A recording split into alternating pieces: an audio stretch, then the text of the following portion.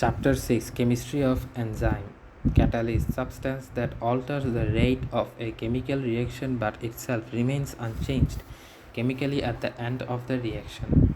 Positive catalyst enhances the rate of chemical reaction but negative catalyst retards the rate of chemical reaction. Enzyme definition of enzyme.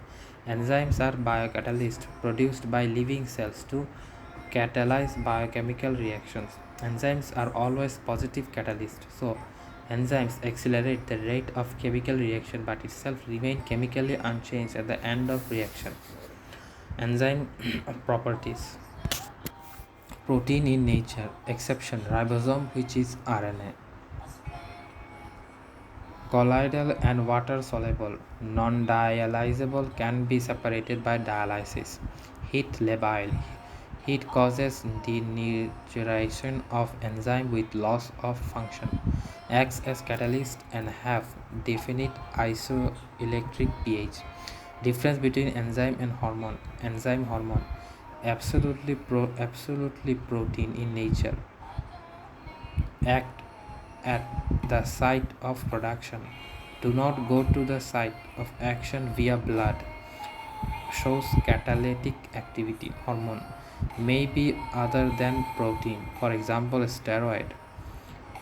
Usually act distant to the site of the production. Go to the site of active via blood. Shows regularity activity, controls enzyme activity. Characteristics of enzyme activity. Do not initiate the reaction. Accelerate the rate of reaction 10 to the power 611 times after initiating to reach the equilibrium quickly. Do not alter the extent of reaction, equilibrium constant of reaction. Final destination of reaction is not shortened but it is reached quickly. Highly reaction specific, interact with one or few specific substances and catalyze only one type of reaction. Substrate is do not alter the extent of reaction, equilibrium constant of reaction. Final destination of reaction is not shortened but it is reached quickly. Highly reaction specific, interact with one or a few specific substances and catalyze only one type of reaction.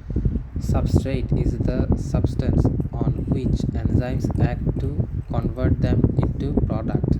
Remain unchanged chemically in the overall process. Enter into the reaction but come out of the reaction without any change.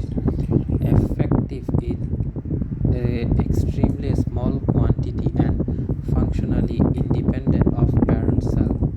Actively can be regulated by activation or inhibition of as per cellular needed.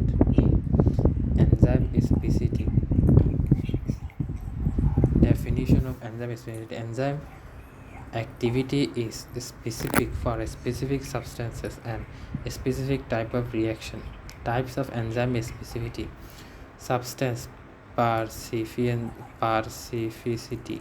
Act on only one substance or related substances. Absolute specificity. Act on only one specific substance. For example, glucokinase act on glucose, urolase act on urea, catalase act on H2O2.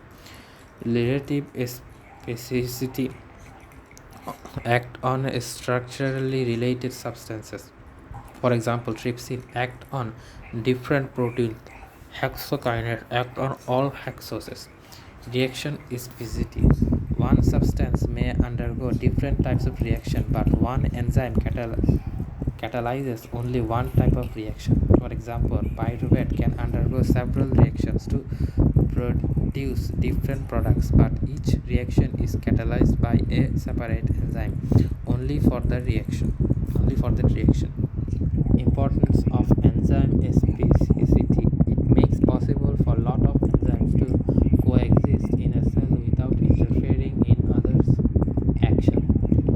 Auxiliary substance for enzyme activity. These are non-protein helper molecules essential for catalytic activity of enzyme. For example, coenzyme and cofactor. Coenzyme are mostly vitamin B complex derivative properties. Characteristics of coenzymes: non-protein in nature.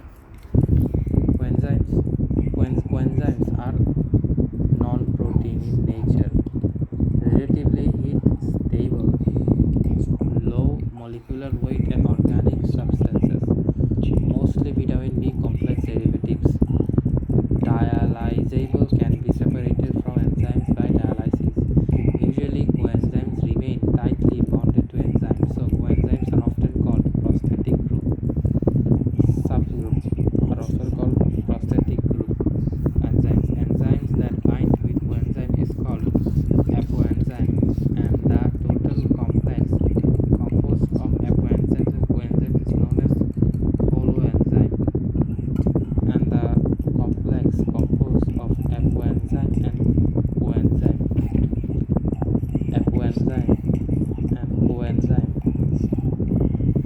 is known as holoenzyme. So holoenzyme is a conjugated protein which is the active form of enzyme apoenzyme, because without coenzyme, apoenzyme alone is inactive. Apoenzyme plus coenzyme equals to holoenzyme.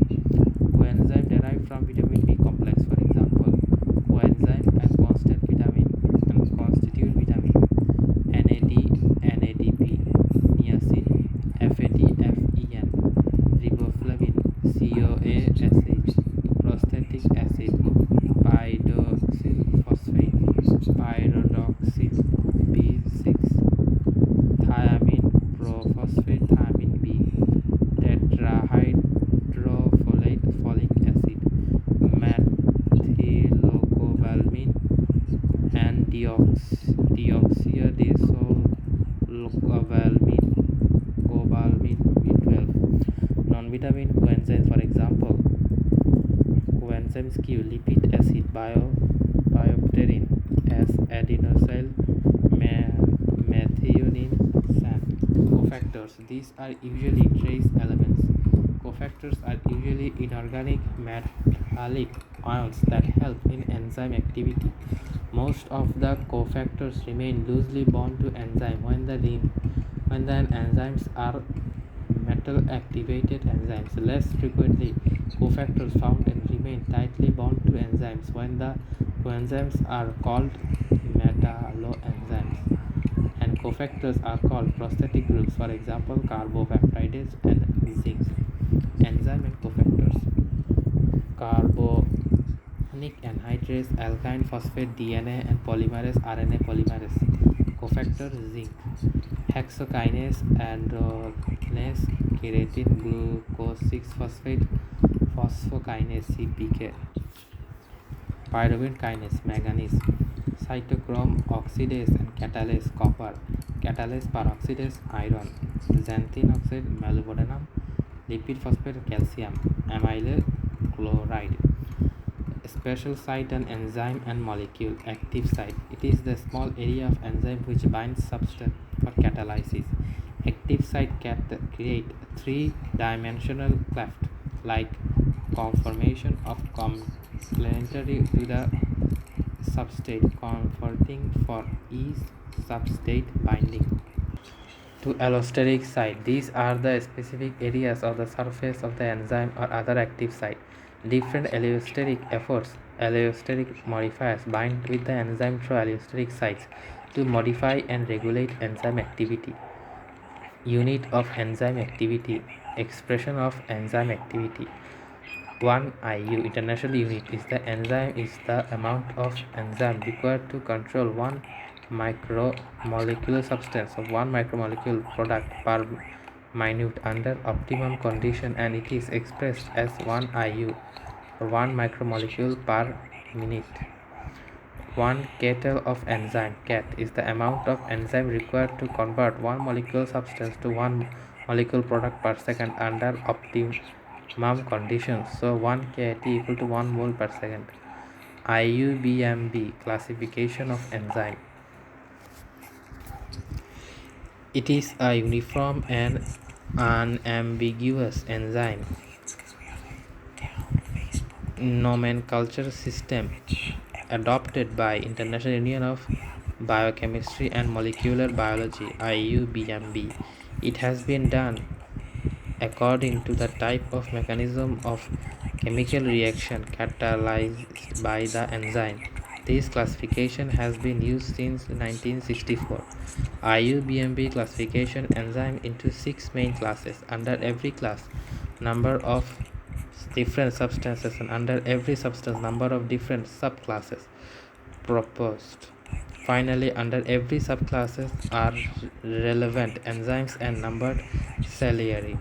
Class indicates the type of reaction. Substances indicate the type of group involved in the reaction of the subclasses. Denote the substance in which the enzyme acts. Following 6 main classes of enzymes are proposed in IUBMB classification. 1. Oxidoreductase. This is the group of enzyme catalyzes the oxidation and the reaction of their substance. 2. Transferase. This is the group of enzyme catalyzes the transfer of the particular function group. 3. Hydrolysis. This group of the enzyme catalyzes the hydrolysis. 4. Lysis. This group of enzyme catalyzes the splitting fission of a large substrate group with removal of a small group from the substance from non-hydrolytic cleavage. 5. Isomerase. This group of enzyme catalyzes the isomeric enzyme and the formation of isomer of isoplural substance. 6. Ligase. This type of enzyme catalyzes the linking of two molecules by conveying bond with pendature of ATP. Mechanism of enzyme catalysis. A to B is energy change of a reaction. In both catalyzed and uncatalyzed reactions, the starting point and the ending point of reaction are indential because enzyme doesn't alter the extent of reaction. So enzyme do not change the free energy constant of substrate and product. So energy does not affect the equilibrium or equilibrium constant of the reaction. B to C is the energy activation in catalyzed reaction, whereas B to D is the energy activation in uncatalyzed reaction. So catalyzed reaction energy enzyme helps to complete the reaction quickly.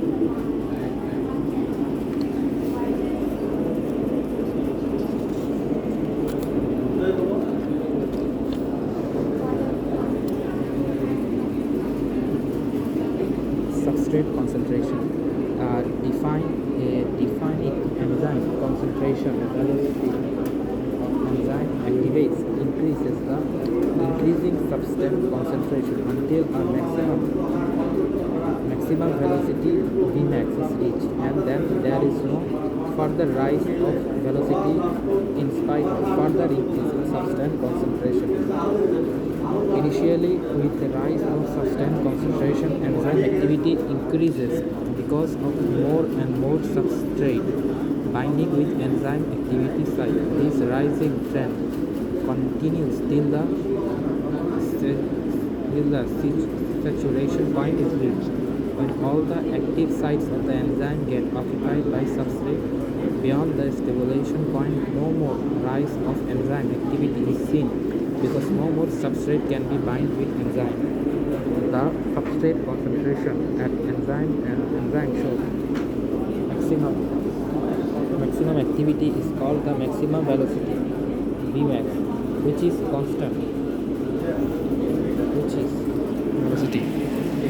is constant for the given enzyme to a defined condition. Therefore, the Vmax, also called catalytic constant, is an enzyme in the number of substrate molecules converted into the products per unit time when enzyme is fully saturated with substance. So Vmax is an index of catalytic affinity of enzyme, and it is useful in comparing the activity of different enzymes. Michaelis constant is the substrate concentration at which enzyme shows half maximum velocity At this point, 50% of enzyme binds with the substrate. Cam indicates the enzyme substrate affinity and is inversely proportional to the enzyme affinity for substrate. The more the enzyme affinity for substrate, the more enzyme affinity of the Km value will be low. That means substrate at low concentration will show a half maximum velocity. The less the enzyme affinity for substrate, Km value will be high, and substrate must be at high concentration to show the half maximum velocity. So Km provides a measure to the substrate concentration required for significant catalysis to occur. Km value is constant for a given enzyme at a defined condition. The less the enzyme affinity of the substrate, Km value will be the less the enzyme affinity substrate. Km value will be high and substrate must be high concentration to show the maximum velocity. Enzyme concentration. Velocity of chemical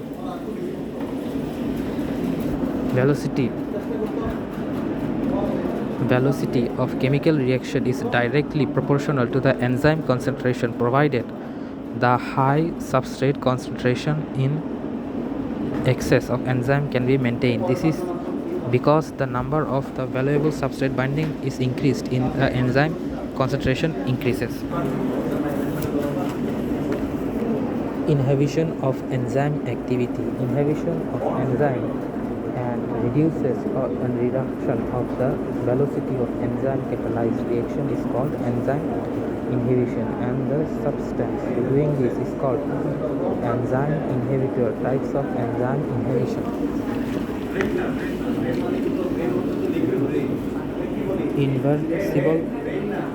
Inversible inhibition. There are two types. Compact inhibition. Here inhibition shows structural similarity with the substance and competes with the substrate for the same active site of enzyme. Inhibition prevents substance to bind with enzyme, so enzyme activity is prevented. Inhibition can be resolved by increasing substance concentration and by addition of enzyme inhibitor complex. For example, monoamine oxidase inhibitor, apollopluronol, satin, simvastatin, lovastatin, captopril, enalapril, lisinopril, penicillin, methotrexate. Enzyme inhibited clinical use. Enzyme inhibited monoenzyme oxidase antidepressant. Allopurinol xanthine oxidase treatment of gout. Stain, for example, simvastatin, lovastatin, HMG, CoA reductase, cholesterol lowering. Captopril, enalapril, lisinopril, ACE, angiotensin converting enzyme. Antihypertensive. Penicillin, transpartidase, antidiabetic. Methylfluoride reductase, anti-cancer. Non-competitive inhibition. Here inhibitor is structurally unrelated to the substrate, and inhibitor binds with enzyme at allosteric site, not active site, in activative enzymes, so they are also called allosteric inhibitor. Inhibition cannot be prevented by increasing substrate concentration, but can be reversed by dilution of enzyme inhibition complex. For example, inhibition of trypsin by trypsin inhibitor, inhibition of acid phosphate by ethanol.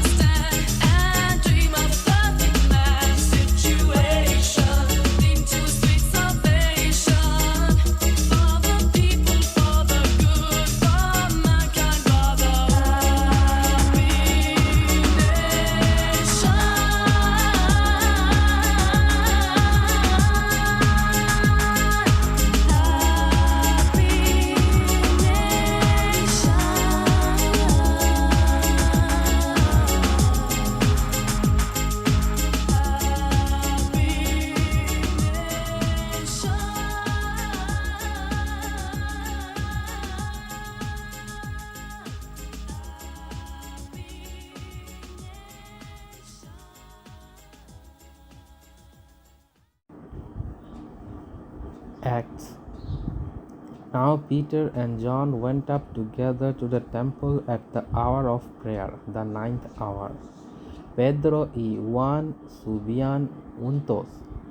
Now Peter and John went up together. Pedro y Juan subían juntos al templo a la hora novena, la de la oración, at the hour of prayer, la de la oración. And a certain man, lame from his mother's womb, was carried. Y era traído un hombre cojo de nacimiento. A certain man, lame from his mother's womb, was carried. Y era traído un hombre cojo de nacimiento, whom they laid daily at the gate of the temple, a quien ponían cada da a la puerta del templo, who they laid daily at the gate of the temple, which is beautiful, to ask alms for those who enter the temple, which is called beautiful, to ask the alms from those who enter the temple. Tempo se llama la hermosa, para que pidies limosna de los que entraban en el templo, who, seeing Peter and John about to go into the temple, asked for alms. Who, seeing Peter and John about to go to the temple, asked for alms. Cuando vio a Pedro y Juan que iban a entrar en la templo, les rogaba que le diesen limosna. Asked for alms. Les rogaba que le diesen limosna. And fixing his eyes on him, with John, Peter said, "Look at us." Pedro, con Juan, fijando en él los ojos le dijo, "Míranos." So he gave them his attention. Entonces él les estuvo atento, expecting to receive something from them, esperando recibir de ellos algo.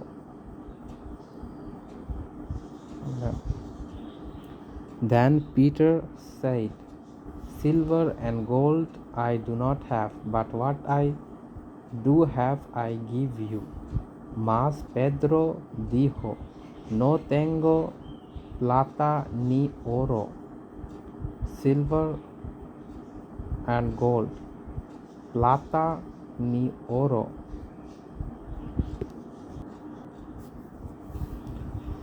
pero lo que tengo te doy.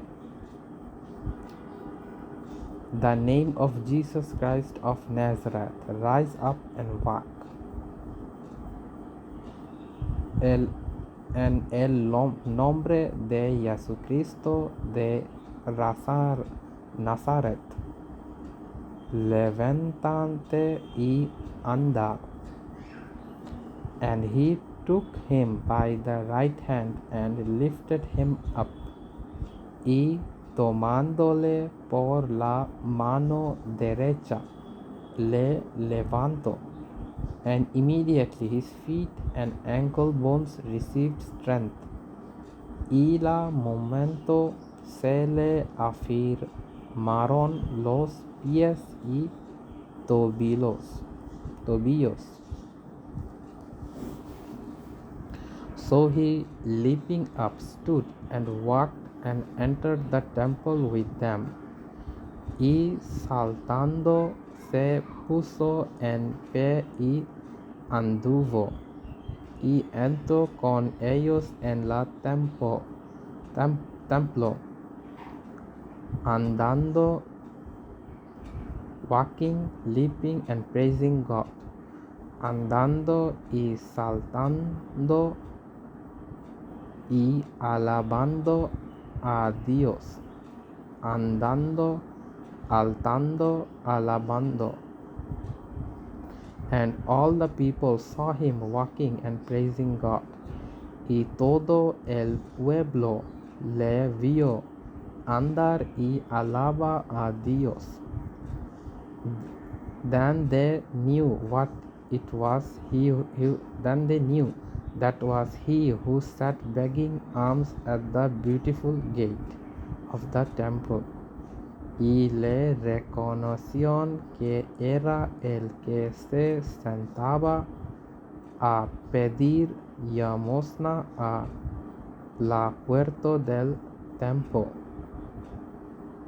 They were filled with wonder and amusement, y se llenaron de asombro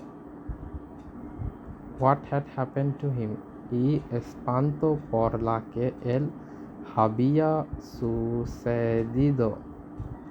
Peter's address to Solomon's approach. Now as the lame man who was healed held on to Peter and John, y tiendo asidos y Pedro y a Juan el cojo que había sido sanado, all the people ran together to them in the approach, which is called Solomon's. Todo el pueblo ananito concurrió ellos el porico que se llama de Solomon, greatly amazed. So when Peter saw it, he responded to the people, viendo esto Pedro, respondió el pueblo, men of Israel, why do you marvel at this? Varones israelitas, ¿por qué os maravillas de esto? Or why look so intently at us? ¿Por qué ponís los ojos en nosotros? As though by our own power or godliness we had made this man walk, como si por nuestro poder u piedad hubiésemos hecho andar a este. The God of Abraham, Isaac, and Jacob, the God of our fathers, el Dios de Abraham, de Isaac y de Jacob, el Dios de nuestros padres, glorified his servant Jesus, whom you delivered up and denied the presence of and denied in the presence of Peter. Glorified his servant Jesus, whom you delivered up and denied in the presence of Pilate. La glorificado a su Hijo Jesús, a que vosotros entregasteis y negasteis delante de Pilato, when he was determined to let him go, cuando éste habían resuelto ponerle en libertad. But you denied the Holy One and the Just, mas vosotros negasteis el Santo y el Justo,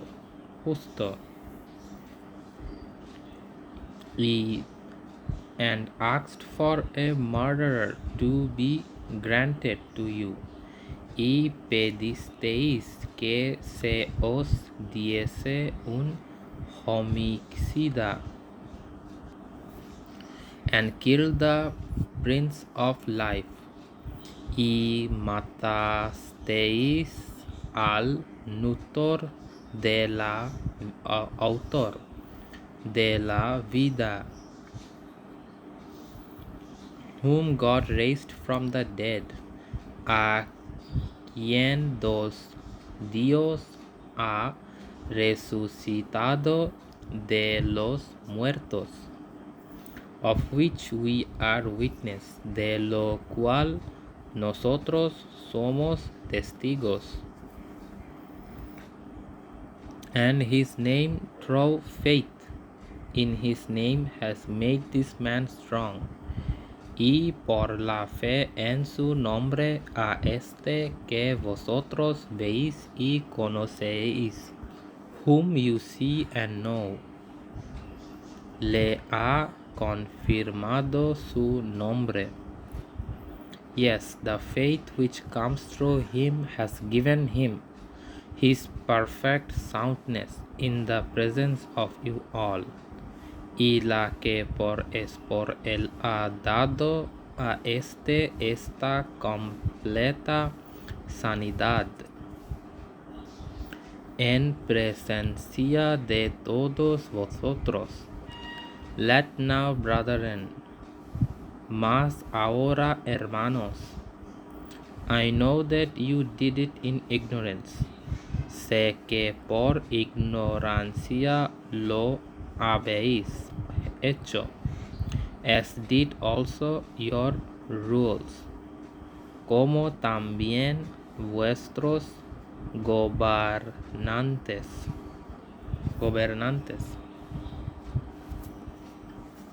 But those things which God foretold by the mouth of all his prophets, pero Dios ha cumplido así lo que había antes anunciado por boca de todos sus profetas, that the Christ would suffer. He has thus fulfilled, que su Cristo había de por boca de todos sus profetas, que su Cristo había de padecer. Repent therefore and be converted. Así que arrepentíos y convertíos, that your sins may be blotted out, para que sean borrados vuestros pecados, so that the times of refreshing may come from the presence of the Lord. So that times of refreshing, para que vengan de la presencia del Señor tiempos de refrigerio, and that he may send Jesus Christ, who was preached to you before, y él envíe a Jesucristo, que os fue antes anunciado, whom heaven must receive until the time of restoration of all things. A que de cierto es necesario que el cielo reciba hasta los tiempos de la restauración. Fibers are nerve fiber of the somatic nervous system more than 1 micrometer in diameter. All preganglionic fibers of autonomic nervous system. The example of non-myelinated nerve fibers are nerve fibers of somatic nerves system less than 1 micrometer in diameter. All postganglionic fibers of autonomic nervous system. The conduction of action of potential along an axon. When the nerve is stimulated, the plasma membrane becomes depolarized and an action potential tiny electrical charge is generated. This action potential then spreads along the plasma membrane. The split speed of conduction of action potential is faster along myelinated nerve fibers as it jumps from one node to other and is called the saltatory conduction. Salters to lead jump. The speed of conduction is slower in non-myelinated fibers. At advanced of the action potential is consistent and a moderate pace. Thus, the conduction of action potential in myelinated fibers is like a grasshopper jumping whisper in non-myelinated fibers. It is like a grasshopper walking. Transmission of impulses. The nervous system, the formation passes from one place to the other in form of an action potential or nerve pulse. Nerve impulse is akin to a tiny electrical charge generated due to the exchange of sodium and potassium ions across the plasma membrane following a stimulus. Nerve impulse travels progressively along a nerve fiber and then passes on through the neurons across the synapse. Junction at which the nerve impulse passes from one neuron to another is called synapse. The synapse is the contact between two neurons by contiguity and not by continuity. Types of synapse.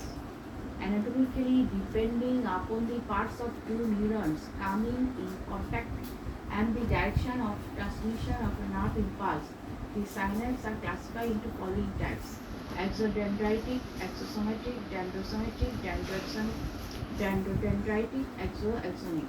Structure of synapse. It consists of synaptic node of parasympathetic neurons and plasma membrane of the plasma synaptic neurons. The parasympathetic nerve contains synaptic vehicles filled with neurotransmitter. The plasma membranes of two neurons opposed to each other at synapse are called the parasympathetic and postsympathetic membranes. A small gap between these two membranes, 20 to 30 nanometers, is called the synaptic cleft. Mechanism of transmission of impulse across the synapse. All the nerve impulse arrives at the parasympathetic nerve. The neurotransmitter is released into synaptic cleft, where it binds with the receptor located on the postsynaptic membrane. This causes the depolarization of the postsynaptic membrane, leading to generation of nerve impulse in the postsynaptic membrane. In this way, nerve impulse passes from one neuron to another. Neurotransmitter. It is chemical substance involved in transmission of nerve impulse across the synapse. There are number of the neurotransmitter, but the most common form of them is acetylcholine. The acetylcholine, once liberated in the synaptic cleft, binds with the receptor of the postsynaptic membrane to depolarize it. The remaining acetylcholine in the synaptic cleft is broken down into acetate and choline by an enzyme called the acetylcholine esterase. The nerve impulse causing depolarization of the postsynaptic membrane is called the excitatory nerve impulse, whereas the nerve impulse causing the hyperpolarization of the postsynaptic membrane is called the inhibitory nerve impulse.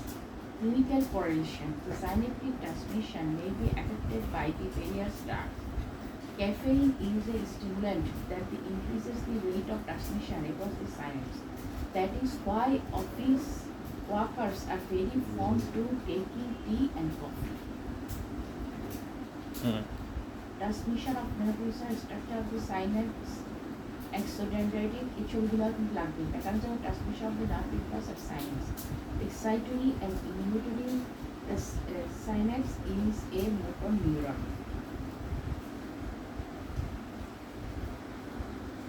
Nerves. The term nerve refers to the peripheral nerve.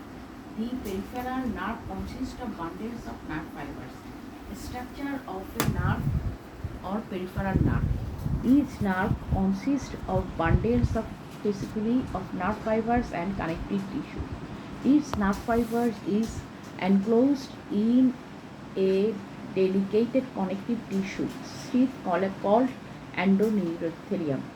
endoneurium. Each group of nerve fibers fasciculus is surrounded by a connective tissue sheath called the perineurium.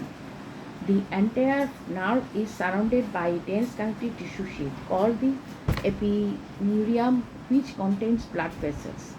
Three connective tissue sheaths provide a considerable mechanism straight of peripheral nerve and form half of the bulk of the nerve. Classification of the nerves. Nerves are classified into following three types: motor nerve, sensory nerve, mixed nerve. Sensory nerve transmit impulse from the receptor in periphery to the central nervous system. The motor nerve transmit motor impulse from the central nervous system to the effector organ, skeletal muscle. The loss of motor nerve supply leads to degeneration of the skeletal muscle fiber. Mixed nerve fibers of both motor and sensory fibers. Reflex action. A reflex action is an autonomic response to a stimulus without conscious thought. It is protective in nature. The surrounding involved to carry out this reflex are sensory receptors, afferent neuron, association neuron, efferent neuron, effector organ. Pasta. Sensory receptor, afferent or sensory neuron, association or connected neuron, efferent or motor neuron, effector neuron, organ. The classic example of the reflex action in the withdrawal reflex, such as when a pin is pricked in a hand, the receptor is stimulated. Nerve impulse produced by painful stimulation reaches the spinal cord through a sensory afferent neuron. The impulse is passed to the motor neuron via an association neuron interneuron, which turn the stimulus in flexor muscle, head effector organ, and the result hand moves and withdrawn away from the pin. উৎস রিফ্লেক্সের কাজ কী হয়? Various other reflexes like ocular, cardiac, calf, intestinal operate in the similar function. Various other reflexes like ocular, cardiac, calf, and intestinal operate in a similar fashion. Differentiation and regeneration of nerve after injury. Injury is peripheral nerve are quite common. They may occur due to compression, traction, trauma, intermuscular junction, cut, etc. There are three types of nerve injuries are follows: neurometers,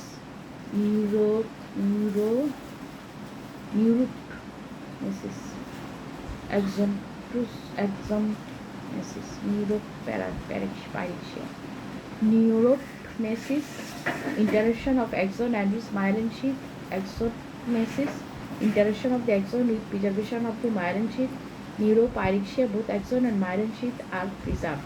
Recovery can occur in case of neuropyrexia and axonomesis, but some degree of function loss is invariable with neuronesis. When a nerve is cut, a series of degenerative and regenerative change follows. Degeneration. When the nerve fiber is cut, the distal segment of axon that is served from the cell body degeneration. This is called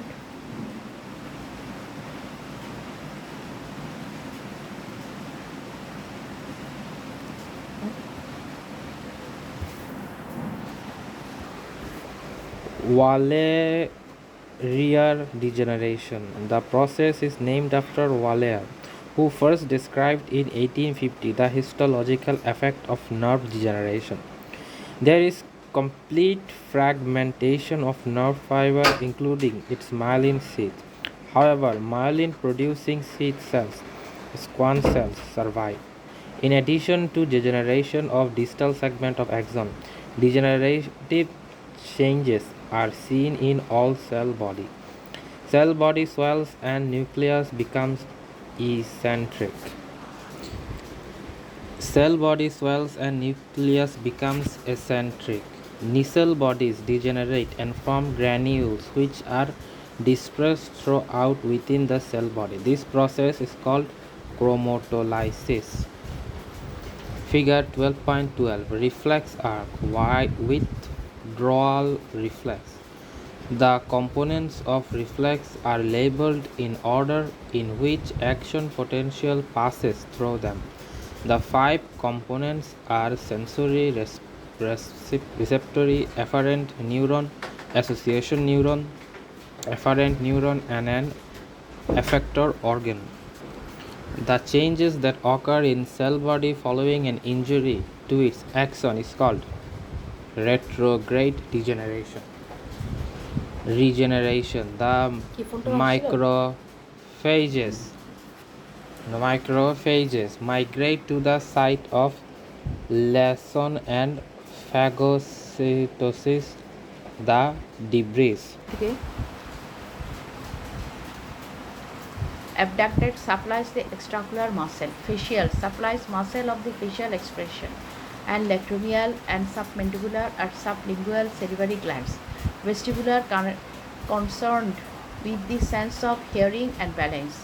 Glossopharyngeal provides sensory innervation to tongue and pharynx, and the motor supply to the pharyngeal muscle. Vagus provides motor supply to gut, heart, and the respiratory tracts. Sensory innervation to tongue, thoracic abdominal viscera. Accessory provide motor innervation to muscle of palate, pharynx, larynx, and neck. Hypoglossal provides motor supply to muscle of tongue.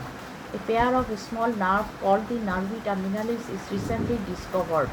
It is attached to the brain ahead of all other cranial nerves and is designed as O pair. Zero pair no O pair. It is throat area. Spinal nerves. There are 31 pairs of spinal nerves which arises from the spinal cord within the vertebral canal and come out of the throat intervertebral foramina. The 31 pairs of nerves are as follows: 8 pairs of cervical nerve, 12 pairs of thoracic nerves, 5 pairs of lumbar nerves, 5 pairs of sacral nerves, 1 pair of coccygeal nerve. Typical spinal nerve. A typical spinal nerve arises from the spinal cord by two roots, anterior and posterior. Anterior root is motor and arises from the anterior hulls, and posterior root is sensory and process a knot-like swelling called the posterior dorsal root ganglia. Consists of nerve cell bodies of sensory nerve fibers. Two roots come out of the vertebral canal through the intervertebral foramen and then join each other to form the nerve trunk, which divide into a small posterior ramus and large anterior ramus, both containing motor and sensory fiber. Thoracic spinal nerve from T3 to T11 are considered as typical spinal nerves. A typical spinal nerve, dorsal ramus and ventral ramus. Posterior ramus curved backward around the vertebral column to supply the muscle of the back and skin covering this muscle. The anterior ramus runs anterolaterally around the body wall to supply the muscle and skin of the anterolateral way to body. The student should not confuse the rami branches into which the nerve divided into roots by which it is formed. A small dorsal ramus and large ventral ramus.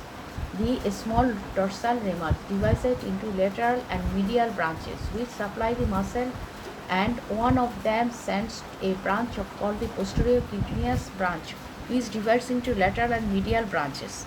The lateral vertebral ramus runs along the lower border of the corresponding rib and supplies intercostal muscle. Further, it gave rise to lateral and anterior cutaneous branches in the mid-axillary line and just lateral to the sternum, respectively.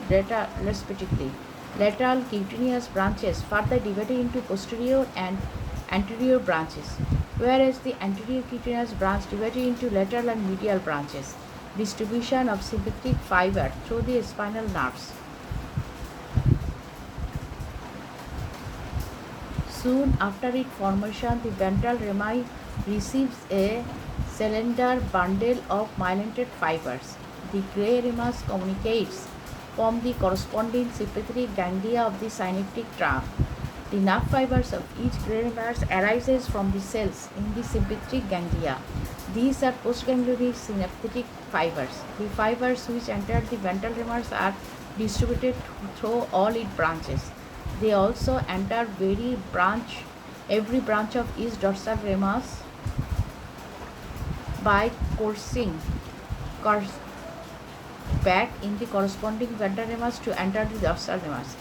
Sympathetic fibers supply to the smooth muscle of blood vessel and muscle associated with hair, erectors, pylori, and sweat glands. The ventral rami of the east thoracic and upper two lumbar spinal nerves are also connected to the corresponding sympathetic ganglia by another cylinder bundle of myelinated nerve fibers called white tremors communicates.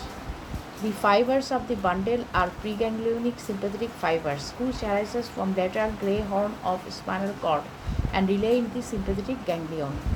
The difference between the white and gray rami communicates are given. Dermatome. The cutaneous are supplied by one spinal nerve through both the rami called the dermatome. Figure 12 depict the dermatomal map of the body of the sensory cutaneous distribution of the spinal nerves. Pattern peripheral distribution of the spinal nerve, anterior view and posterior view. With the exception of the first central nerve, cervical nerve C1, all the spinal nerves are associated with the specific dermatome. Typically, a dermatome extends around from anterior to posterior median line. The upper of each zone is supplemented by the nerve above the lower half by the nerve below.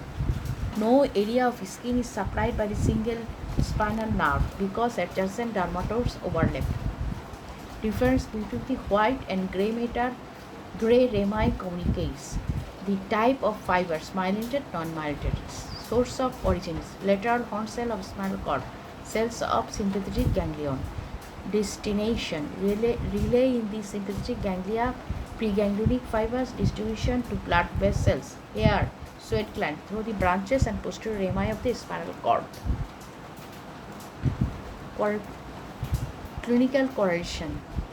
Dermatonal map.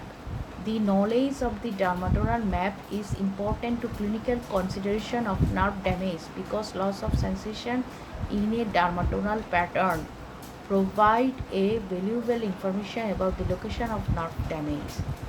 Due to overlapping of contiguous dermatomes, anesthesia, loss of sensation will not occur unless more than two spinal nerves are involved in a lesion. If an injury involves only one spinal nerve, the sensations are decreased or altered but not completely lost.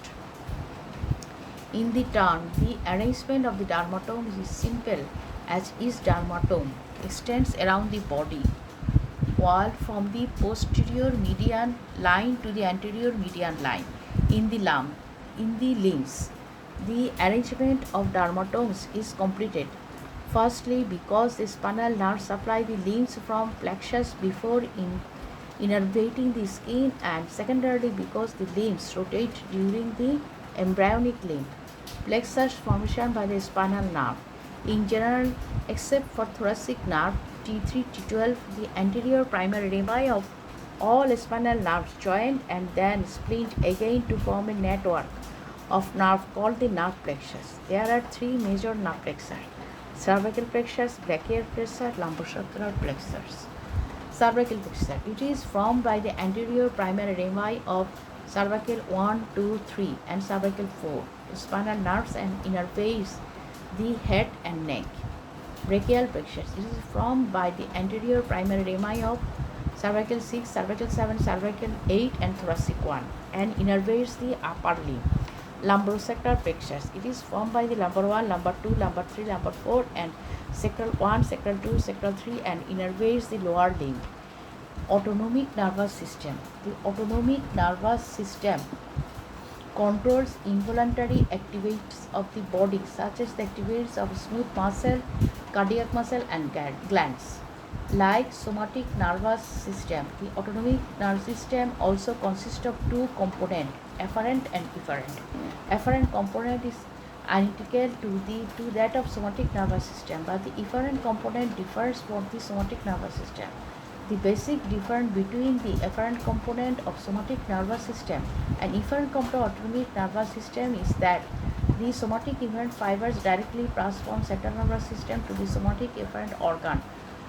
Vice versa, skeletal muscle, where the autonomic efferent fibers don't directly pass from central nervous system to the visceral efferent organs, but first they relay the autonomic ganglia outside the central nervous system, and then fibers arising from embryonic sac ganglionic cells supply the effector organs. Thus, somatic efferent motor pathway consists of only first-order neurons arising from the central nervous system, while the autonomic efferent pathway consists of the first-order neurons arising from central nervous system, second-order neurons arising from autonomic ganglia. The first and second-order neurons are autonomic efferent pathway and are called the preganglion and postganglion neurons respectively. The nerve impulse passing through autonomic motor pathway causes the stimulation or inhibition of the glandular secretion and contraction or relaxation of the smooth cardiac muscle. Subdivision of the autonomic nervous system. Afferent component of autonomic nervous system is divided into two divisions: sympathetic nervous system, parasympathetic nervous system. Sympathetic nervous system. Preganglionic sympathetic fiber arises from the spinal cord only, from the lateral gray column of the spinal cord, from the thoracic 1 to lumbar 2 segments. Hence, the sympathetic outflow is termed as the thoracolumbar outflow. Parasympathetic nervous system. The preganglionic fiber arises from brain as well as from spinal cord. In the brain, they arise from the visceral efferent nuclei and they leave the cranium through the 3rd, 7th, 9th and 10th cranial nerves called the cranial outflow. In the spinal cord, they arise from the lateral gray column of the 2nd, 3rd and 4th sacral segment sacral outflow. Therefore, in general, parasympathetic outflow is termed as craniosacral outflow. This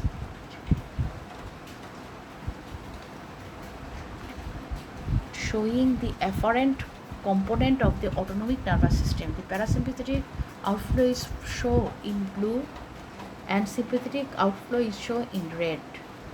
Characteristic feature of sympathetic and parasympathetic supply. এটা হচ্ছে sympathetic thoracic outflow is red, sympathetic হচ্ছে লাল আর ব্লুটা হচ্ছে parasympathetic ganglia থেকে। আচ্ছা, characteristic feature of the sympathetic parasympathetic supply. All the part of the body whereas the somatic or visceral receive sympathetic supply by parasympathetic supply has no somatic distribution, which supplies only viscera. Even some viscera like the supranaral glands and goners have no parasympathetic supply. Function of sympathetic and parasympathetic nervous system. In general, sympathetic stimulation mobilizes the body energy for flight and fright, whereas the parasympathetic stimulation show down the body process to conserve and restore energy. The effects of sympathetic and parasympathetic stimulation of some organs are enumerated. From the inner interpretation of the efferent present in table, clear that the effects of these two systems are the antagonistic effects on heart, pupil, GIT and respiratory tract, complementary effects on salivary glands, cooperative effects on urinary and reproductive system. Effects of sympathetic and parasympathetic clinical correlation. The sympathetic and parasympathetic overactivity. The sympathetic system stimulates at the time of stress and strain. Sympathetic overactivity causes the rise in blood pressure, increased heart rate, tachycardia, increased respiratory rate and sweating. Overactivity হলে শুনো, sympathetic parasympathetic overactivity কাজ করে তাহলে sweating বেশি হয়, বুঝছো? Blood pressure বেড়ে যায়, ইনক্রিজ হার্ট রেট হয়, ট্যাকিকার্ডিয়া হয়, increase respiratory rate. The autonomic nervous system is divided into two divisions: sympathetic nervous system and parasympathetic nervous system. ওদেরকে ট্যাগানা করবো আজকে তো এতগুলো লোক গেছে। রমেলি বড়ুয়া, ওপালি বড়ুয়া, অজয় বড়ুয়া, ত্রয়ী বড়ুয়া। ওদের কোনো ছবি নেই। রুমকি পুষ্পা। তারপরে sympathetic nervous system. Preganglionic sympathetic fibers arises from a spinal cord only, from the lateral gray column or spinal cord from T1 or thoracic lumbar segment. Hence, the sympathetic outflow is termed to thoracolumbar outflow. Parasympathetic nervous system. The preganglionic fibers arises from brain as well as from the spinal cord. In the brain, they arises from the visceral efferent nuclei and leave to the cranial through 3rd, 7th, 9th and 10th cranial nerves. Cranial outflow. In the spinal cord, they arises from lateral gray column of 2nd, 3rd and 4th sacral segments and sacral outflow. Therefore, in general, the parasympathetic outflow is termed as craniosacral outflow. Characteristic feature of sympathetic and parasympathetic supply. All the pairs of the body whether somatic or visceral receive this sympathetic supply, but the parasympathetic supply has no somatic distribution, which supplies only viscera. Even some viscera like the superficial glands and gonads have no parasympathetic supply. Function of the sympathetic and parasympathetic nervous system. In general, sympathetic stimulation mobilize the body energy for fight and fright, whereas the parasympathetic stimulation shows the down and body process to conserve and restore energy. Difference of sympathetic and parasympathetic stimulus of the some organs and enumerated from the interpretation of the efferents presented in table 12.3. It is clear that the effects of these two sympathetic are the antagonistic efferents to heart, antagonistic efferents on heart, pupil, GIT and respiratory tract, complementary effects on salivary glands, cooperative effects in urinary and reproductive system. Clinical correlation. Effects of the sympathetic and parasympathetic overactivity. The sympathetic system is stimulated at the time of stress and strain. Sympathetic overactivity causes the rise of blood pressure, increase the heart rate, tachycardia, increase the respiratory rate and sweating. Organ and effects of sympathetic and parasympathetic stimulation. Organ. Pupil of eye, dilatation and constriction of parasympathetic effects. Lacrimal gland, vasomotor, secretomotor. Salivary glands, constriction of the blood vessel produce the various viscous vulva to produce the watery saliva. Bronchial gland, inhibition of secretion and the increases secretion. তারপর হচ্ছে bronchus dilatation and constriction. The muscles of the gastrointestinal, inhibition of the gastric motility but the constricted sphincter, increase the peristalsis but reflects the sphincters. তারপর হচ্ছে glands of gastrointestinal inhibition secretion, increase the secretion. Muscle of bladder, relaxation of the muscle of bladder wall but constriction of the sphincter sympathetic effect. R parasympathetic হচ্ছে contraction of the muscle of the bladder wall but relaxation of the sphincter. Blood vessel হচ্ছে vasoconstriction, vasomotor. Parasympathetic কোনো effect নেই, no effect. Sweat glands, pseudomotor, sweating no effect. Muscle of hair follicles, erectile pilomotor contraction, no effect.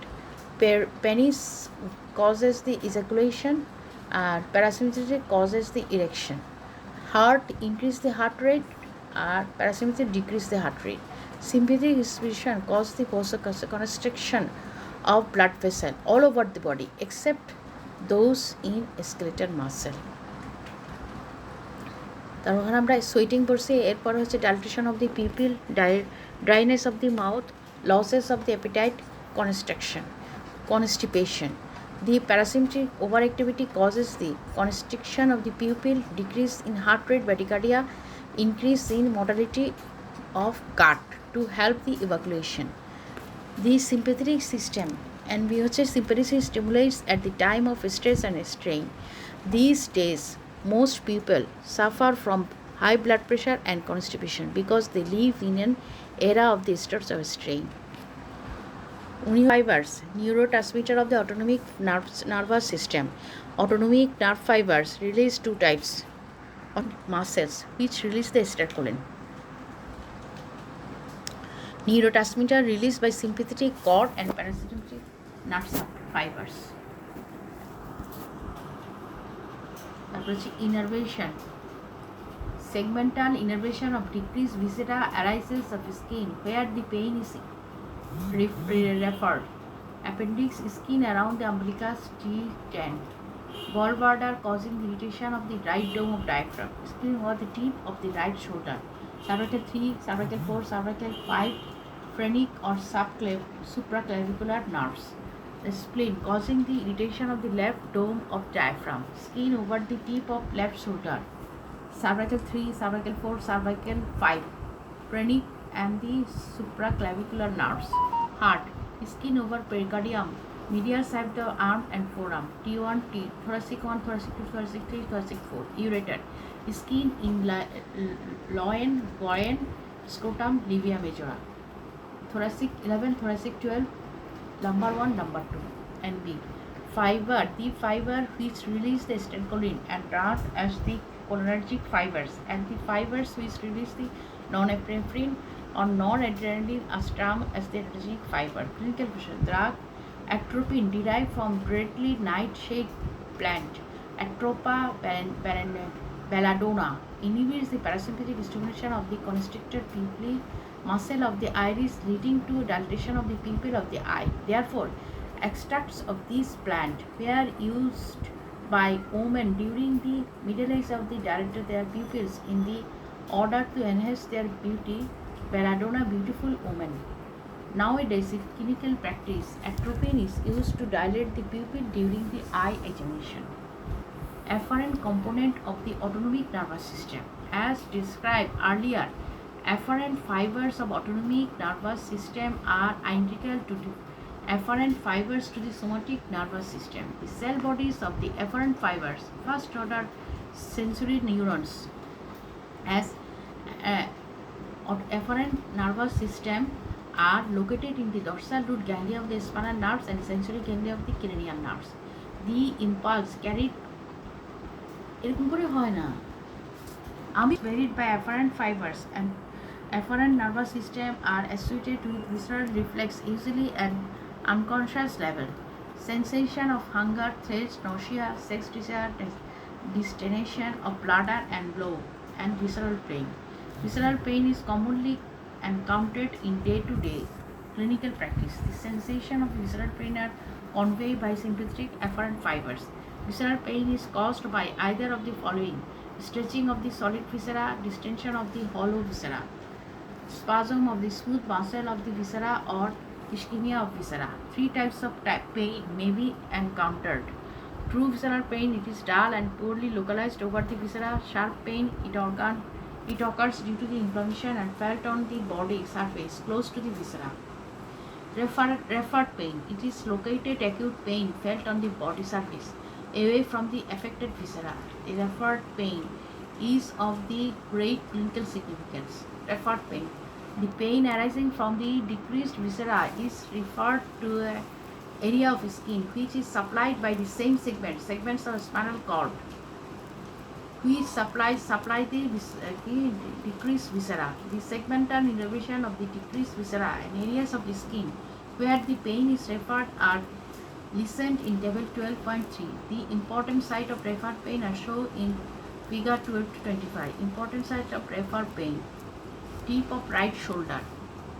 Gallbladder pain, tip of right shoulder. Skin around the umbilicus. Appendix. Tip of right shoulder. Cardiac signs: cardiac pain, spleen, and ureteric pain. Golden facts of remember: number of the neurons in the body about 100 billion. Number of the neuroglia in the body about 1000 billion. Most important property of the neuron: excitability and conductivity. Most excitable part of the axon hillock. Longest neuron in the body: sensory neurons of the first sacral spinal nerves. Largest neuroglia: astrocytes. Smallest neuroglia: microglia. All the neuroglia develop from the neural crest except microglia, which develops from the mesoderm. Commonest variety of synapse: exodendritic. Most common type of neurons in the body: multipolar. Largest sensory receptors: Pacinian corpuscles. Cell bodies of the primary first order sensory neurons are located outside the central nervous system, except cell bodies of the primary sensory neurons and cephalic neurons, nucleus of the trigeminal nerve with or within the central nervous system. Cell bodies of the all motor neurons are located within centrals except those of postganglionic motor neurons of ANS in the peripheral ganglia. All the viscera are supplied by the postganglionic autonomic fibers except adrenal medulla, which is supplied by preganglionic autonomic fibers. Largest cranial nerve, trigeminal or fifth cranial nerve. Longest cranial nerve, vagus. Largest হচ্ছে trigeminal আর longest হচ্ছে vagus. Tenth cranial nerve. Esperance cranial trochlear or fourth cranial nerve. All the cranial nerves emerge from the ventral except the brain, except trochlear nerve, which emerges from the dorsal except of the brain. All the spinal nerves are associated with a specific dermatome except first cervical nerves, as it has no cutaneous distribution. The vertebral just follow the increase আমার শেষ 11 কথা বুঝেছি largest হচ্ছে trigeminal, longest হচ্ছে Vegas, স্মলের হচ্ছে Bipolar neurons are found at all of the following sites except cerebrospinal ganglia. All the neuroglia are derived from neural crest except microglia. Neuroglial cells that form myelin sheath around the peripheral nerve fiber are neuroleucocytes. Which of the following neurons are pseudo-unipolar? Neurons of cerebrospinal ganglia. A collection of nerve fibers outside the CNS is called a nerve. The commonest type of synapse is exodendritic.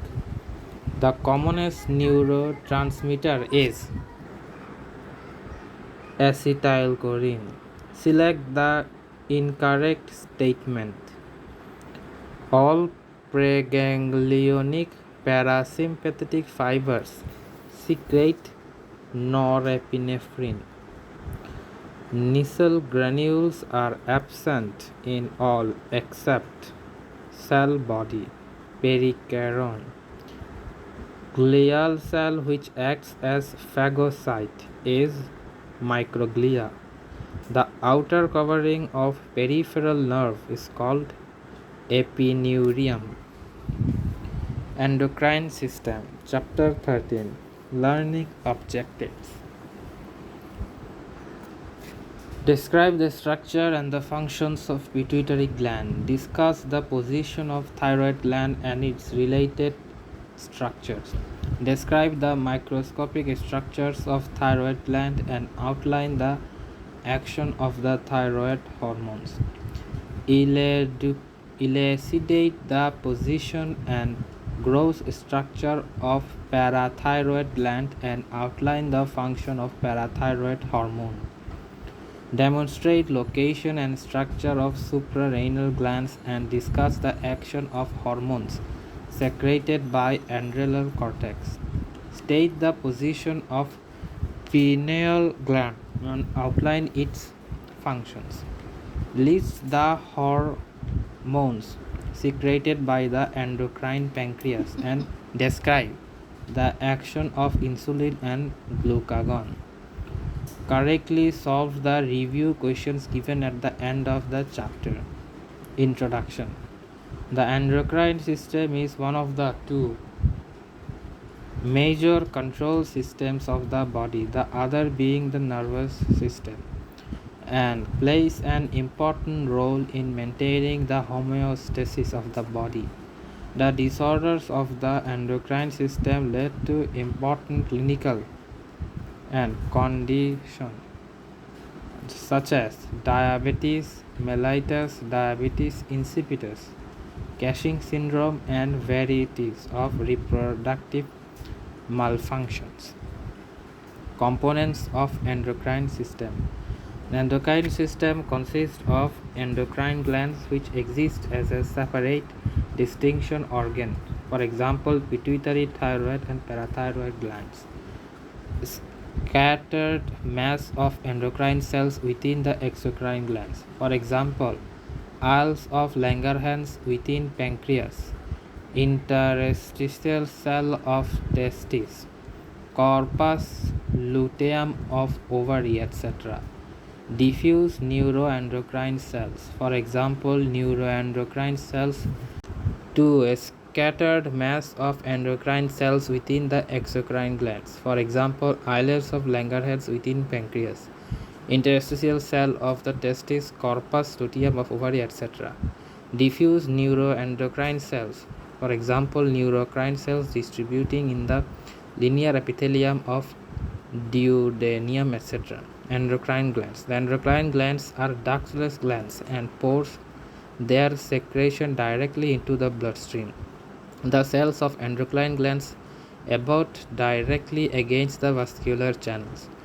Most of such groups of gland cells are arranged in cord or plates. These cords are separated by synoid or blood capillaries. The secretion of endocrine glands is known as hormone or chemical messenger, which cause activation or inhibition of even a distinctly situated target issue or an organ. The hormone chemical messenger can be classified into the following four main types: proteins such as thyroid stimulating hormone, growth hormone, parathyroid hormone, etc. Steroids such as testosterone, progesterone, etc. Small peptides such as vasopressin, thyroid releasing hormone, etc. Amino acid derivatives such as thyroxine, adrenaline, and noradrenaline. A clinician needs information on several aspects to understand the role of endocrine glands and their secretion in different tissue and organ of the body. This information pertains to anatomy and location of each gland, hormones secreted by each gland, factors regulating the secretion of each hormone, factors causing hypersecretion and hypersecretion of each hormone. The important endocrine glands of the body as following: pituitary gland or hypophysis cerebri, thyroid gland, parathyroid gland, suprarenal glands, pineal gland, thymus gland. Pituitary gland. The pituitary gland is the most complex endocrine gland. It weighs about 0.5 gram and its normal dimensions are 10 mm, 30 mm, 6 mm. It is located in the bony fossa of the skull, pituitary fossa or hypophyseal fossa, or salacrosia, below the hypothalamus and connected to by a stalk of tissue called infundibulum. The optic chiasma is related to the roof of the hypophyseal fossa.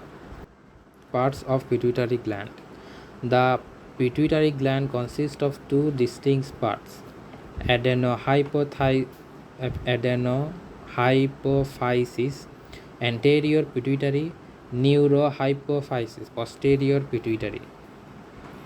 Pituitary gland, thyroid gland, thymus gland, adrenal gland, islets of Langerhans, ovaries, testes in male. Location of male endocrine glands: pineal gland, hypothalamus, optic chiasma, bony body of sphenoid bone.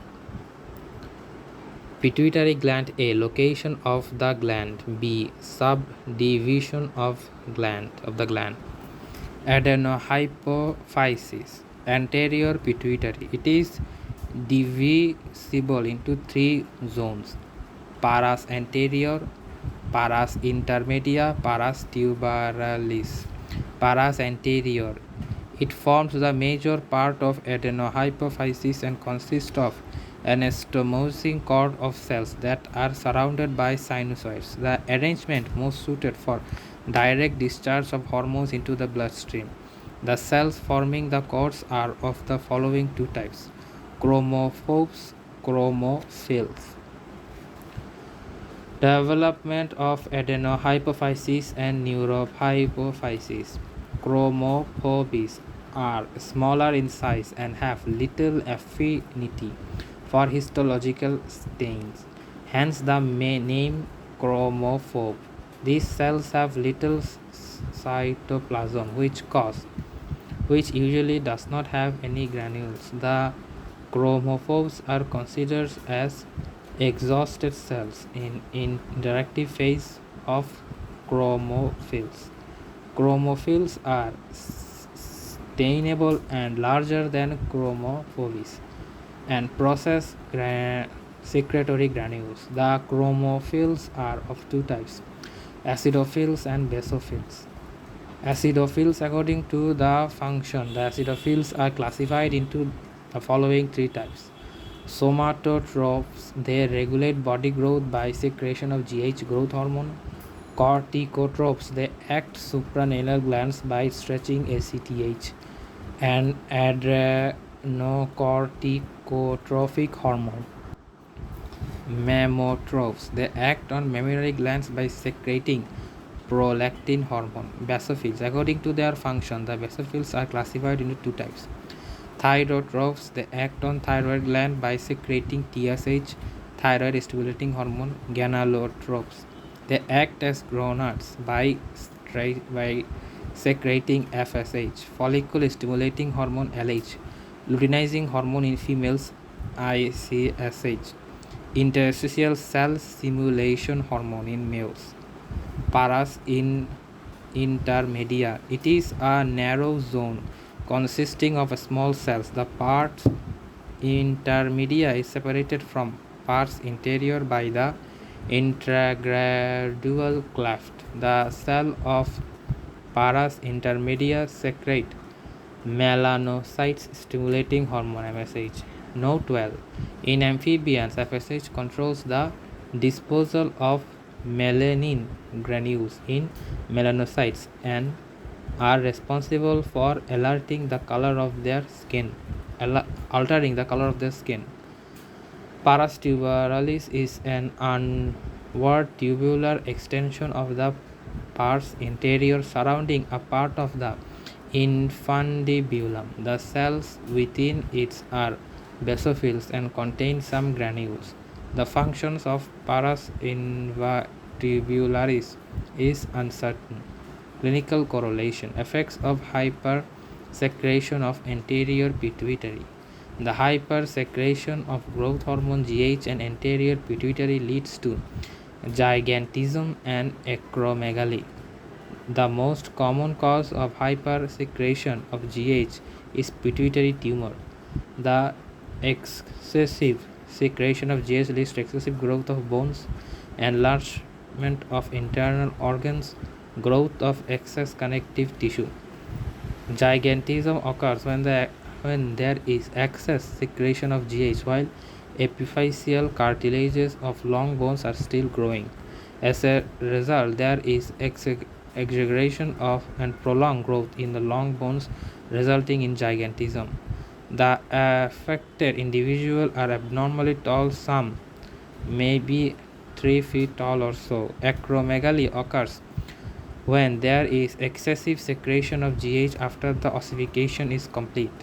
The affected individual presents following clinical features: prominent jaw and heavy bone ridges above the eyes, increased demeanor of figures, toes, hands, and feet, bulbous or broad nose, enlarged tongue, no increase in height.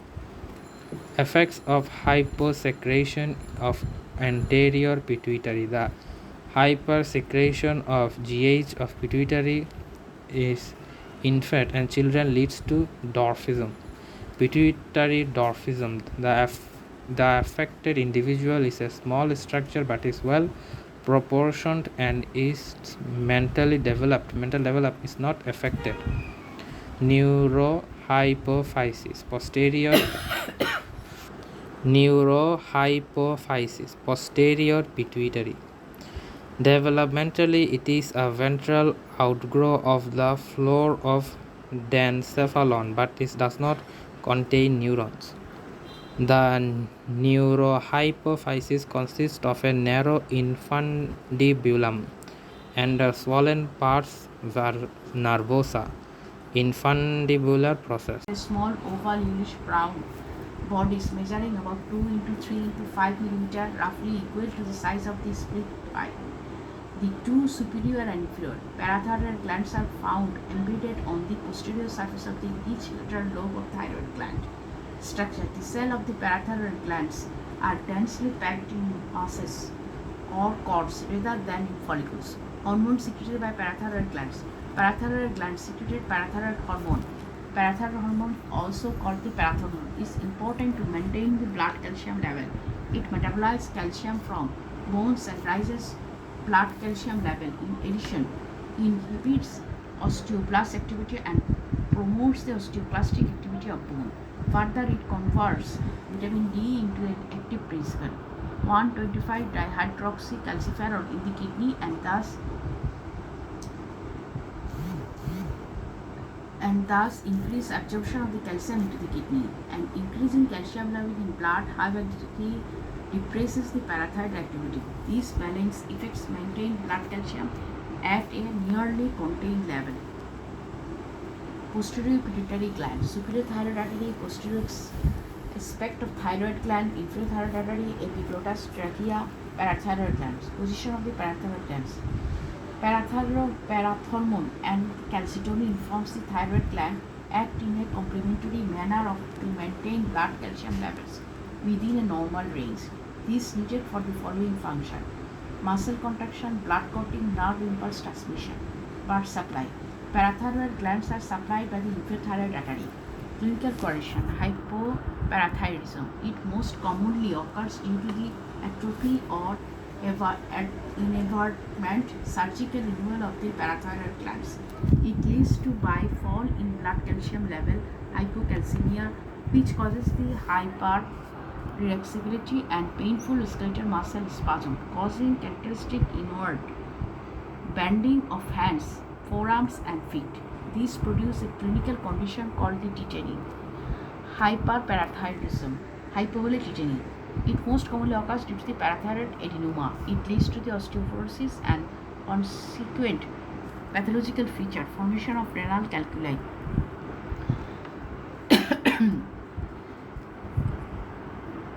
Muscle weakness and calcification of the soft tissue. Suprarenal glands or adrenal glands. There are two suprarenal glands, and the right and left. One situated on the upper pole of each kidney. The right suprarenal gland is shaped like a hat, and left is similar in shape. Left kidney is there retroperitoneal and surrounded by the abundant adipose tissue. There are about 4 cm long, 3 cm thick. Suprarenal gland দেখো কিডনির উপরে এই যে position of the suprarenal gland দেখছো এই position of the suprarenal gland. Structure and secretion of the hormone. Each suprarenal gland is composed organ consists of two distinct parts, which are developmental structure and functionally different. These parts are an outer part called the adrenal cortex and the inner part called the adrenal medulla. The adrenal cortex develops from mesoderm, whereas adrenal medulla develops from neural crest. Adrenal cortex. The adrenal cortex is the outer large part of the adrenal gland. It is divided into 3 distinct zones: an outer zone called zona glomerulosa, a middle zone called zona fasciculata, an inner zone called zona reticulata. Each zone secretes its own hormones as follows. Zona glomerulosa secretes mineralocorticoids, for example, mineralocorticoids. For example, aldosterone. The aldosterone increases sodium ion reabsorption and potassium hydrogen ion secretion.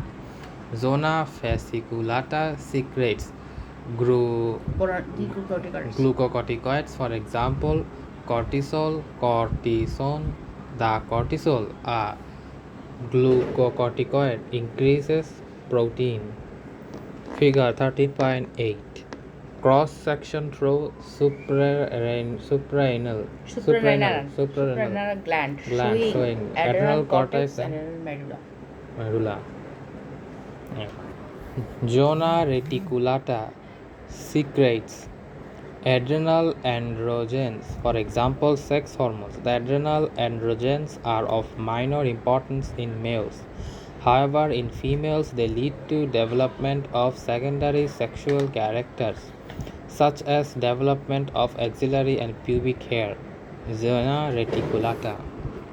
Adrenal medulla. The adrenal medulla is the inner soft part of adrenal gland. It consists of cells which are arranged in anastomosing groups and are closely associated with sinusoids. The cells of adrenal medulla are called chromaffin cells because secretory granules within their cytoplasm is specifically stain brown when treated with potassium dichromate solution. In chromaffin, cells secrete catecholamines, which are of two types, epinephrine and norepinephrine. Release of catecholamines from the medulla is controlled by sympathetic nerves. Medullary secretions result from emotional reactions, sexual excitement, or stress. In general, the hormones of adrenal medulla prepare the body for strong muscular activity and gear up the body for a fight or flight response. Blood supply, arterial supply. Each suprarenal gland is supplied by three arteries. Superior suprarenal artery, a branch of inferior phrenic artery. Middle suprarenal artery, a branch of abdominal aorta. Inferior suprarenal artery, a branch of renal artery. Venous drainage. The venous blood from each suprarenal gland is drained by one vein. Right suprarenal vein drains into inferior vena cava, and left suprarenal vein drains into the left renal vein. Clinical correlation. Cushing's syndrome. It is a clinical condition that results due to hypersecretion of the adrenal cortex. For example, hypersecretion of cortisol, androgens, and aldosterone. The characteristic signs and symptoms of Cushing syndrome are accumulation of adipose tissue in face, moon face, neck, and the trunk of the body, increased blood glucose level, muscle wasting, atrophy of lymphoid tissue, and decreased immune response. Adrenogenital syndrome. It occurs due to hypersecretion of adrenal androgens and is usually associated with Cushing syndrome. It is characterized by early development of secondary sexual characters in male children and muscularization of female children. Pheochromocytoma. Neuroblastoma is a malignant tumor arising from cells of adrenal medulla. Neuroblastoma is a malignant tumor arising from cell of adrenal medulla. It occurs in infants and children below 15 years of age. Tumors that develop early tend to be highly malignant. Pineal gland, epiphysis cerebri. Pineal gland, epiphysis cerebri. The pineal gland is a small cone-shaped outgrowth front the roof of the diencephalon. It is present below the splenium of corpus callosum and is attached to the roof of the third ventricle by a stalk.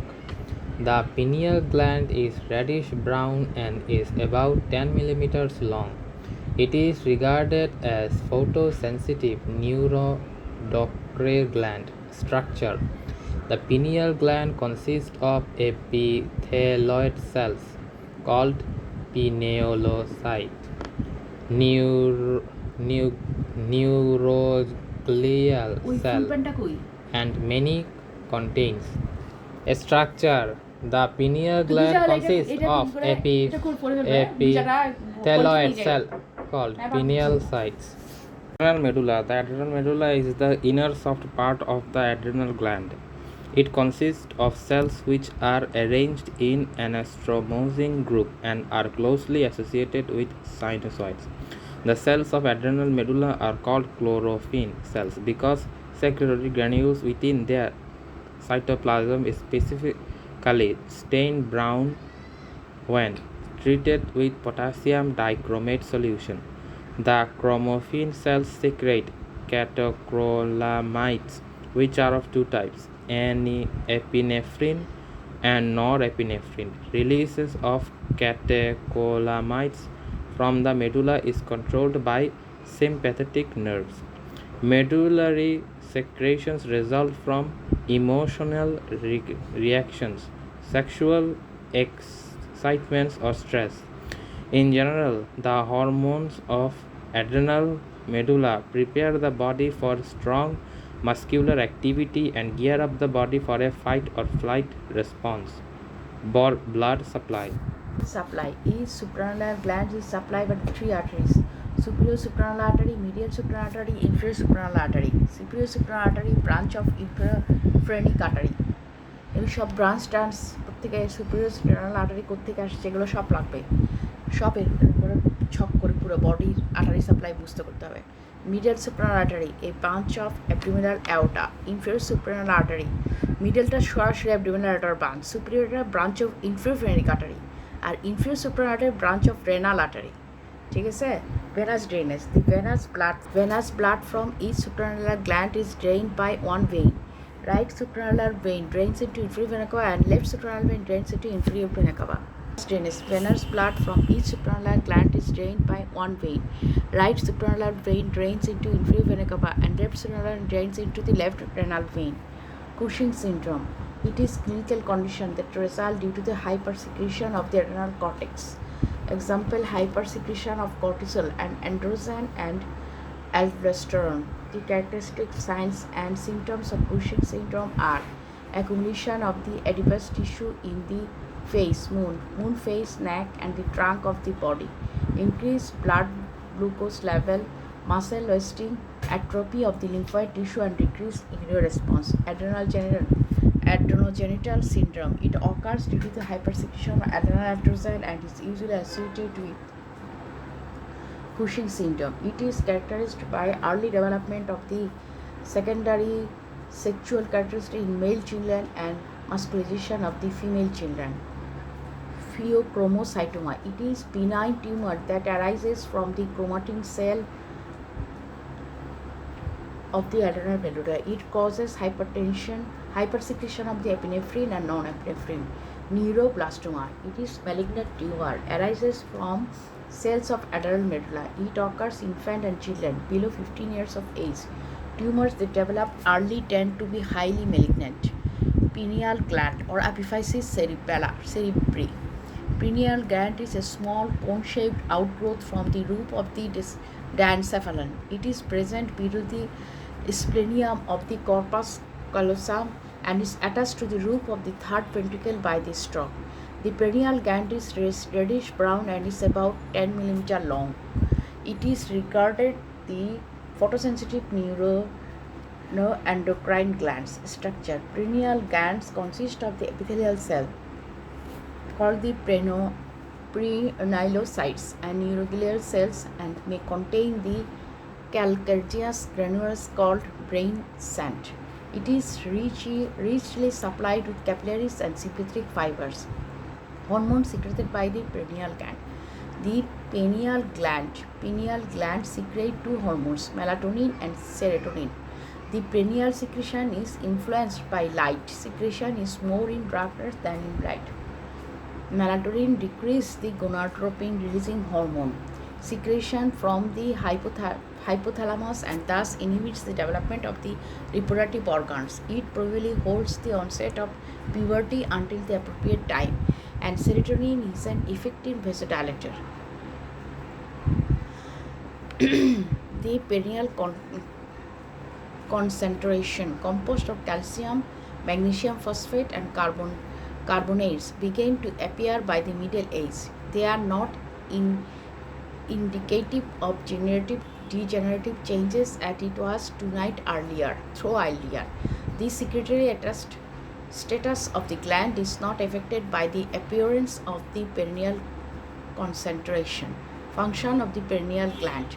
The function of the pineal gland are contradictory or not yet fully known. However, the following functions are being attributed to pineal gland: coordinate the circadian and diurnal rhythms of many tissue of the body, inhibits the growth and development of the sex organs before puberty.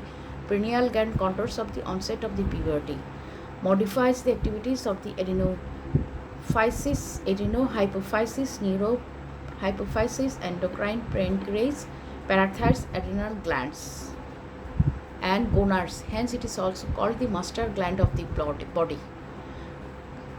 Clinical correlation, classification of the perineal gland. In Middle Age, calcareous deposit of the accumulate in perineal gland. The calcification of the perineal gland is often detectable in skull radiographs when it can provide a useful indicator or a space occupying lesion, as there is significant displacement of the gland from the midline of such lesion. Blood supply. The pineal gland is supplied by the posterior cordial artery, a branch of the posterior cerebral artery. Thymus gland. Thymus gland is described in detail in chapter 1. Hormones secreted by the thymus gland. The thymus gland secretes a hormone called the thymosin, which is required for the development of T lymphocyte for the cell-mediated immunity. Secreted masses of endocrine cells in exocrine glands. In addition to the presence of endocrine tissue, is distended endocrine glands such as pituitary, thyroid, some endocrine tissues such as the islets of Langerhans or pancreas, interstitial cells, Leydig cells of testes, corpus luteum of ovary occur as secreted mass within a exocrine gland. Islets of Langerhans of pancreas. The pancreas is gonad with both exocrine and endocrine function. The major exocrine function is performed by the pancreatic acini, which manufacture digestive enzyme. Its endocrine function is executed by islets of Langerhans. The islets are highly vascular epithelial muscles secreted among the exocrine glandular tissue. Well-defined cell types is islets include the alpha cell and beta cell. The beta cell are far more numerous than the A cell. The other cells of the cells are also now recognized versus the delta cell, C cell. The B cell produces insulin, which plays an important role in carbohydrate metabolism, glucose from the glycogen. As a result, there occurs a decrease in blood sugar level and increase in glycogen level in the liver. The A cell produces the glucagon. It affects the opposite to that of insulin. The glucagon increases the blood sugar level by promoting the glycogenolysis in the liver.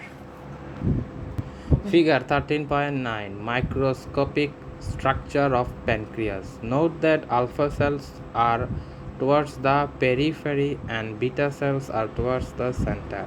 Note well, the blood sugar level is controlled by the opposite actions of insulin and glucagon.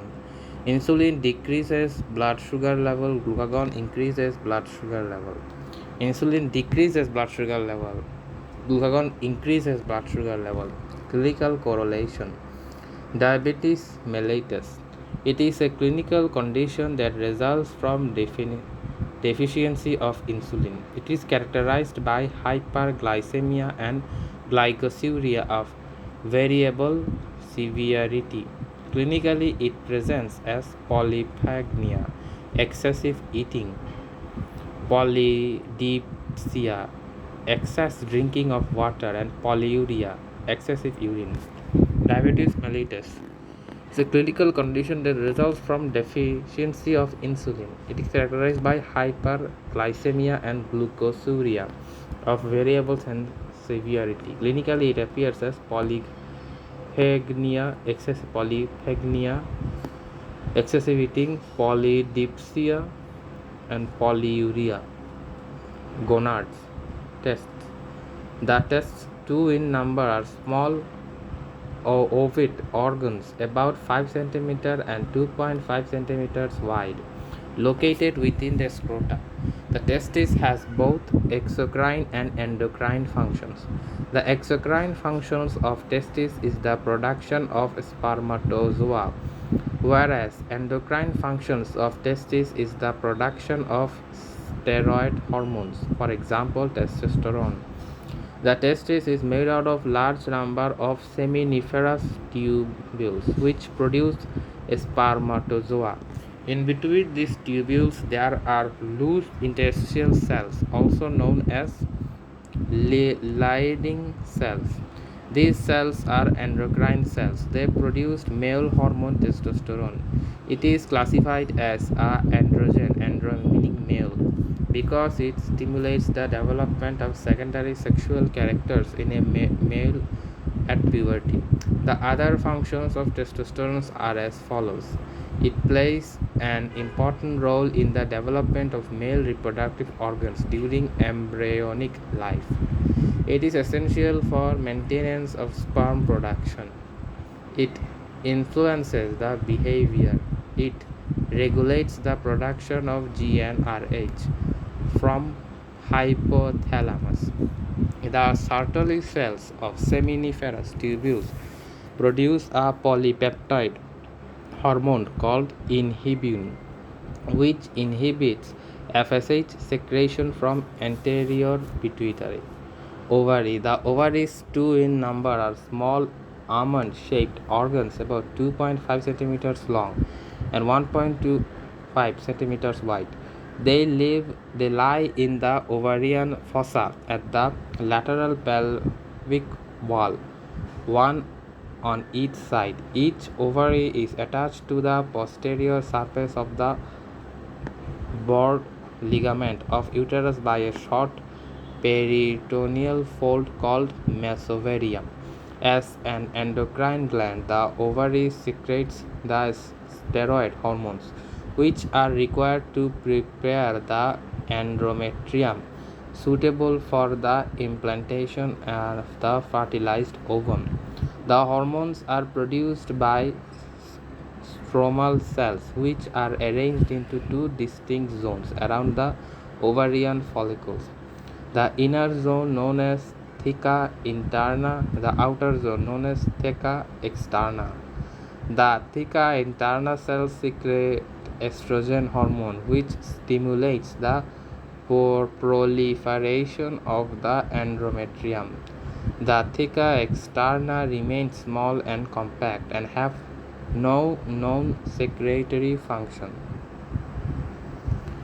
After ovulation, the granulosa cells of the follicle undergo changes. They divide rapidly and enlarge, followed by progressive organization and fibrosis to form corpus luteum. The corpus luteum acts as an endocrine gland.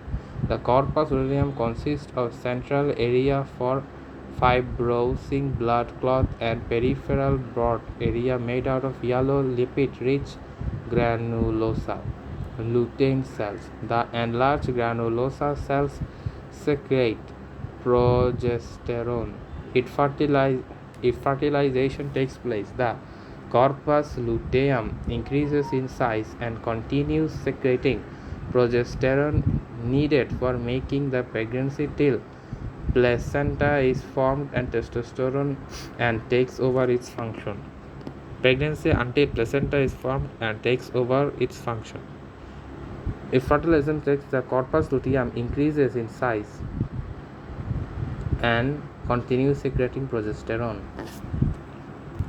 Diffuse neuroendocrine cells. There are certain scattered neuroendocrine cells such as renin producing juxtaglomerular cells of kidney and gut associated endocrine cells or enteroendocrine cells found scattered in the epithelial layer of mainly stomach and small intestine. The enteroendocrine cells of the stomach produce gastrin, which acts on the funding glands of same organ, i.e. stomach, to secrete hydrochloric acid, and cells of duodenum to produce four hormones. Secretin causes secretion of pancreatic juice. Cholecystokinin causes secretion of bile. Pancreozymin causes secretion of pancreatic enzymes. Enterogastrin inhibits periosteal of stomach to reduce in acid secretion. Most complex endocrine gland in the body, pituitary gland. Largest endocrine gland in the body, thyroid gland. Most vascular endocrine gland in the body, thyroid gland. Most variable endocrine gland in the body, inferior parathyroid gland. Most variable endocrine gland in the body, inferior parathyroid gland. All the endocrine glands pour their secretion follicles directly on the bloodstream except thyroid gland, which first stores in its secretion within its and then releases in the bloodstream according to the need. Third eye, pineal gland, master endocrine gland, pineal gland. Select the incorrect statement regarding the pituitary gland. Is the largest endocrine gland. Regarding the thyroid gland, all are true except its unit structure is called thyroid acinus. Thyroid gland secretes all of the following hormones except growth hormone. Regarding the parathyroid glands, which of the following statement is not correct? Their removal leads to increase in blood calcium level. Regarding the adrenal glands, which of the following statement is not correct? Right suprarenal gland is semilunar in shape. All are correct regarding the pineal gland except it secretes calcitonin. The hormone insulin is secreted by alpha cells of their islets of Langerhans. The hormone testosterone is not responsible for maintaining blood calcium level. All are correct regarding pituitary gland except its weight about 25 grams. A clinical condition called tetany occurs due to hypoparathyroidism. Chapter 14, Digestive and Respiratory Systems. Learning objectives. After studying this chapter, the student should be able to define the structure forming the digestive system and enumerate their functions. Describe salivary glands and discuss their functions. Elucidate the location and functions of pharynx, esophagus, and stomach. Delineate the parts of small intestine and enumerate its functions. Describe the accessory glands and digestive system and discuss their role in digestion. Define the respiratory system and its two divisions. Enumerate the components of conducting and respiratory positions of the respiratory system. Name the air passage of the bronchial tree in descending order of the size. Describe the location of gross anatomy of the lungs. Describe the location of the lungs. Correctly solve the review questions given at the end of the chapter. Digestive system introduction. The digestive system consists of digestive tract and accessory acted organs of the digestion. System. Introduction. Digestive system consists of digestive tract and associated organs of digestion: teeth, tongue, salivary glands, liver, gallbladder, pancreas. It provides water, electrolytes, vitamins, and nutrients of the body with the help of the circulatory system. Function of the digestive system are as follows: water, electrolytes, vitamins, and nutrients to the body with the help of the circulatory system. The function of the digestive system are as follows: ingestion, taking in food through mouth, mastication, movements of the lower jaw during the chewing, and to pulverize food and mix it with the saliva, deglutition, swallowing of the food so that it passes from the mouth to the stomach, digestion, chemical breakdown of the food material, absorption, nutrition molecules absorbed into circulatory system through mucous membrane of a small intestine, peristalsis, rhythmic wave-like intestinal contraction that move food through the digestive tract, defecation, elimination of solid, semi-solid, liquid, waste material of food through the anus. Digestive tract. Digestive tract extends from the mouth to the anus. Roughly, it is tubular passage and measures about 10 mm, 30 feet in length. Digestive tracts consist of the following parts from the proximal to distal and in successions: mouth, oral cavity, pharynx, esophagus, stomach, small intestine, large intestine, rectum, anal canal. And B. The term gastrointestinal tract is not synonymous with digestive tract. It actually stands to stomach and the intestine together. Mouth or oral cavity. Mouth or oral cavity is the first part of the digestive tract. It bound anteriorly by the lip, laterally by cheek, and superiorly by palate, and inferiorly by the muscular floor. এই যে তোমার digestive ট্র্যাক্টটা ছবি দিচ্ছে: oral cavity, pharynx, oesophagus, spleen, jejunum, ileum, descending colon, sigmoid colon, gallbladder, pancreas, duodenum, transverse colon, ascending colon, etc. The oral cavity communicates externally through a cleft between the upper and lower lips called the oral orifice, internally through the fuses into the pharynx. Oral cavity is divided into two parts: vestibular and oral cavity proper. Vestibular is a horseshoe-shaped space outside the gums and teeth, inside the lips and cheeks. Oral cavity proper is a space surrounded by the teeth and gums.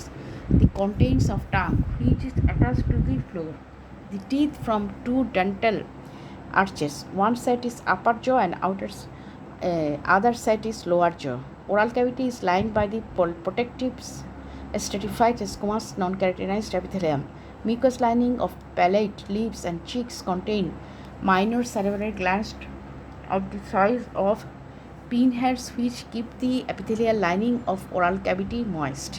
Lips and cheek. The lips are muscular folds guarding the oral orifice and cheeks from lateral walls of the oral cavity. The lips and cheeks are lined laterally by the mucosa and externally by the skin. The lips and cheeks play an important role in the process of the mastication. They help manipulate the food within the oral cavity and hold the food in place for proper crushing and cutting by the teeth. The teeth are embedded in the sockets of the alveolar process of mandible and maxilla. In an adult individual, there are 32 teeth and 60 in each jaw. In humans, the teeth are replaced only one. Diphenidont is contrast to non-mammalian vertebrates where the teeth are constantly replaced and throughout life. Propodont. The teeth in humans are heterodont. They very structurally are adapted to handle food in different ways. The teeth are of following four types. Incisor, 4 pairs, upper and lower, are chisel-shaped and adapt for cutting and sharing foods. Canians, 2 pair of upper and lower, are cone-shaped and adapted for the holdings and tearing. The premolar or bicuspids, 4 pairs upper and lower. Molar or tricuspid, 6 pairs upper and lower. The premolar and molars have the irregular rounded surface called the curves and adapted for the crushing and grinding the food. The tongue. The tongue is the large muscular organ in the occupies the most of the oral cavity proper. It is made up of two types of the muscles: intensive muscle which are within the tongue itself and extensive muscle which are outside the tongue but attached to it. The intensive muscle is responsible for changing the shape of the tongue, such as during drinking and swallowing, whereas the extensive muscle moves the tongue. The tongue is the major sensory organ for taste. The taste buds containing this receptor located on the dorsal surface of the tongue. The ventral surface of the tongue is covered by thin mucous membrane, which is reflected onto the floor of oral cavity proper. There is a median fold of mucous membrane between the tongue and floor of the mouth called the frenulum linguae. The oral cavity, along with lips and cheeks, holds the food in place during the mastication. The tongue also plays a major role in swallowing the food and water, etc. Pharynx. The pharynx is the funnel-shaped passageway approximately 5 inches long, which connects oral and nasal cavities to the esophagus and larynx. It receives bolus of food from oral cavity and passes into the esophagus. Pharyngo-esophageal junction is the narrowest site in the digestive tract. For distinctive purpose, তুমি শুনো না কি করো, shaped passageway approximately 5 inches long, which connected the oral and nasal cavities of the esophagus and larynx. It receives bolus of the food from oral cavity and passes it to the esophagus. Pharyngo-esophageal junction is the narrowest site of the digestive tract. For described purpose, the pharynx is divided into three parts: nasopharynx, oropharynx, laryngopharynx, according to the location of the part behind the nasal cavity, oral cavity, and laryngeal cavity, respectively.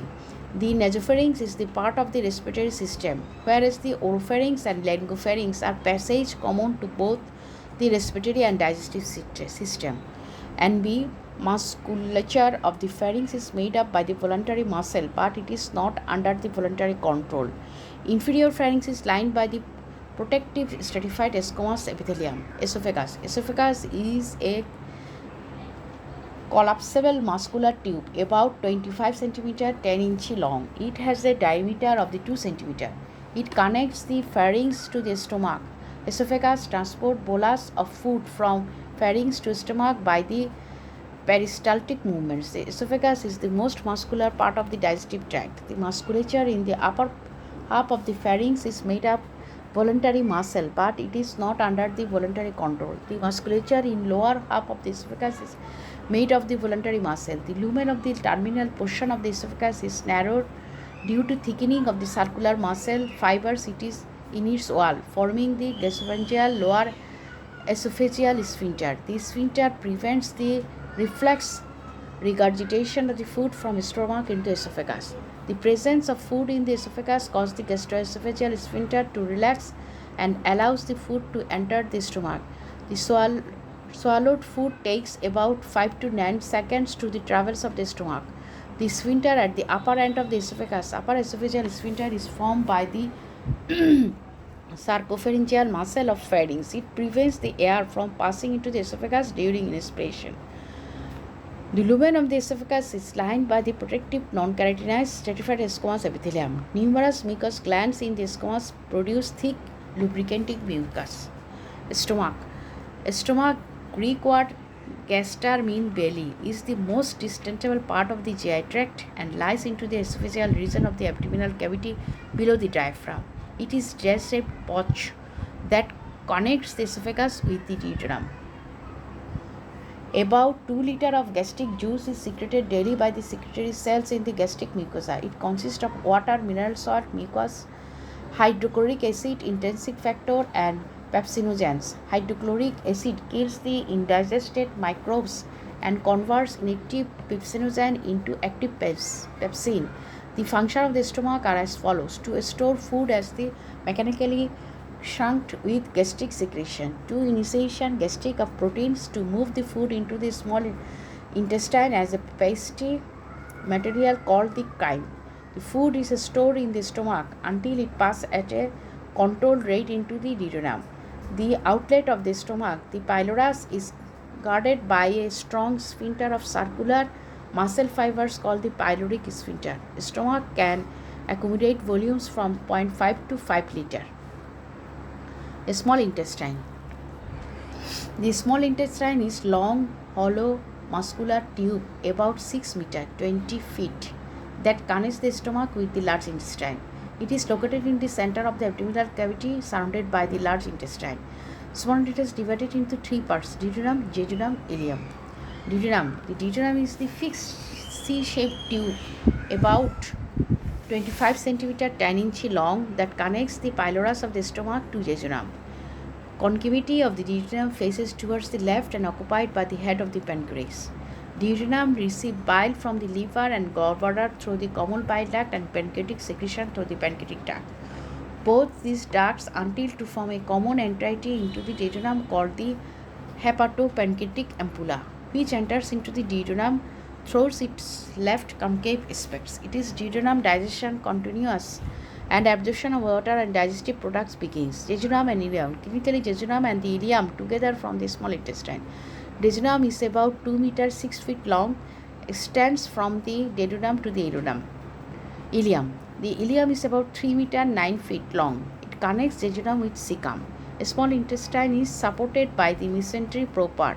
Since the root of mesentery is only 15 centimeters 6 inch long, the small intestine is through the fold of called loops. The loops of jejunum tend to be located in the left lateral region of the abdominal cavity, while the iliac loops to be located in the pelvic cavity. Main function of the small intestine is absorption of nutrition from digested food. In order to suit this function, the surface area of mucus of the small intestine is extensively increased by the circular folds of mucus called the plica of the sulcularis and presence of villi. The villi are finger-like projection of the mucus. The intestine is exposed to toxin and microorganisms. To protect the intestine from the toxins and microorganisms, there are the aggregation of lymphoid tissue in the mucus called Terris patches and are usually concerned along the antimesenteric border. The concentration of the pair patches is maximum in the terminal portion of ileum. The pair patches get ulcerated in thyroid fever if not treated timely, and many cause intestinal perforation. Large intestine. Large intestine is 1.5 meter long and extends from the ileocecal junction to the anal orifice. It is called the large intestine. Not only it is longer than a small intestine, but also its diameter is larger than that of small intestine. Large intestine divided into the following parts: cecum, appendix, ascending colon, transverse colon, descending colon, sigmoid colon, rectum, anal canal. Large intestine has no digestive function, but it absorbs water and electrolytes from the chyle, which is received from the small intestine, a process that forms feces. The feces are stored in the sigmoid colon and then evacuated through the rectum and the anal canal. Mucous membranes of the large intestine does not have folds except in the anal portion. There are also no villi in the large intestine. The intestinal glands are long and characterized by the great abundance of the goblet and absorbed cell. In submucous layer, there is more lymphoid tissue than in any outer part of the alimentary tract, providing non-specific defense against resident and other microbes. After meal, the motility of the large intestine increased, and as a result of fecal matter, feces is pushed into the rectum. The digestion of the rectum acts as stimulation of intestine defecation reflex for the defecation to occur.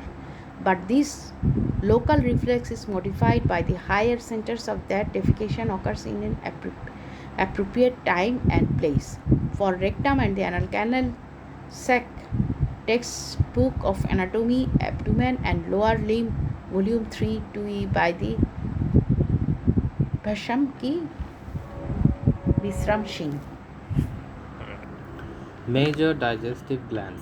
Salivary glands. These are excretory glands of digestion that produce saliva that Saliva acts as a solvent in cleaning the teeth and dissolving the food clinically so that they can be tasted. It also contains enzymes, ptyalin, lysosome, etc. and mucus.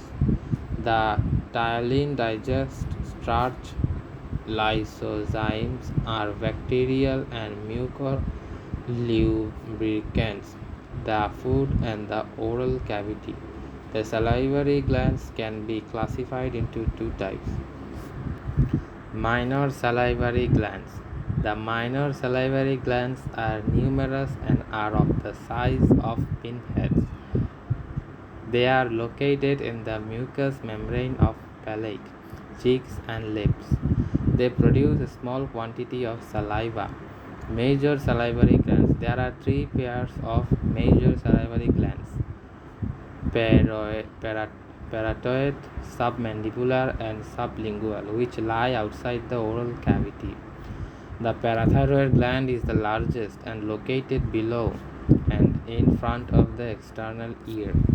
The submandibular gland is located inside and below the mandible. The submandibular gland lies beneath the mucosa of the floor of mouth on the side of the tongue. The parotid duct opens into the vestibule of mouth opposite of the second upper molar tooth. The submandibular duct opens in the floor of oral cavity proper in onto a papilla on the side of the root of foramen of tongue behind the lower incisor teeth. The submandibular ducts, several in number, are small, open to the floor of the mouth on a ridge posterior to the papilla of submandibular duct. Note well, in human, 1 to 1.5 liters of saliva is secreted in a day. Clinical correlation: disease of salivary glands. The commonest surgical disease of the salivary glands are infection and calculous formation of the submandibular gland and tumors of the parotid gland. Mumps, acute and viral proctitis is the commonest medical disease of the salivary glands. Liver. The liver, Greek chaper, is the largest internal gland of the body, weighing about 500 grams, 1.5 kg in adult. It is reddish brown and is located in the upper portion of the abdominal cavity, immediately below the diaphragm in the right hypochondric and esophageal regions of abdominal cavity. The liver is roughly triangular wedge shaped. The base is directed towards the right while the apex is pointed and reaches the fifth intercostal space in the mid-vascular line. Its diaphragm surface is related to the diaphragm and adjacent body walls, and its visceral surface is related to the abnormal organs. It is divided into major lobes, the left and the right. The two minor lobes, condate and quadrate. The vessel conducts and nerves enter and exit the liver through a depressed area on the inferior surface called porta hepatis. Porta means gate. The internal substance of the liver is divided into segments, hepatic segment, and on the basis of the ramification of the bile duct and hepatic vessel structure. The liver has uniform structure consisting of anastromosing sheets of hepatic cells called hepatic plates. These plates are only 1 or 2 cells thick and separated from each other by large capillaries called sinusoids. The sinusoids are lined with phagocytic Kupffer cells. The hepatic cells are enlarged into functional units called liver lobes. Each lobe is hexagonal in the In the center of each lobe is a central vein, and at the periphery of each lobe are branches of portal vein and hepatic artery and interlobular bile duct, which together form portal triad. The liver has dual blood supply from hepatic artery and portal vein. The blood of portal vein, nutrient rich and deoxygenated, and blood from hepatic artery circulates through sinusoids and supply the liver cells, and leaves the liver through hepatic veins into the inferior vena cava. Recently, the more correctly, it is found the portal lobules from the functional units of the liver. It consists of area of liver tissue supplied by one of the branches of portal vein. However, there are still smaller units in the liver called portal acne. Each portal acne consists of area of liver tissue supplied by one hepatic arteriole running along the line of the junction of two hepatic lobes. At each end of the sinus lies the central vein. The hepatic cells secrete bile into the thin channels called bile canaliculi located within each hepatic plate. These canaliculi are merely a space present between plasma membrane of adjacent liver cells. Bile canaliculi from to the intralobular ducts, which is turned from large intralobal ducts of portal triad. The large intrabolar joints join to form hepatic ducts that carry bile away from the liver. The liver is an extremely active organ. Important function of the liver are metabolism of the carbohydrate, fat, proteins and alcohol, detoxification of the drugs and noxious substance, secretion of bile and production of the heat. Anterior liver anterior view R inferior view. Anterior সামনেরটা আর নিচেরটা, right lobe gallbladder দেখা যাচ্ছে anterior ভিউতে, আর inferior ভিউতে cardiac lobe, inferior vena CAVA, পোর্টা hepatitis, right lobe gallbladder, তারপরে হচ্ছে তোমার left lobe hepatic artery, portal vein, common iliac artery. Bile secretion. The liver secrete about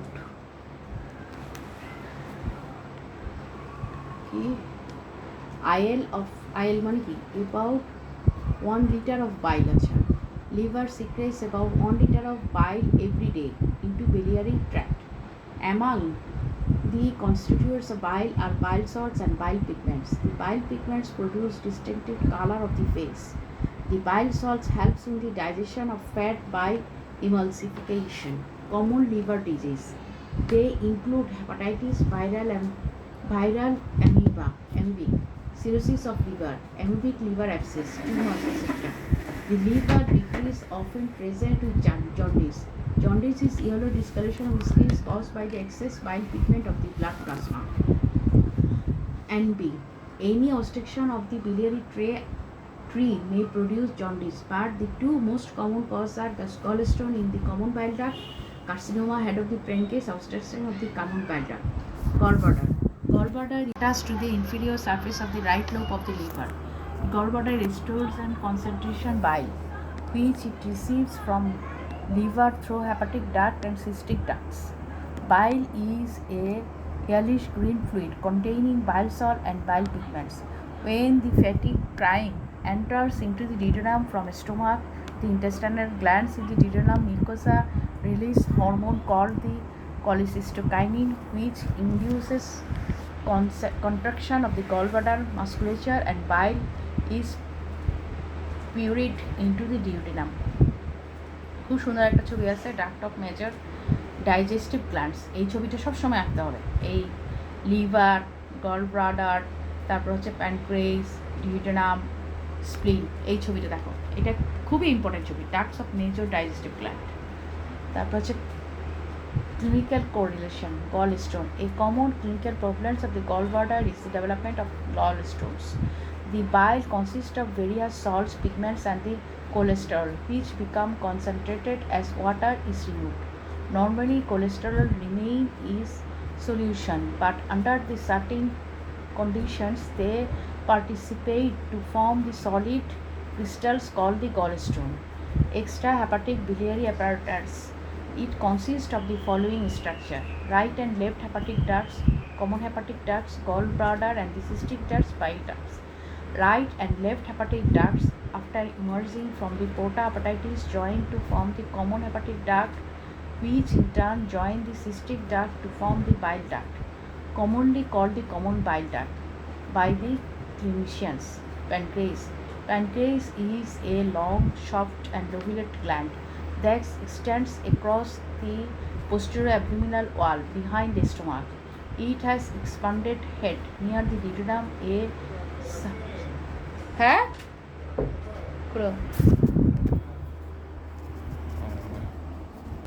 Clinical correlation. Gallstone. A common clinical problem in gallbladder is the development of gallstones. The bile consists of various salts, pigments, and cholesterol, which become concentrated as water is removed. Normally, cholesterol remain in solution. But under certain conditions, they participate to form solid crystals called gallstones. Extrahepatic biliary apparatus. It consists of the following structure: right and left hepatic ducts, common hepatic duct, gallbladder and cystic duct, bile duct. The right and left hepatic duct, after emerging from porta hepatitis, join to form common hepatic duct, which is turned join the cystic duct to form the bile duct, commonly called common bile duct (CBD) by clinicians. Pancreas. The pancreas is a long, soft, and lobulated gland that extends across the posterior abdominal wall behind the stomach. It has expanded head near duodenum, certainly located a centrally located body, and a tapping tear near the spleen. It acts as both exocrine and endocrine glands. The pancreatic acne secrete pancreatic juice, exocrine secretion, that passes to the duodenum through pancreatic duct. The pancreatic duct joins the common bile duct (CBD) to form the ampulla of Vater, which opens into the second part of the duodenum. The pancreatic juice is highly alkaline, pH 8, due to the presence of carbohydrates. This helps to neutralize the acidic chyme as it enters the duodenum. The enzyme is the pancreatic juice are trypsin, amylase, and lipase. The trypsin helps in the digestion of amylase and lipase. The trypsin helps in the digestion of carbohydrate, amylase in the digestion of starch, and lipase in the digestion of fat. Pancreatic islets of Langerhans secrete hormone, namely insulin and glucagon. Endocrine secretion. Insulin plays a major role in carbohydrate metabolism. Clinical correlation. Pancreatic cancer. It is extremely fatal because it is vital exocrine and endocrine functions. Moreover, pancreatic surgery is a problem because pancreas is made of spongy vascular tissue, hence difficult to suture. Respiratory system introduction. The respiratory system is concerned with breathing, which is the process of inhalation and exhalation of air during respiration. The respiration consists of the following four processes: movement, gaseous exchange between the air and the lung and the blood, transport of oxygen and carbon dioxide in blood, utilization of oxygen and production of carbohydrate by the cells. The respiratory tract allows oxygen from atmospheric air to enter the blood into the lungs and carbo oxidize to leave the blood and enter the atmospheric air. Components of respiratory system. Anatomically, respiratory system is broadly divided into the following two parts. Upper respiratory tract URT, it comprises nasal cavities, pharynx and associated structures. Lower respiratory tract LRT, it comprises larynx, trachea, bronchi, lungs. Figure 14.5. Anatomical subdivisions of the respiratory system. Upper respiratory tract URT is shown in pink, while lower respiratory tract LRT is shown in violet. Functionally, however, the respiratory system is divided into the following two portions. Upper conduction portion, lower respiratory portion. The conducting portion of respiratory system comprises nasal cavities, pharynx, larynx, trachea, bronchi, bronchioles, terminal bronchioles. The respiratory portion of respiratory system comprises respiratory bronchioles, alveolar ducts, alveolar sacs, alveoli. The main functions of the conducting portions of respiratory system are as follows. Provide a conduct through which air can travel and end from the lungs. Figure 14.6. Conducting and respiratory portions of trachea and lungs. Inspired air filters, worms and myostens. The air while it is passing through it. The main moistens the air while it is passing through it. The main function of respiratory portion of respiratory system is exchange of gas, oxygen and carbon dioxide between air and blood. There air is absorbed and carbon dioxide is eliminated. Conduction and respiratory portion of the respiratory system. Following section describes the upper conducting portion and lower respiratory portion of the respiratory system. Nasal cavity. The nasal cavity is located inside the external nose. It is divided into two nasal cavities, a right and left, by nasal septum. The external internal openings of each nasal cavity are called nostril, extreme near and corona, internal near, respectively. Each nasal cavity has floor, roof, medial wall and lateral wall. The lateral wall of nasal cavity present three characteristic curved bony slabs called the conchae, which overhang the three anterior-posterior running passage called the meatus. Lining of the nasal cavity. The meatus of the lining of the nasal cavity are as follows: a small dilated area immediately above the nostril vestibule in the line by the skin, a stratified squamous epithelium having coarse hair called vibrissae. The vibrissae filter large dust particles that might otherwise be inhaled.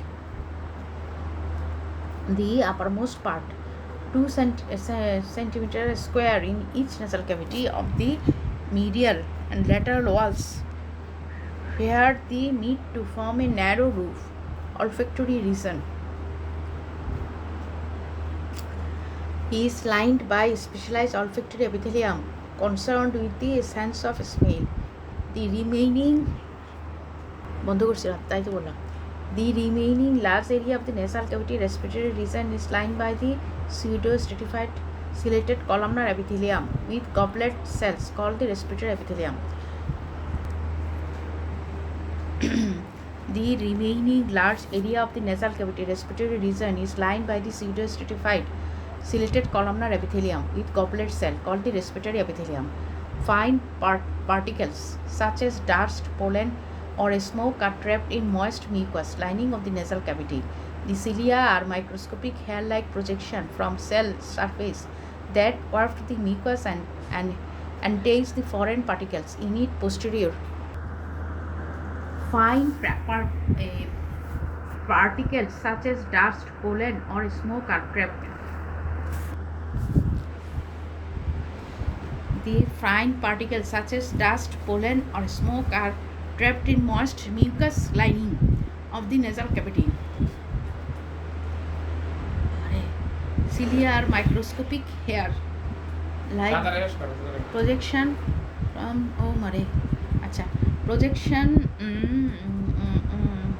cilia are microscopic hair like projection from cell surface that wift the mucus and the entrangled foreign particles in it posteriorly into the nasopharynx. The mucous membrane covering the inferior and middle conchi contains the dilatable venous sinus called the swell bodies, which warm and humidity the inhaled air. Thus, the respiratory warm and humidity of humidify the inhaled air. Thus, the respiratory function of the nose are to warm, moisten, and filter the air. Clinical correlation: rhinorrhea, the allergic reaction and inflammation of the nasal mucosa lead to abnormal engrossment of the swell bodies in the nasal cavities, causing the difficulty in nasal breathing and excessive discharge of the watery exudates from the nose. Rhinorrhea বলে এটাকে পানি পড়া। তার হচ্ছে pharynx. The pharynx is a funnel-shaped fibromuscular tube extending from the base of skull to the lower border of the sixth cervical vertebra, where it becomes the continuous with the esophagus.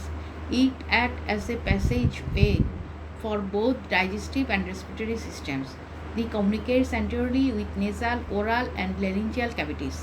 Accordingly, it is divided into nasopharynx, upper part, oropharynx, middle part, laryngopharynx, lower part.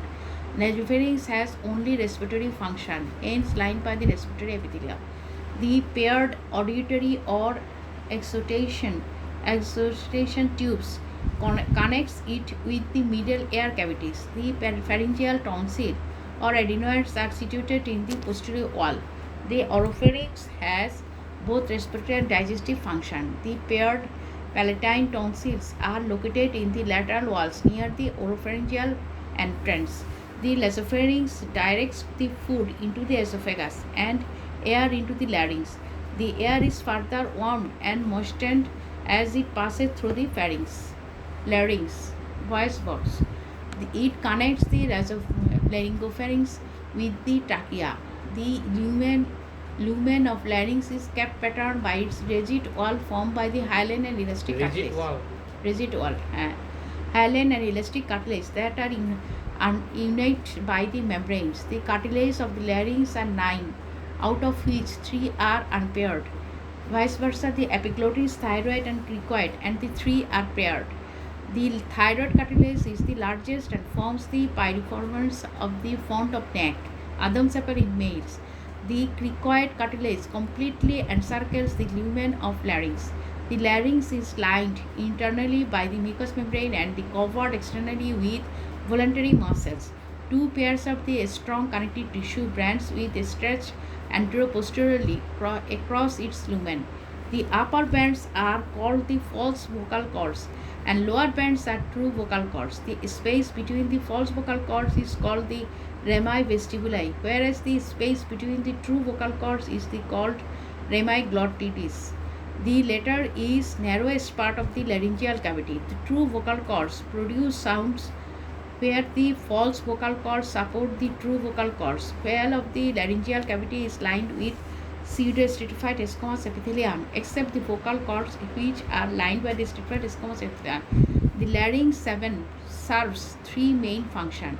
It serves to prevent food or fluid from entering the trachea and lungs from pharynx during the swallowing, and thus it protects the lower respiratory tract. It allows the passage of the air in the lungs during breathing. It serves to produce surrounds, hence the name of the voice box. In humidifying, filtering and warming of air continue as the inspired air travels through the larynx. Trachea or white pipe is the flexible fibroelastic cartilaginous tube about 10 cm 4 inch long and 2.5 cm 1 inch in diameter. It lies in front of the esophagus, partly in the neck and partly in the thoracic cavity. About 5 cm 2 inch below the jugular notch, the trachea bifurcate into a right and left bronchi. The lumen of trachea is kept patent by the 6 to 20 incomplete C-shaped rings of the hyaline cartilage. The gap between posterior free end of the C-shaped cartilage is bridged by the band of smooth muscle trachea and a fibroelastic ligament. It is lined by the serrated columnar epithelium containing many mucous stretching goblet cells. The arrange of cartilage and elastic tissue in trachea prevent the The arrangement of cartilages and elastic tissue in trachea prevents the nicking and absorption of airway during the movement of head and neck. The cartilages prevent collapse of tube when internal pressure is less than introthoracic pressure. For example, at the end of forced expiration. Clinical correlation, tracheostomy, creating an opening in trachea and inserting a tube in it. It is a life-saving measure for obstruction in the upper respiratory passage. It is done in the cervical part of trachea behind the isthmus of thyroid gland through second and third tracheal rings. Bronchi, bronchioles, and terminal bronchioles. After a short oblique course, each bronchus enters the respective lung and gives off branches to each lobe of lung, in which it turns branch and rebranch like a tree. When the bronchi are reduced to the diameter of 1 millimeter, they are called bronchioles. Bronchioles divide again and given rise to terminal bronchioles, which are less again and give rise to terminal bronchias, which are less than 0.5 millimeter in diameter. The terminal bronchioles are the last stage in conducting portion of respiratory system. Respiratory bronchioles, alveolar ducts, alveolar sacs, and alveoli. The terminal bronchioles branch from respiratory bronchioles. At the level which gaseous exchange began, the respiratory bronchioles give rise to alveolar ducts, which turn lead to alveolar sacs. The wall of the sacs being sacculated resemble a branch of grapes with alveoli. The alveoli are the actual site of gaseous exchange and called functional units of lung. The alveoli form the parenchyma of the lung. The alveolar wall has characteristics elastic tissue made out of mainly elastic fibers. Because of these fibers, the alveoli can accommodate and expel air during inhalation and exhalation. Lungs. The lungs are the organs of oxygenation of blood in adults. They lie in the pleura cavity, one on either side of mediastinum within the thorax. Lungs are largely made out of spongy tissue and feel like a rubber sponge. In this highly elastic framework, bronchus, pulmonary artery, and pulmonary vein branch out. Each lung is divided into lobes and lobules segments. The right lung is divided by two fissures, oblique and horizontal, into three lobes, superior, middle, and inferior. The left lung is divided by a single oblique fissure into two lobes, superior and inferior. Each lobe is divided into segments called bronchopulmonary segments. Each lung has 10 bronchopulmonary segments. The lobes are supplied by lobar bronchi, whereas bronchopulmonary segments are supplied by tertiary bronchi. The lungs are closely covered by delicate and inseparable serous membrane called viscera pleura. Another layer of serous membrane lining of the wall of thoracic cavity, diaphragm and mediastinum called parietal pleura. The two layers are continuous at the root of lung formed by structures entering and leaving the lung. The potential space between the visceral and parietal layer of pleura is called pleural cavity. Thus, each lung is covered by a pleural cavity. Clinical correlation: asthma. It is an acute airway obstruction due to contraction of smooth muscle bronchospasm, increased secretion of mucus, and swelling of mucosa in response to allergy caused by variety of substances such as dust, pollen, or a particular food, etc. In patients suffering from asthma, the inspiration is normal, but partial expiration is impossible. Consequently, the lungs become hyperinflated and there is severe difficulty in breathing, dyspnea, dyspnea and wheezing. Asthma is treated with drug which relax the smooth muscle of bronchioles such as epinephrine. Length of the digestive tract 10 meters 30 feet. Most dilated part of the digestive tract, dilated stomach. Most muscular part of the digestive tract, esophagus. Long part of the digestive tract, small intestine. Chromophores are smaller in size and have little affinity for histological stains. Hence the name chromophore. These cells have little cytoplasm which usually does not have any granules.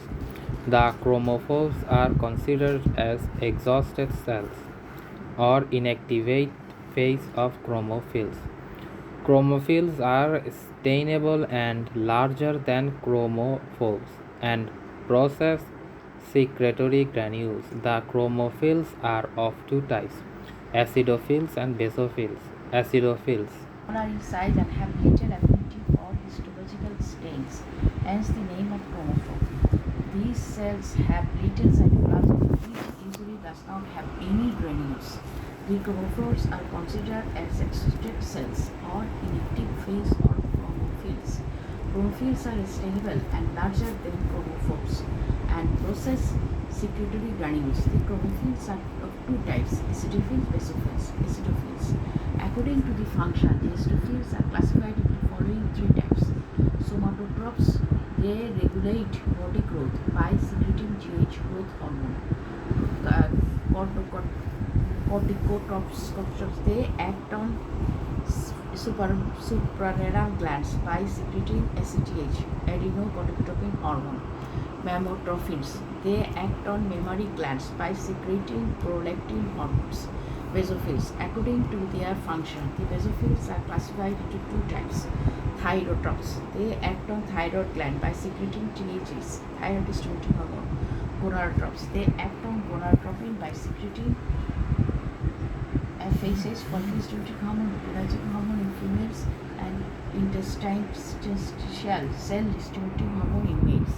Par intermedia, it is a narrow zone consisting of small cells. The par intermedia is separated from pars anteriorly by the intergranular cleft. The cells of pars intermedia secrete a melanocyte stimulating hormone.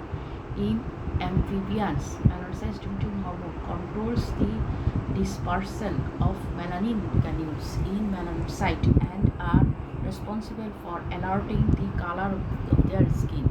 Par tuberous, it is an upward tubular extension of the pars anterior surrounding a part of the infundibulum.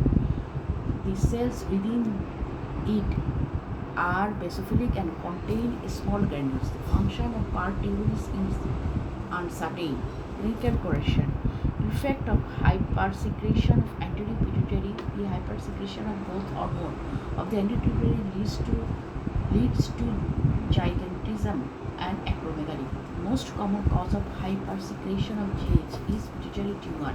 The excessive secretion of GH leads to excessive growth of bones, extra enlargement of internal organs, growth of excess connective tissue.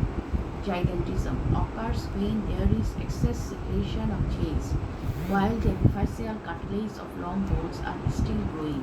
As a result, there is exaggerated and prolonged growth in long bones, resulting in gigantism. The affected individuals are abnormally tall. Small of them may be 3 feet tall or so. Acromegaly occurs when there is excessive secretion of GH after the ossification is complete. The affected individual present following clinical feature: prominent jaw on heavy bony ridges above the eyes, increased diameter of fingers, toes, hands and feet, valvulus and broad nose, enlargement tongue, no increase in height. Effect of hyposecretion of the anterior pituitary. The hyposecretion of GH of anterior pituitary in infants and children lead to dwarfism. Pituitary dwarfism. Affected individual is of small stature but is well proportionate and his mental development is not affected. Neurohypophysis. Posterior pituitary. Developmentally, it is a ventral outgrowth of the floor of diencephalon, but it does Diencephalon. diencephalon, but it does not contain neurons. The neurohypophysis consists of narrow infundibulum and a swollen pars nervosa. The pars nervosa consists of cell called the pituitary and non-myelinated nerve fibers which originate from cell bodies of the neurons located in the hypothalamus. The nerve fibers constitute the hypothalamus-hypophyseal tract, which passes to the pars nervosa and terminates with swollen endings close to the blood capillaries. Neurohypophysis, posterior pituitary. Developmentally, it is a ventral growth of the floor of diencephalon, but it does not contain neurons. The neurohypophysis consists of a narrow infundibulum, neural stalk, and a swollen pars nervosa. Infundibular process. The pars nervosa consists of cells called pituicytes and non-myelinated nerve fibers which originate from the cell bodies of the neurons located in hypothalamus. The nerve fibers constitute the hypothalamo-hypophyseal tract, which passes to the pars nervosa and terminates with swollen ends close to the blood capillaries. The pars nervosa itself does not secrete any hormone, rather it simply serves as a depot for the storage of the hormone and indirect hormone and oxytocin secret in the hypothalamus. The oxytocin stimulates the contraction of the uterine muscle during the later part of the pregnancy and also has a contractile action on the myoepithelial cell of the alveoli and ducts of the mammary gland, ejecting the milk. The antidiuretic hormone ADH, also known as vasopressin, increases the permeability of the distal convoluted and collecting tubules of the kidneys for the reabsorption of water, thus inhibiting diuresis. Note 12. Besides secreting ADH and oxytocin, the neurosecretory cells of hypothalamus also secrete some hormone-releasing factors, which release the pars interior to cause the release of LH, FSH, TSH, etc. Clinical correlation oxytocin injections. The injections of oxytocin are given to women during labor if they are having difficulty in parturition. The increased amount of oxytocin assists uterine contractions and generally speed up delivery. The injections of oxytocin are given after the parturition cause uterus to release in size and the blood vessels to contract and thus minimize the chance of postpartum bleeding. Oxytocin injections. The most important function of antidiuretic hormone ADH is to conserve water within the body. A failure of ADH secretion produces a clinical condition called diabetes insipidus, which clinically presents as passing of large amount of urine 5 to 10 liters per day, excessive thirst, blood supply. The pituitary gland is supplied by anterior and inferior hypophyseal arteries from the internal carotid artery. The arterial supply of the pars anterior exhibits hypothalamo-hypophyseal portal circulation. The superior hypophyseal arteries first break up into capillaries at the median eminence of hypothalamus to take up the hypothalamic releasing hormones.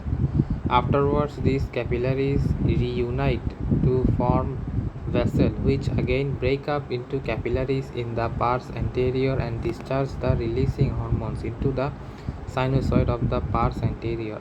Thyroid gland. Thyroid gland is the largest endocrine gland for the body and weighs about 20 grams. It lies in front of the lower part of the neck. It consists of two lateral lobes connected by isthmus. The lobes are conical in shape and are placed on either side of the upper part of trachea and lower part of larynx. The isthmus extends across the anterior aspect of the trachea opposite the third and the fourth tracheal rings. The thyroid gland is invested by true and false capsules. The medial surface of lateral lobe is related to two tubes, respiratory and alimentary tracts, two nerves, recurrent laryngeal and extralaryngeal nerves.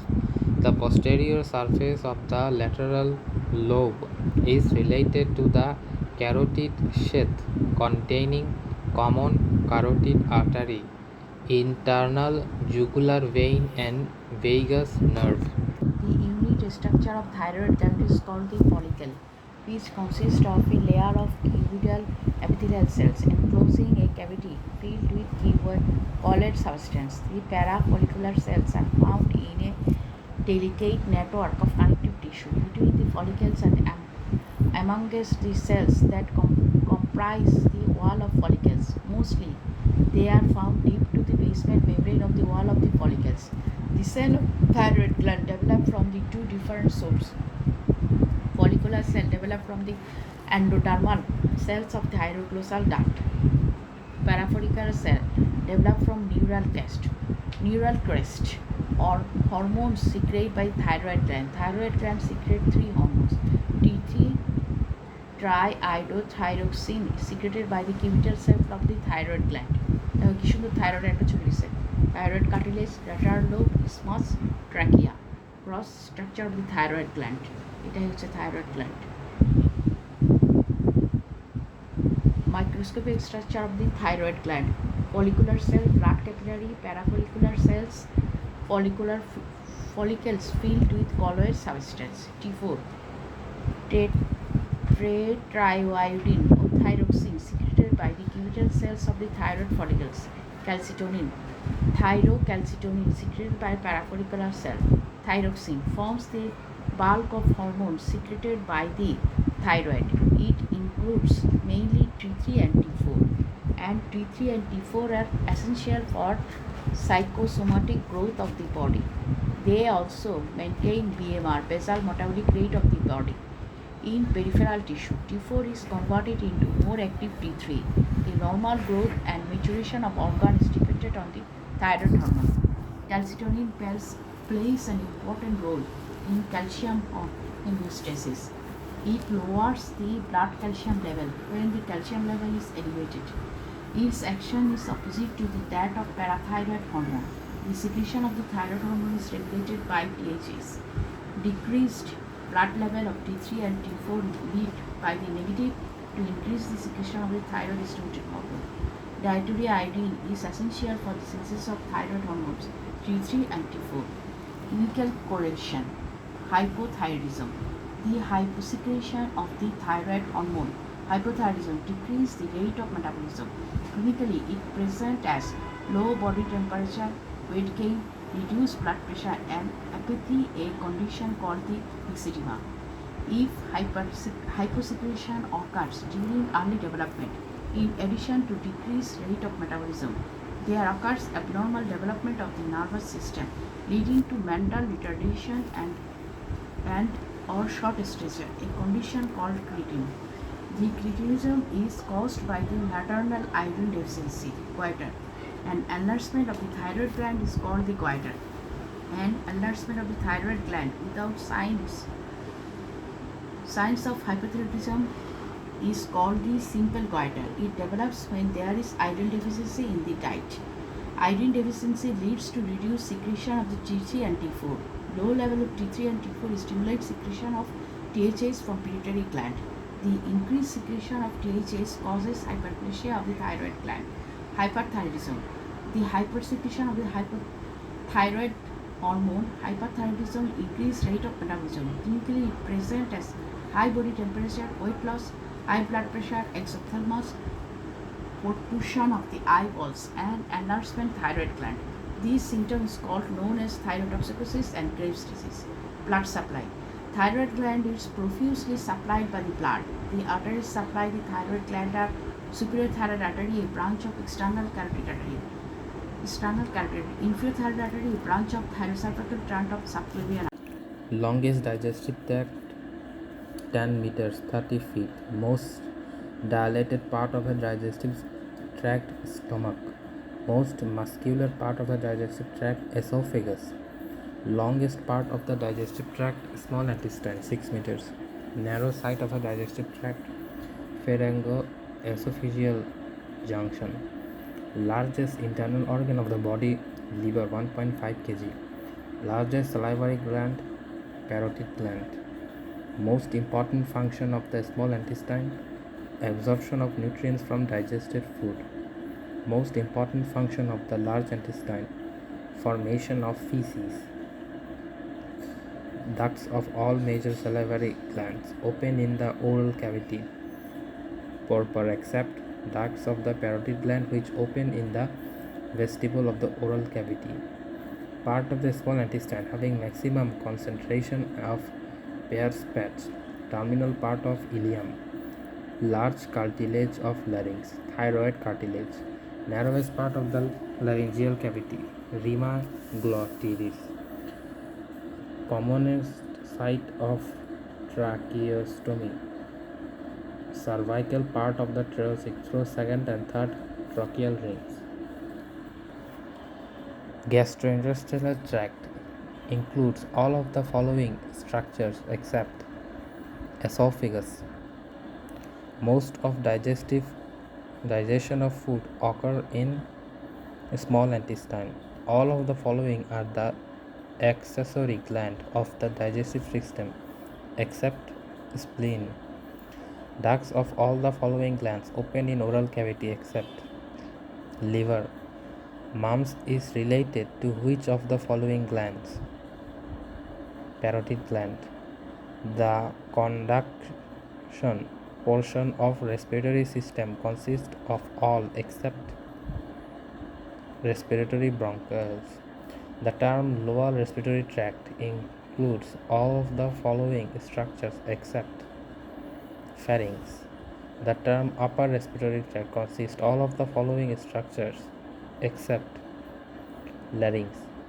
Regarding larynx, all of the following statements are correct except it is kept patent by the rigid walls formed by fibrocartilage. The gaseous exchange takes place in all of the following structures except terminal bronchiole. Chapter 15 Urogenital System. Learning objectives. After studying this chapter, the student should be able to identify the structures formation of the urogenital system, represent the gross structure of kidneys, state the gross features and functions of uterus, explain the structure and the functions of urinary bladder, characterize the structure and functions of urethra in male and females, describe the main organs composing of the male reproductive system, outline the structure and functions of accessory glands and male reproductive system, compare the contrast of male and female reproductive system, elucidate the location, structure and function of ovary, uterus, fallopian tubes and vagina, describe the main structure comprising the female external genitalia, correctly solve the review questions given at the end of the chapter. The urinary and the genital organs develop together to constitute the urogenital system. The male uterus serves as a common outlet. Therefore, urinary and genital systems are discussed together at the same chapter. Urinary system introduction. The urinary system is the most important excretory system of the body. It plays a vital role in maintaining homeostasis of water and electrolyte concentration within the body. Components of the urinary system. The urinary system includes following structures: kidney, paired, uterus, paired, uterine bladder, unpaired, urethra, unpaired. The kidney secrete urine. Uterus convey urine from kidneys to the urinary bladder. The urinary bladder collects the stores urine, and urethra discharges the urine from urinary bladder to the exterior. Enzyme specificity. Definition of enzyme specificity. Enzyme activity is specific for a specific substance and a specific type of reaction. Types of enzyme specificity. Substrate specificity. Act on only one substrate or related substrates. Absolute specificity. Act on only one specific substance. For example, glucokinase act on glucose, urolase act on urea, catalase act on H2O2. Relative specificity act on structural related substance. For example, trypsin act on different proteins, hexokinase act on all hexose. Relation specificity. One substance may undergo different types of reaction, but one enzyme catalyze only one type of reaction. For example, pyruvate can undergo several reactions to produce different products, but each reaction is catalyzed by a separate enzyme only for the reaction. Importance of enzyme specificity.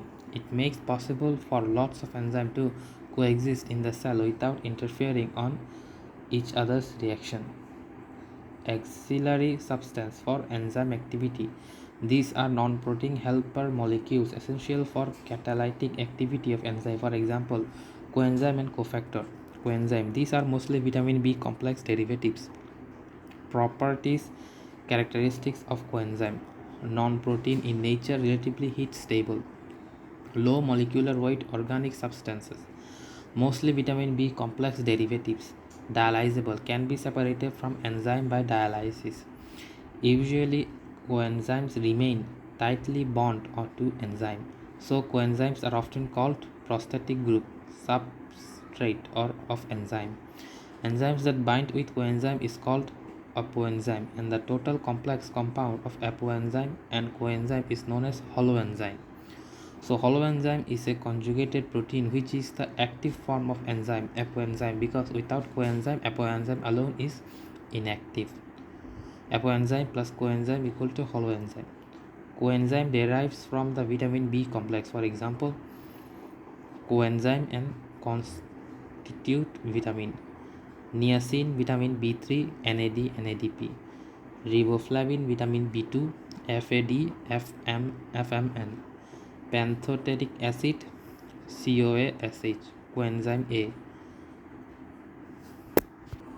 pantothenic enzyme B5 is OASH, coenzyme A, pyroxidine or B6 is pyridoxal phosphate, thiamine is B1, thiamine prophosphate, TBP, folic acid is B9, tetrahydrofolate H4, cobalamin is B12, methylcobalamin and deoxydenosylocalabin. Non-vitamin coenzymes, for example, are coenzyme Q, lipoic acid, bopterin, S-adenosyl methionine, SAM. Cofactors, these are usually trace elements. Cofactors are usually inorganic metallic ions which help in enzyme activity. Most of the cofactors remain loosely bound to enzyme when the enzymes are called metallic activated enzymes. Less frequently, cofactors found to remain tightly bound with enzyme when the enzymes are called metalloenzyme, and cofactors are called prosthetic group. For example, carbopeptidase and zinc. Cofactors: enzyme zinc, manganese, copper, iron, molybdenum, calcium, and chloride. A special site on enzyme molecule: active site and allosteric site. Unit of enzyme activity: IUBM classification of enzyme: oxidoreductase, transferase, hydrolase, lyase, and isomerase, and ligase. Mechanism of enzyme catalysis. Factors affecting enzyme activity. These are temperature, pH, substrate concentration, and enzyme concentration. Inhibition of enzyme activity. Types of enzyme inhibition: reversible inhibition, non-competitive inhibition, reversible inhibition, irreversible inhibition. Application of enzyme inhibition: regulation of enzyme activity in biological system in vivo. Principle of clinical enzymology. Clinical importance of enzymes. Coenzyme, isoenzyme. Substance that alters the rate of the chemical reaction but itself remain unchanged chemically at the end of all the reaction. Positive catalyst enhance the rate of the chemical reaction but negative catalyst retards the rate of the chemical reaction. Enzyme definition: enzyme are biocatalyzed product by living cells to catalyze the biochemical reactions.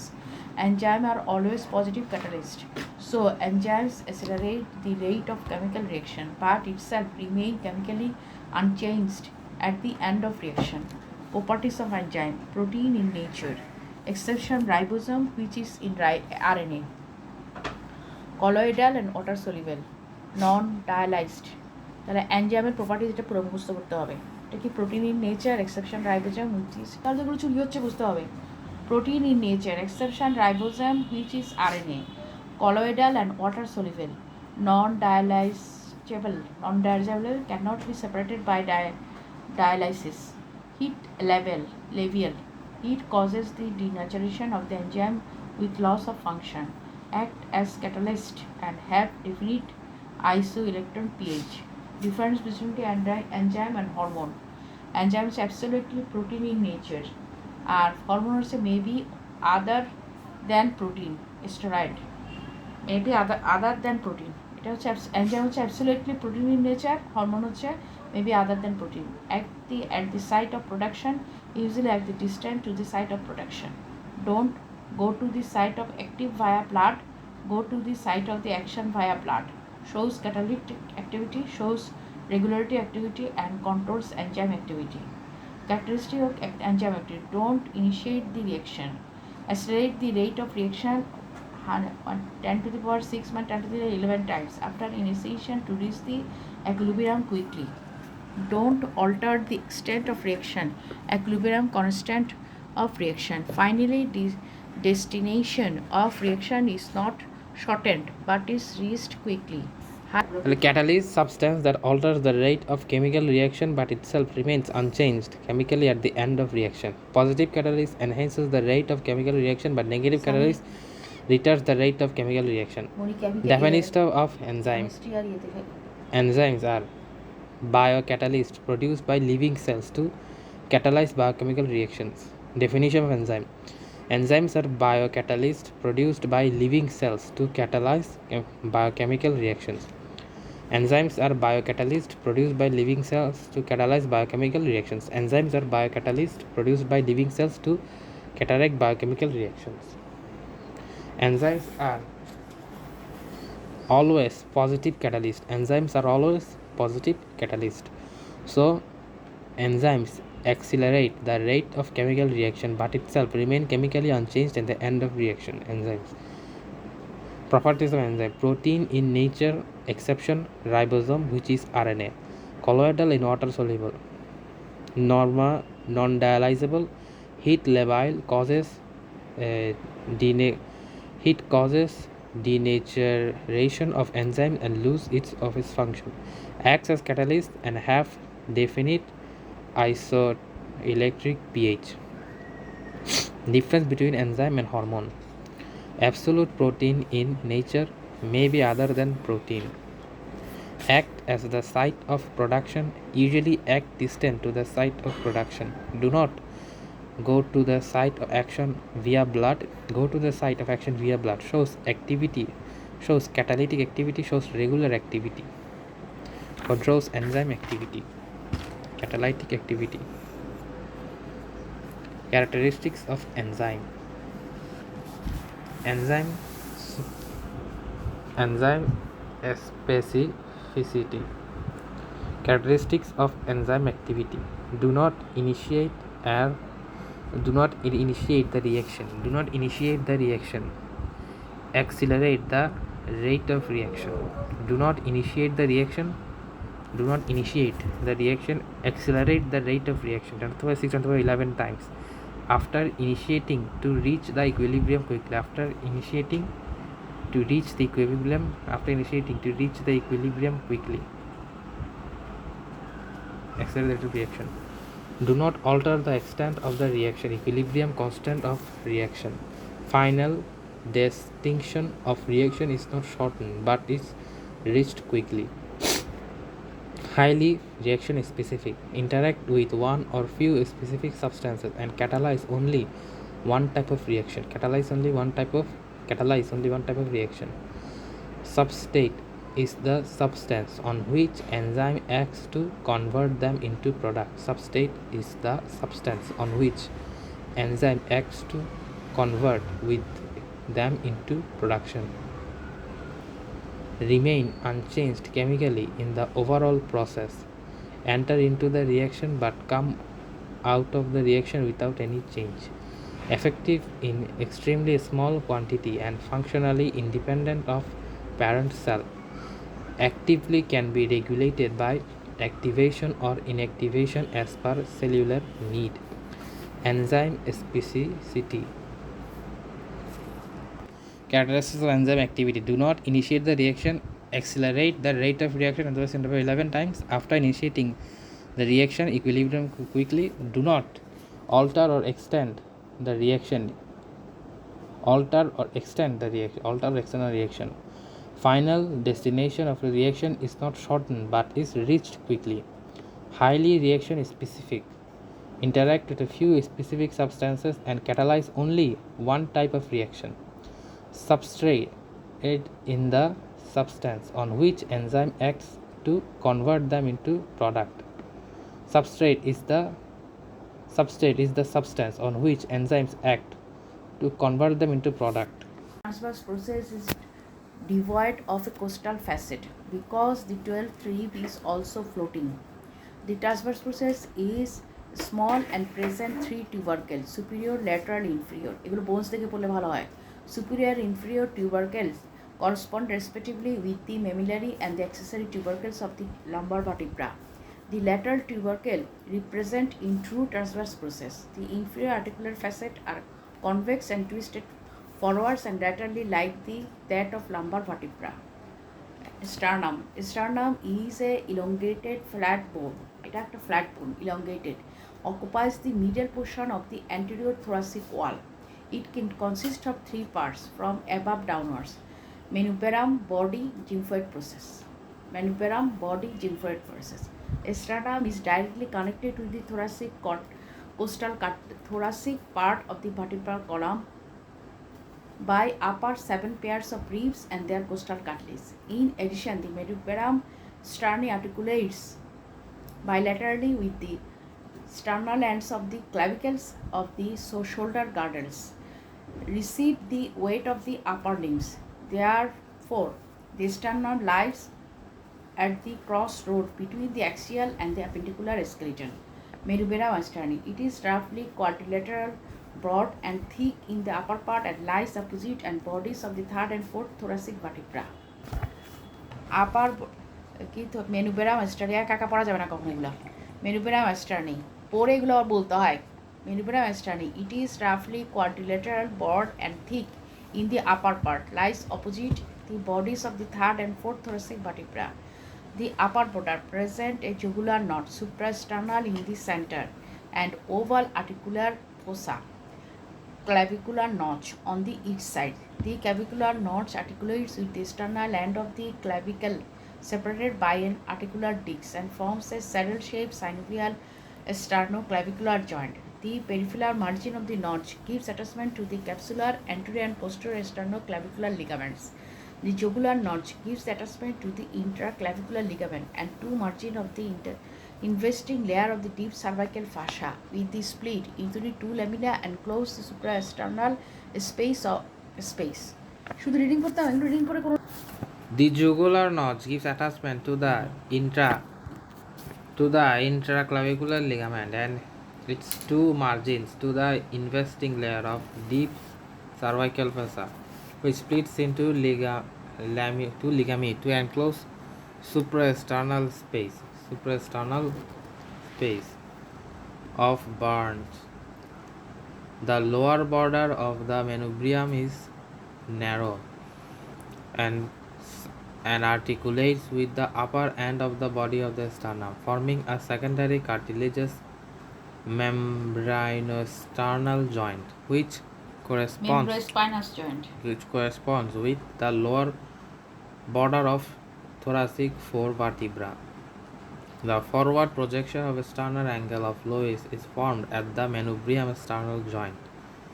Because the manubrium and the sternum body lie in slightly different planes, the sternal angle for an important body landmark and helps counting the ribs because the second costal cartilage articulates at this level. The lateral border presents a depression in the upper part to articulate with the first costal cartilage, forming a primary cartilaginous joint. Lateral border presents a depression in the upper part of the articulate with the first costal cartilage, forming a primary cartilaginous joint, which is represented by bone, usually after 25 years. The lower part of the lateral border presents a demi-costal facet close to the sternal angle, which is replaced by bone, usually after 25 years. The lower part of the lateral body presents a demi-costal facet close to the sternal angle, which along with the similar facet at the upper end of the sternal body receives the second costal cartilage to form a chondrosternal joint.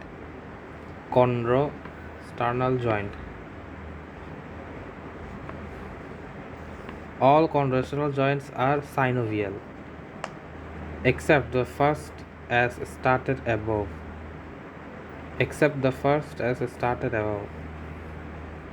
Synovial.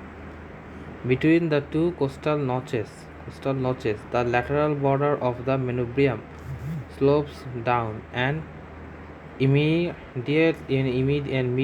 to form the anterior end of the first intercostal space and gives attachment to the anterior intercostal membrane and the intercostal internus muscle. The anterior surface of the manubrium slopes downward and forward, is convex from side to side and slightly concave from above to down. Convex from side to side. And slightly concave from downward. Convex from side to side and slightly concave from up to down.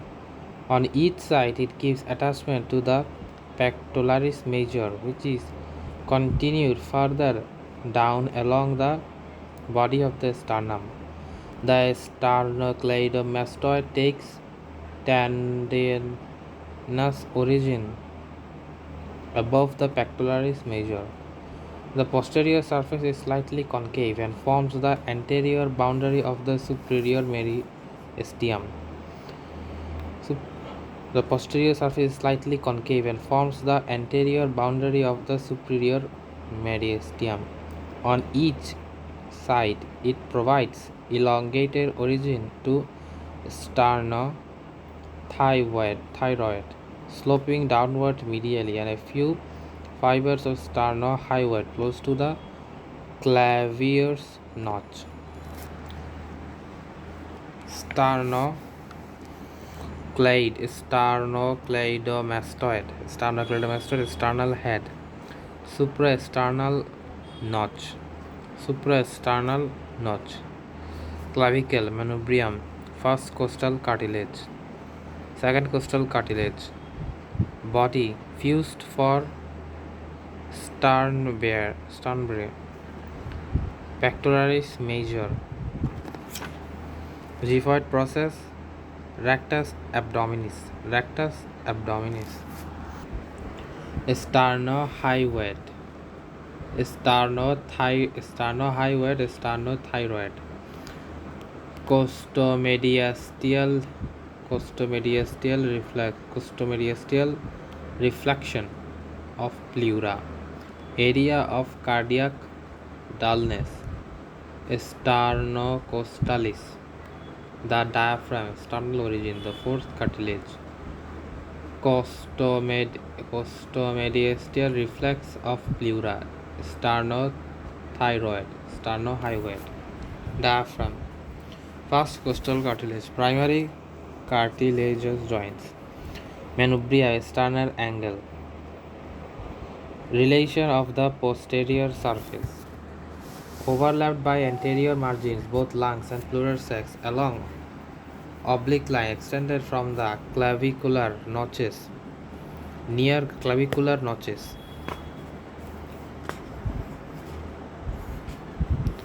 near the middle of the sternal angle. Lower half is related to the arch of the aorta. Upper half is correspond obliquely by the left brachiocephalic vein. Lower half is related to the arch of the aorta, and upper half is crossed obliquely by the left brachiocephalic vein. Obliquely by the left brachiocephalic vein. Brachiocephalic vein. And beneath the latter related to the brachiocephalic trunk, left common carotid and left subclavian arteries. Ever body mesosternum. It is long, narrow, and thinner than the manubrium, formed by the fusion of the four sternal segments. The sternartery and lies opposite to the bodies of the 5th and 5th to 8th thoracic vertebra. The weight of the body varies due to the sculpting on its lateral borders by the costal notches. It is broadest at the lateral end of the 5th costal cartilages and then gradually tapers below. The length of the body is roughly twice and the length of the manubrium. Sometimes a sternal foramen is found between the 3rd and 4th. The body is roughly twice the length of the manubrium. Sometimes a sternal foramen is found between the 3rd and 4th sterni due to the deficit in ossification and does not bear any clinical significance. The body present upper and lower ends and 2 lateral borders, anterior and posterior surface. The upper end is oval and হয় না 2 lateral borders, anterior and posterior surface. The upper end is oval and articulates with the manubrium at the sternal angle. The upper end is oval. Oval. The lower end meets the gynophid process at the xyphosternal joint, which corresponds with the intervertebral disc between thoracic 8 and thoracic 9 with the lower end. The lower border of thoracic 4 and vertebrae. Upper end. The upper end is in thoracic 4, but the lower end goes as down as thoracic 8 to thoracic 9. Each lateral border presents 4 costal notches. Lateral border. Costal notches to articulate the 3rd to 6th costal cartilages. 3rd to 6th costal cartilages. Close to the upper and the lower ends, demi-costal notches affect the lateral border for the 2nd and the 7th costal cartilages. So they are demi-costal notches.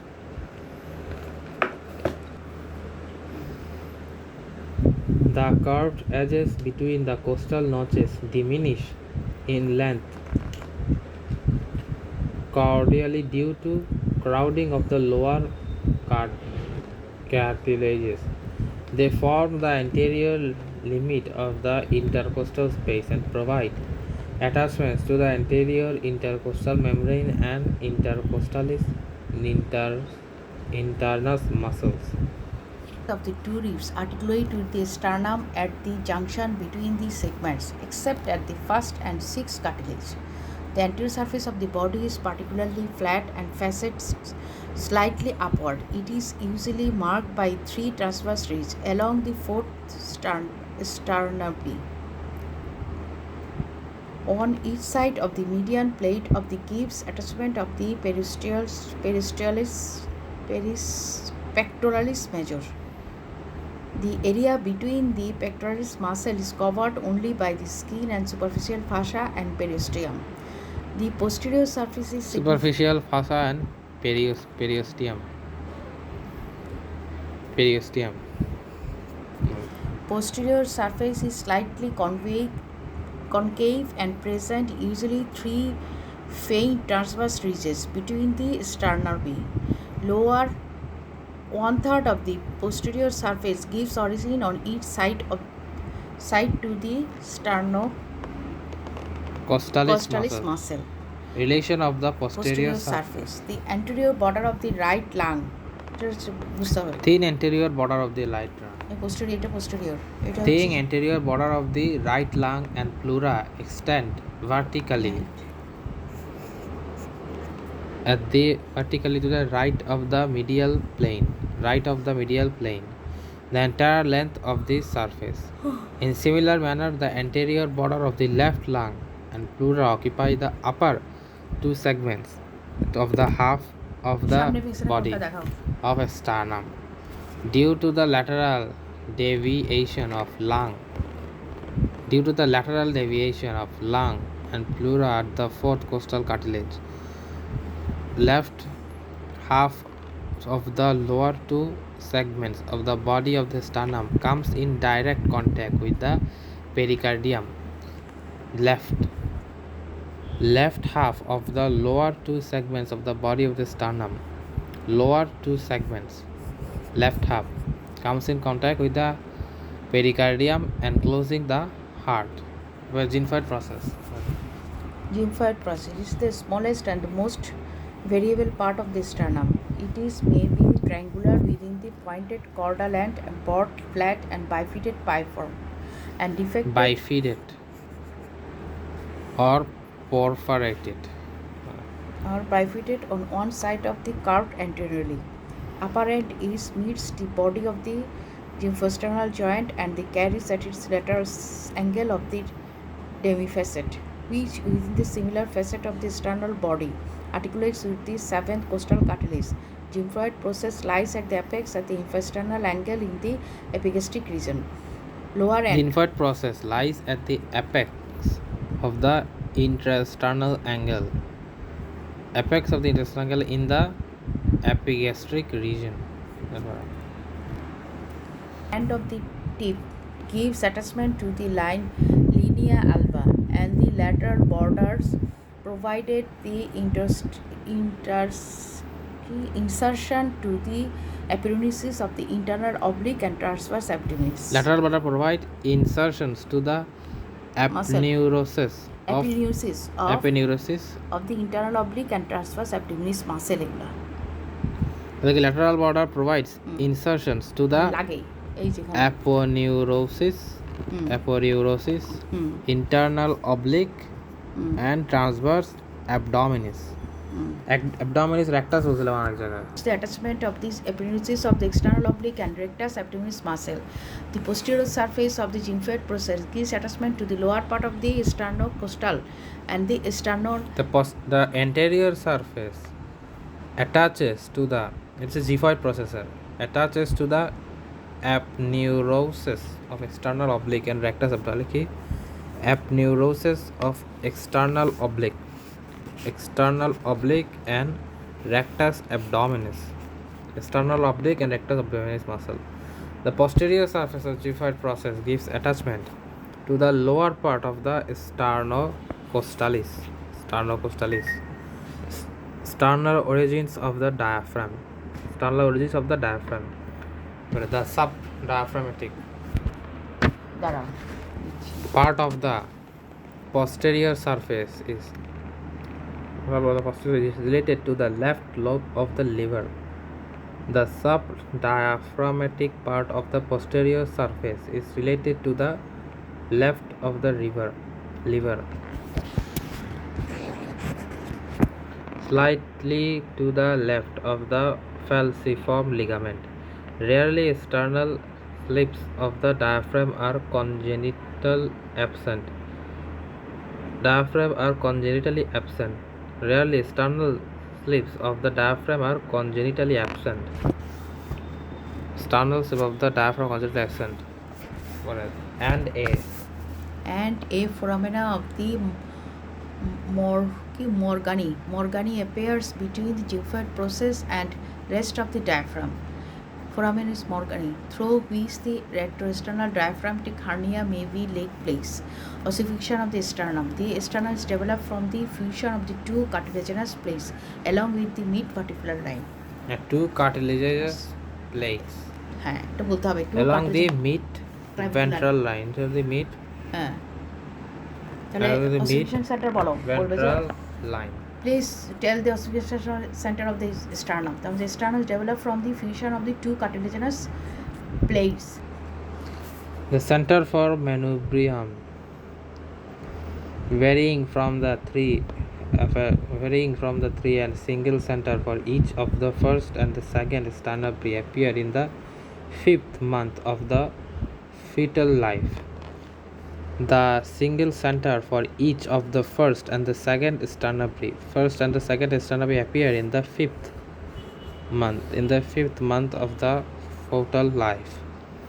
The ossification centers for the 3rd and the 4th sternum usually paired with the appearance in the fifth and the sixth. এখানে তো station The ossification center for third and the fourth sternum are usually paired with and appear in the fifth and the sixth fetal months respectively. The fusion of the sternum starts at about puberty and is completed by about the 25th year. The xiphoid process begins to ossify in the third year and fuses with the body about 40th year. The bony fusion of the manubrosternal joint may take place in about 60 years and after. Congenital defects, sternal foramen, extreme cases of non-fusion between the two cartilaginous sternal plates result in ectopic carditis, in which heart is exposed to the exterior. Sternal plates result in ectopic carditis. Clinical importance of the sternum. Sternal puncture is occasionally made by inserting a large bored needle through the cortex of sternum for aspiration and laboratory examination in the red bone marrow.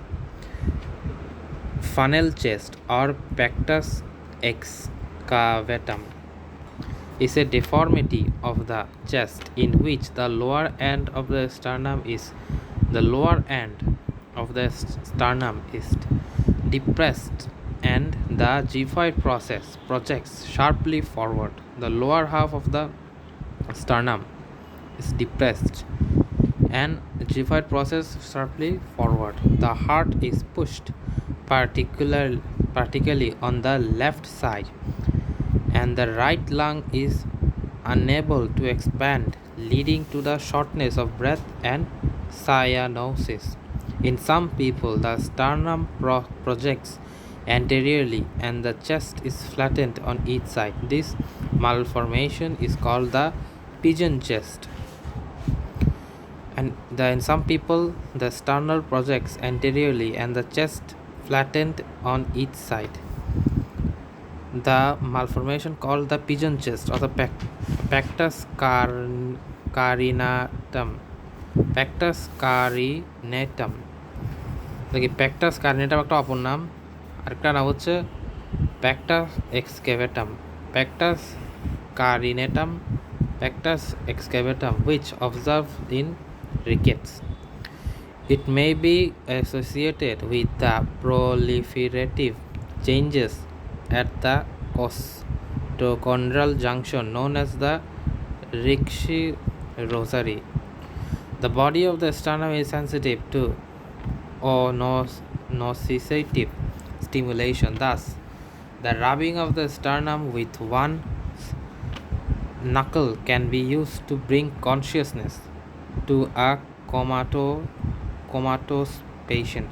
The body of the is sensitive to nociceptive stimulation.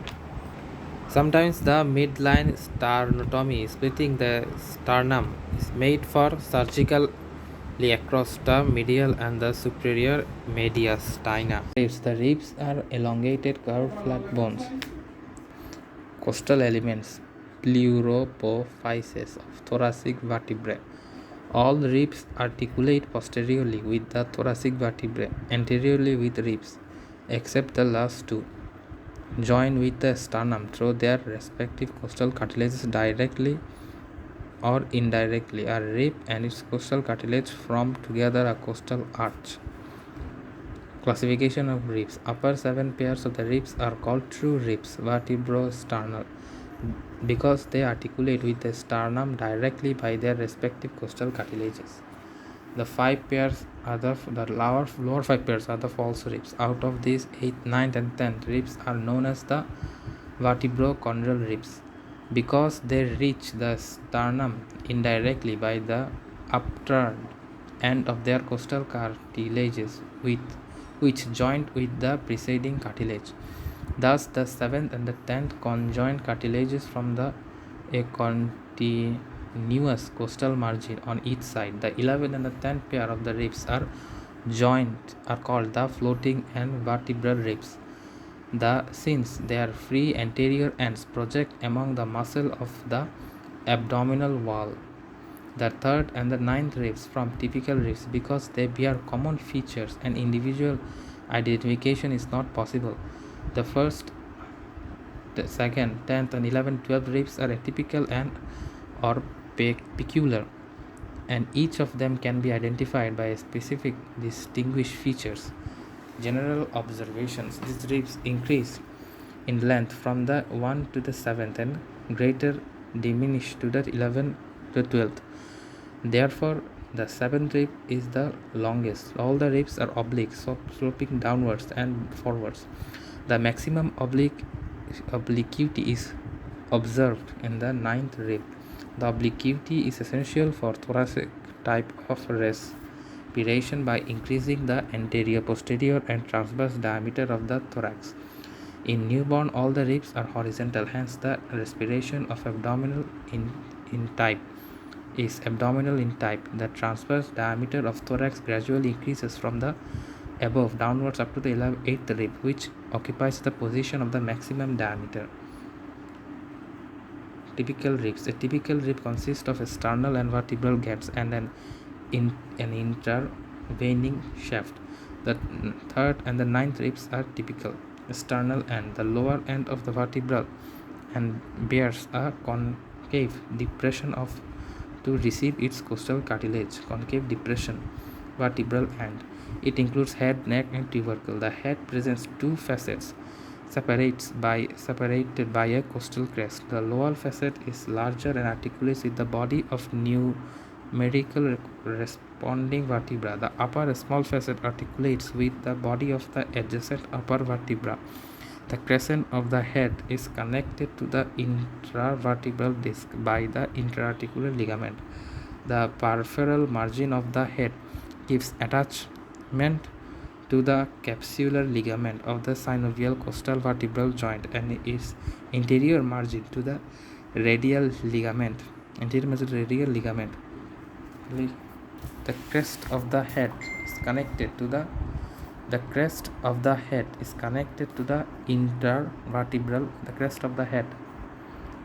to the intervertebral disc and interarticular ligament. The peripheral margin of the head gives attachment to the capsular ligament, the intraarticular ligament, the disc, and the interarticular ligament. The crest of the head and the margin gives attachment to the capsular ligament, synovial costovertebral joint and its interior margin to the radiant ligament. An interior margin costovertebral joint and its interior margin to the radiate ligament. In the lower rib, the anterior surface of the head is related to the sympathetic trunk. The head of a typical rib articulates with two vertebrae, its own, the upper, and because the vertebra ends with the rib undergoes cephalic margin in other to restore the oblique of the border of the rib, which begins at the 3rd year and completes at the 6th year. The neck of the rib is flat, extends posterolaterally from the head to tubercle and lies in front of the transverse process, the corresponding vertebra. The anterior surface of the trunk is divided by faint transverse ridges, upper and small ridges. The ridge gives attachment to the posterior intercostal membrane. The upper space and its continues literally with the interior lip of the upper border of the shaft. The upper area is separated from the interior membrane by fibrofatty tissue.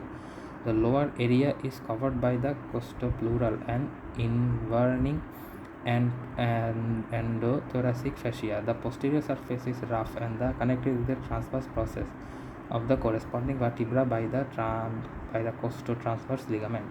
The upper border of the neck forms a raised crest colli and gives attachment to the superior costotransverse ligament.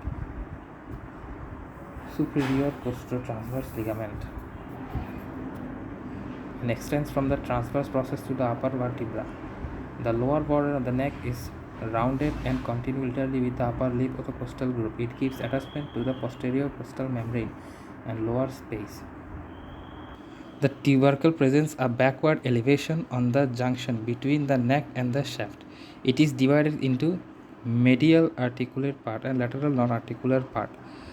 The articular part presents an oval facet that joins with the costal facet on the transverse process of corresponding vertebra and forms synovial costo-transverse joint. The non-articulate part is connected with the tip of the transverse process and the same vertebral by lateral costo-transverse ligament. Lateral costo-transverse ligament. Lateral costo-transverse ligament. The upper 6 ribs, the articular facet, are convex, directed backwards and medially, and the facets on the transverse process are reciprocal curved.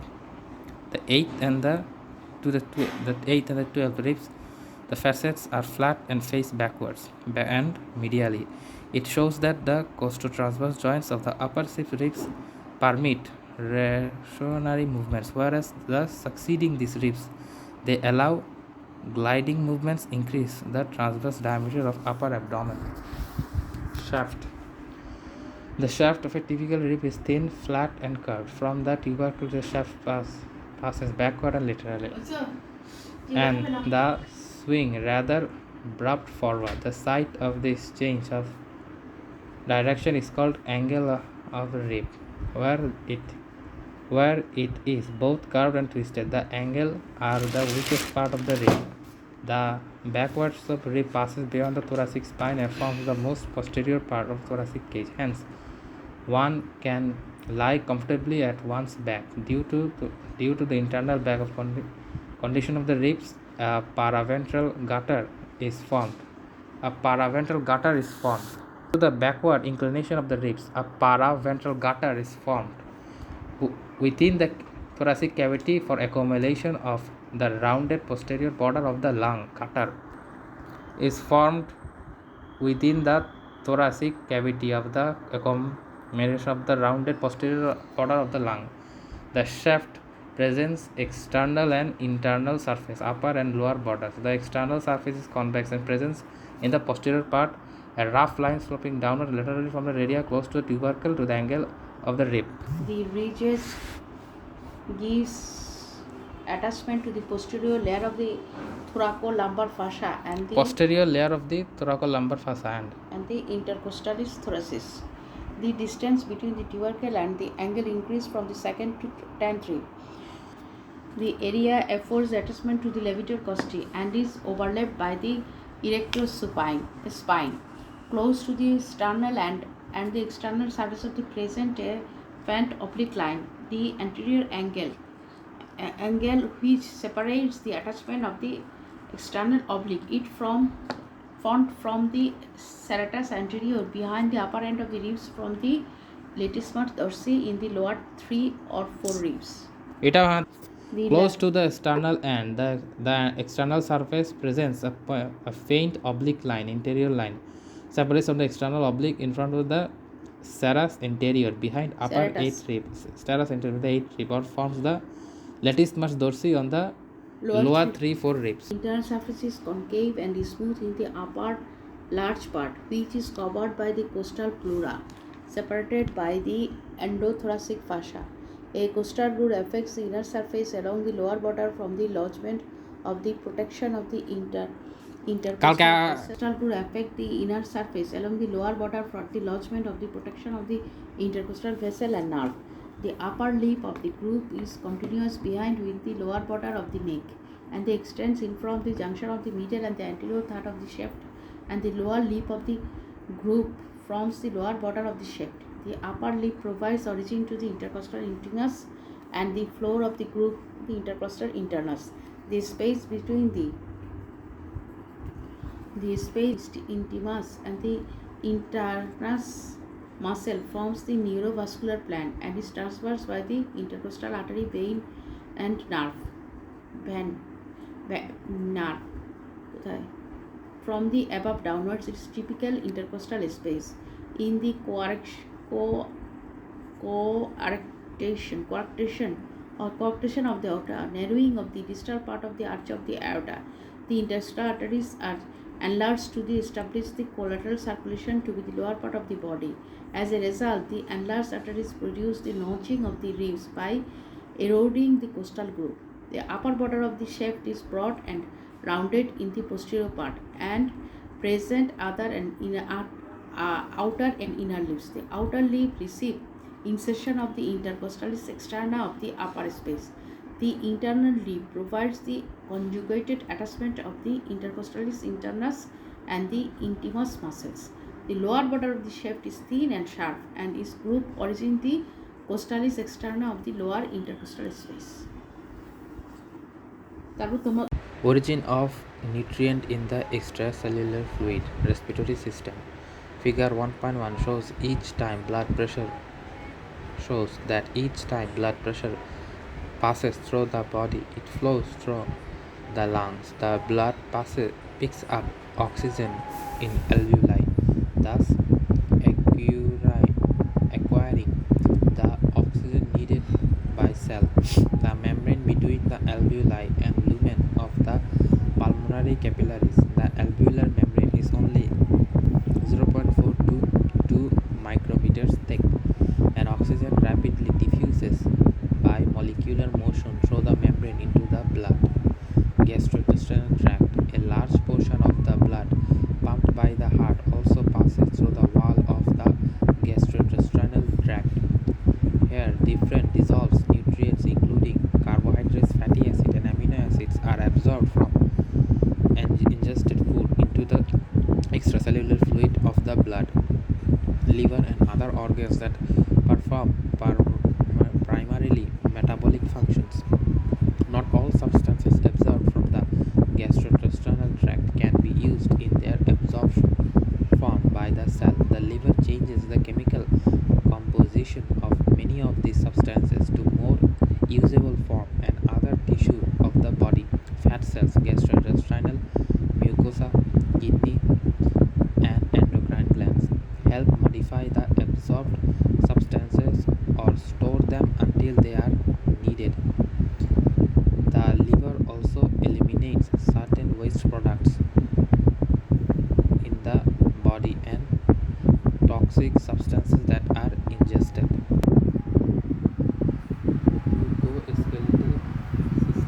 Musculoskeletal system. How does the musculoskeletal system contribute to the homeostasis? The answer is obvious and simple.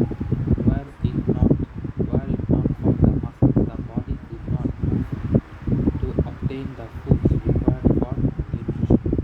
The musculoskeletal system also provides motility for protection against adverse surroundings, without which the entire body along with its homeostatic mechanisms would be destroyed. Removal of metabolic end products. Removal of carbon dioxide by lungs.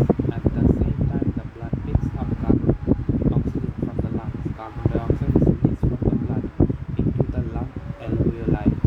The respiratory movement of air into the out of the lung into and out of the lungs carries carbon dioxide to the atmosphere. Carbon dioxide is the most abundant of all the metabolic products. Kidneys. Passage of blood through the kidneys removes most of the other substances from the plasma, besides carbon dioxide, that are not needed by cells. These substances include different end products of cellular metabolism, such as urea, uric acid. They also include excess of ions and water from the food that accumulate in the extracellular fluid.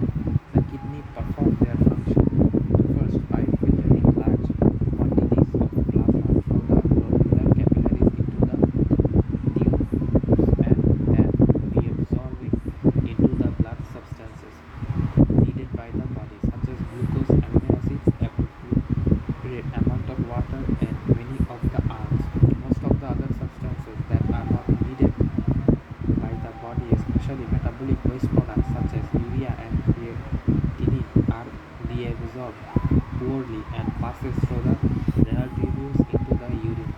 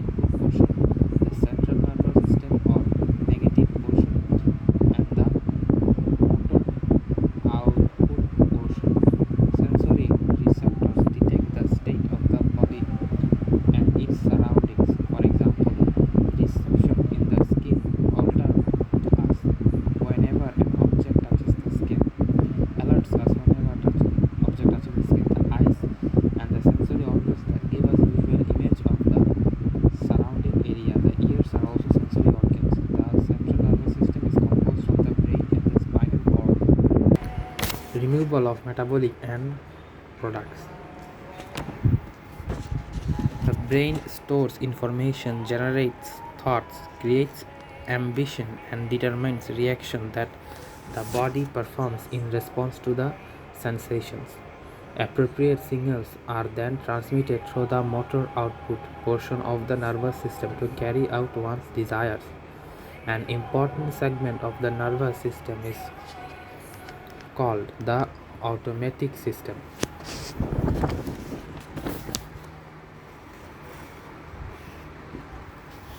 It operates at a subconscious level and controls many functions of the internal organs, including the level of pumping activity of the heart, movement of the gastrointestinal tract, secretion by many of the body's glands,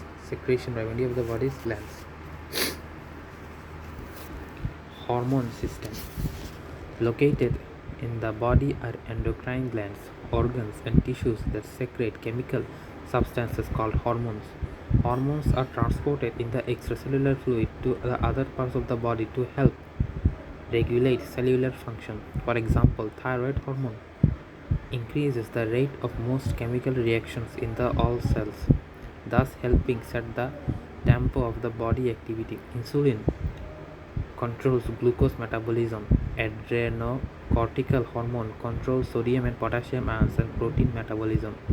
And parathyroid hormone controls bone chemical, calcium and phosphate.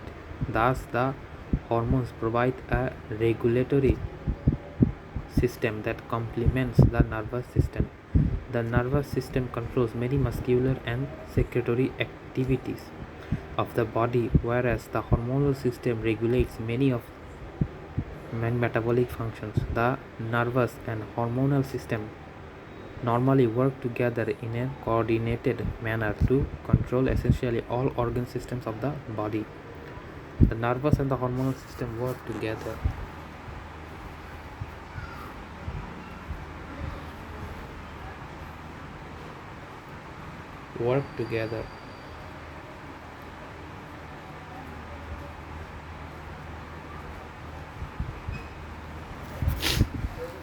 Protection of the body. Immune system. The immune system includes white blood cells, tissue cells derived from white blood cells, the thymus, lymph nodes, and lymph vessels that protect the body from pathogens such as bacteria, virus, parasites, and fungi. The immune system provides a mechanism for the blood to carry out the following: 1. Distinguish its own cell from harmful foreign cells and substances, and destroy the invader by phagocytosis or by producing sensitized lymphocytes or specialized proteins, for example antibodies, that destroy or neutralize the invader. Integumentary system. The skin and its various appendages, including the hair, nails, glands, and other structures, cover, cushion, and protect the deeper tissue and organ of the body, and generally provide a boundary between the body's internal environment and the outer side of the world. The integumentary system is also important for temperature regulation and excretion of waste, and it provides a sensory interface between the body and the external environment. The skin generally comprises about 12 to 15% of the body's weight. Integumentary system. The skin and its various appendages. Integumentary. The skin. Reproduction. Although reproduction is sometimes not considered a homeostatic function, it helps maintain homeostasis by generating new beings to take the place of those that are dying.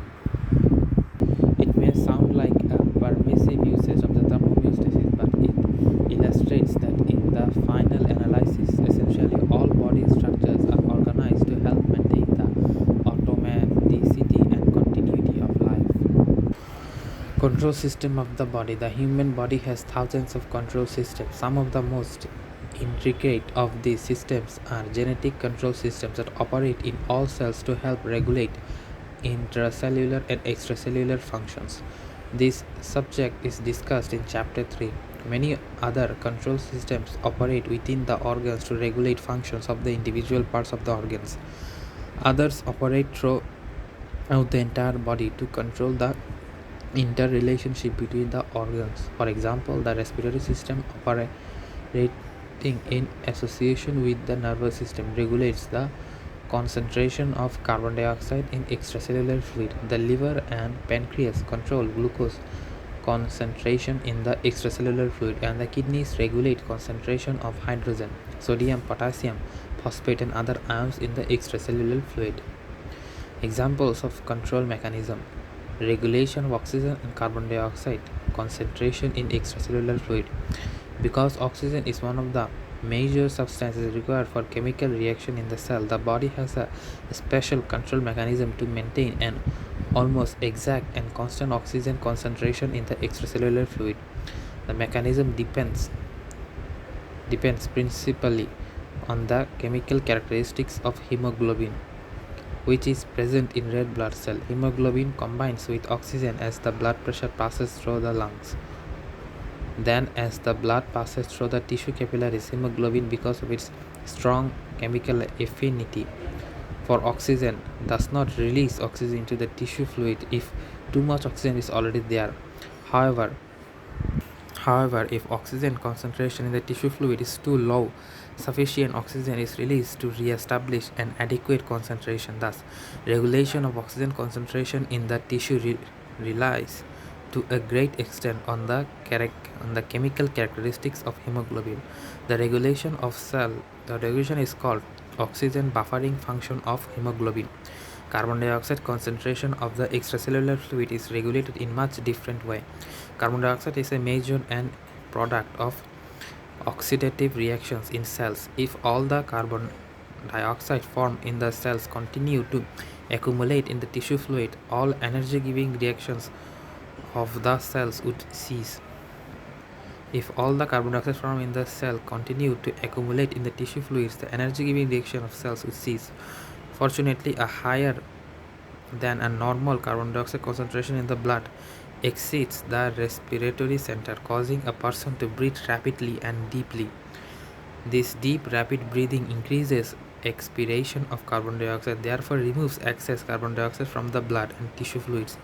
This process continues until the concentration results to normal.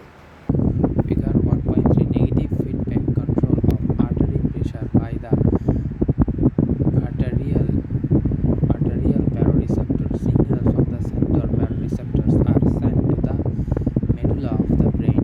There they are compared with a reference set point. When arterial pressure increases above normal, this abnormal pressure increases nerve impulses from the baroreceptors to the medulla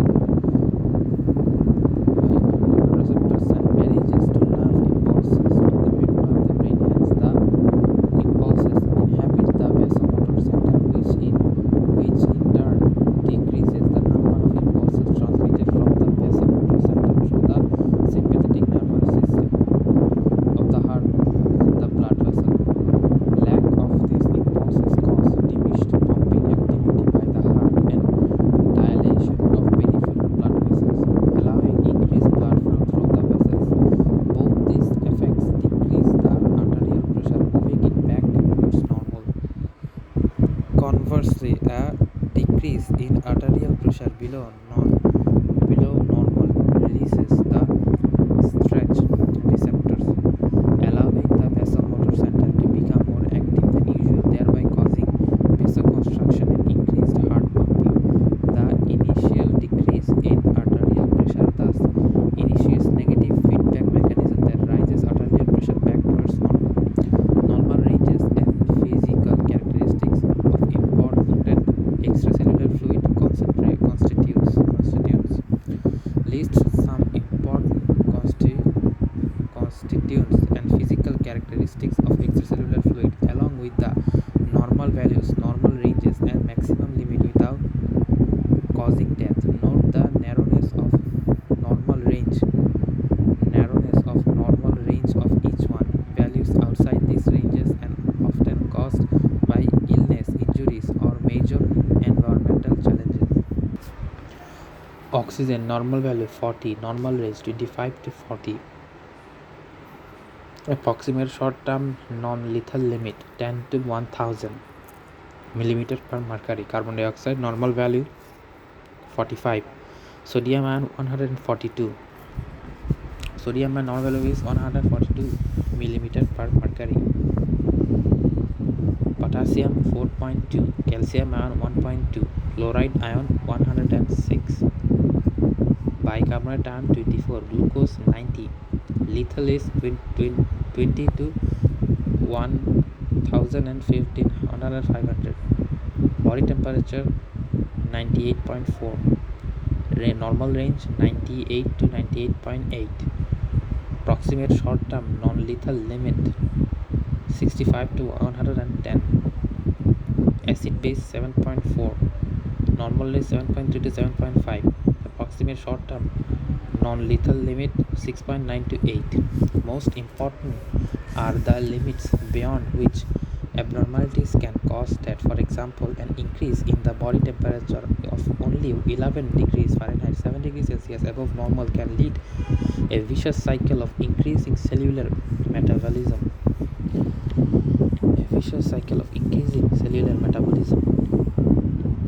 That destroys the cells. Note also the narrow range for acid-base balance in the body with a normal pH value of 7.4 and lethal value is only about 0.5 on either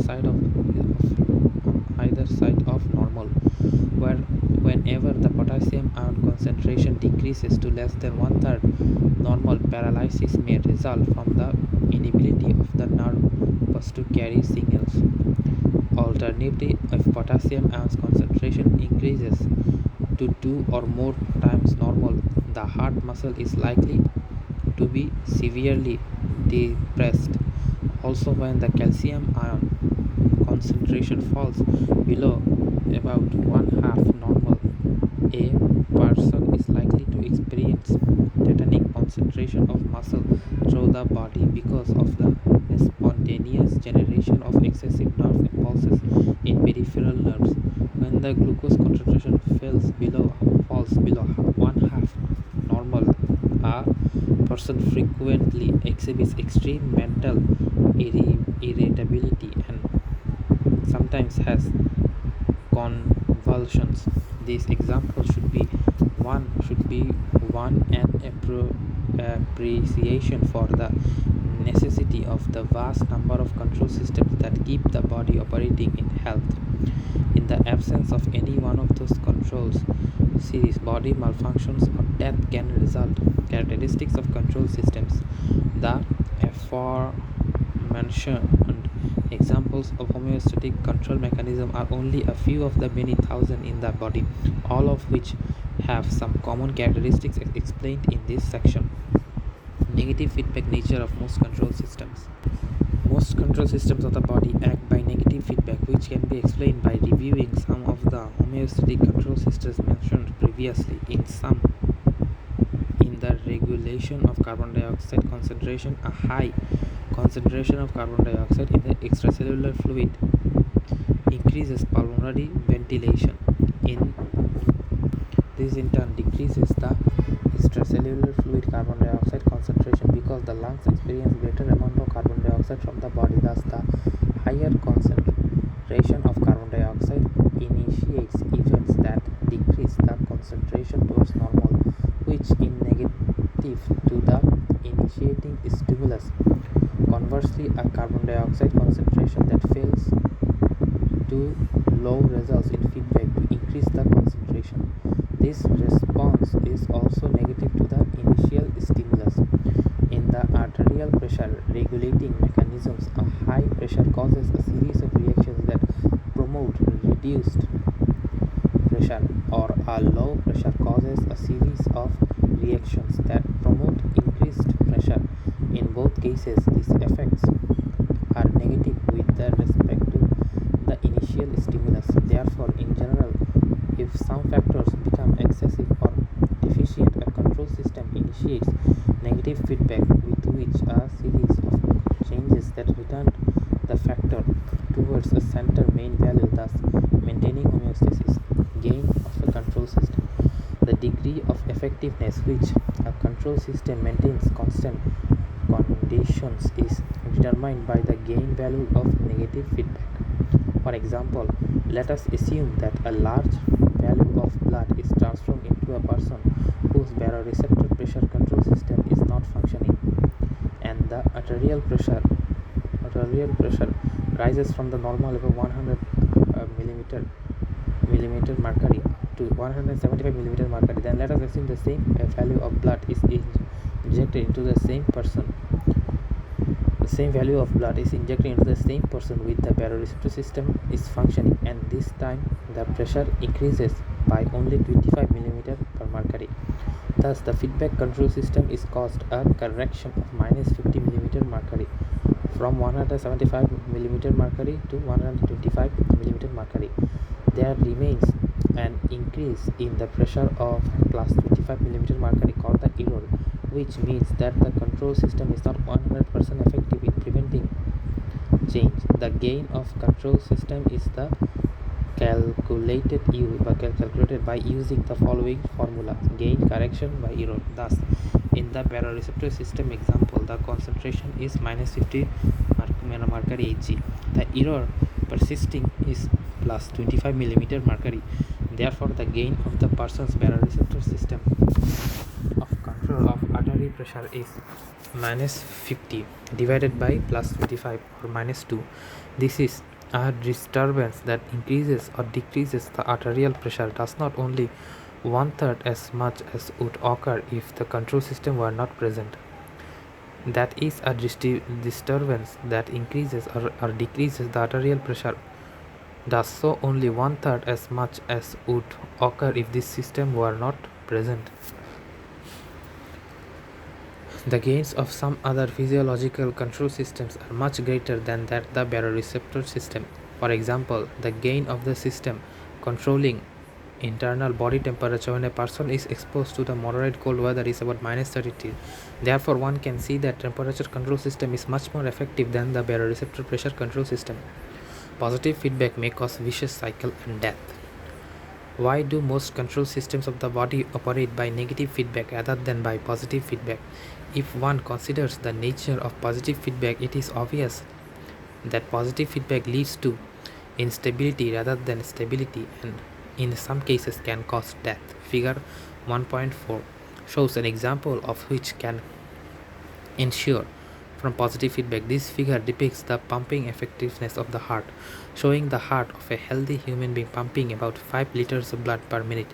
If the person suddenly bleeds a total of 2 liters, the amount of blood in the body is decreased to such a low level that not enough blood is available for the heart to pump effectively. As a result, the arterial pressure fails and the flow of blood of the heart muscles through the coronary vessels diminish. The scenario results in the weakening of the heart failure, diminished pumping, and a further decrease of coronary blood flow, and still more weakness of the heart. The cycle repeats itself again and again until death occurs. Note that each cycle in the feedback results in further weakening of the heart. In other words, the initiating stimulus causes more of the same, which positive feedback weakens the heart. The cycle repeats itself again until death occurs, until more weakness of the heart. Positive feedback is sometimes known as a vicious cycle, but a mid degree of positive feedback can be overcome by negative feedback control mechanisms of the body, and the vicious cycle then fails to develop. For example, if the person in the aforementioned example bleeds only 1 liter instead of 2 liters, the normal negative feedback mechanisms for controlling cardiac output and arterial pressure can counterbalance the positive feedback, and the person can recover, as shown by the dashed curve figure 1.4. Positive feedback can sometimes be useful. The body sometimes uses positive feedback to its advantage. Blood clotting is an example of a valuable use of positive feedback. When a blood vessel is ruptured and a clot begins to form, multiple enzymes called clotting factors are activated, which the clot within the clot. Some of these enzymes act on their inactivated enzyme of the immediately ejected blood, thus causing more blood clotting. This process continues until the hole in the vessel is plugged and the bleeding is no longer occurs. In occasions, the mechanism can get out of hand and cause a formation of unwanted clots.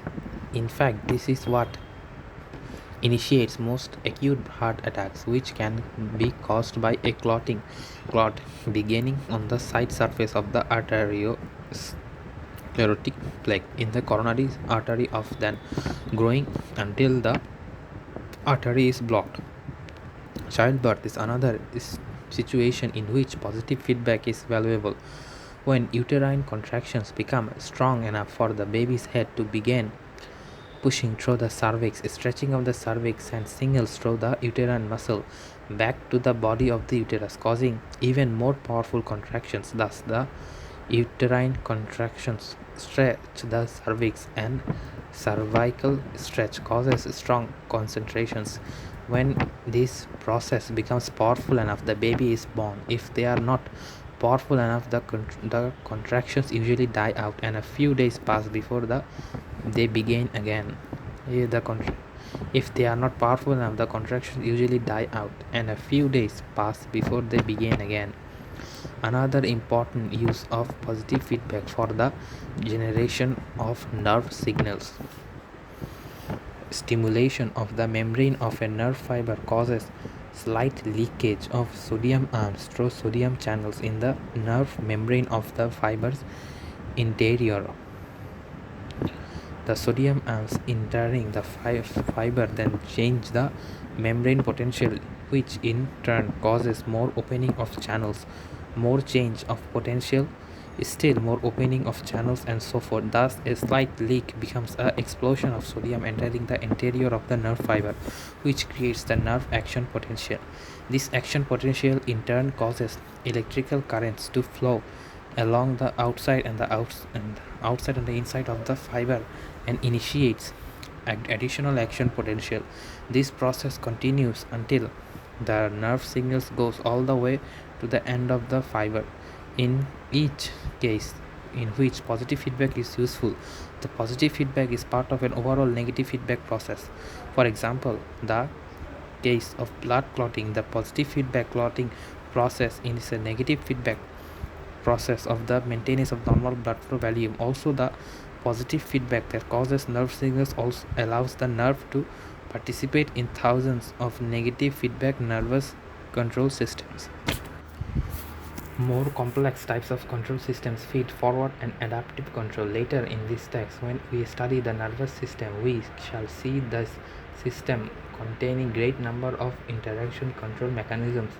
Some are simple feedback systems similar to those already discussed. Many are not. For example, some movements of the body occur so rapidly that there is not enough time for nervous signals to travel from the peripheral parts of the body all the way to the brain and then back to the peripheral region to control the movement. Therefore, the brain uses a mechanism called feed-forward control to cause required muscle contractions. Sensory nerve signals from the nerve moving parts appears at the body, and whenever the movement is performed correctly. If not, the brain corrects the feed-forward control that is sent to the muscles, and the next time the movement is required, then if still further correction is necessary, this process will be performed once again for subsequent movements.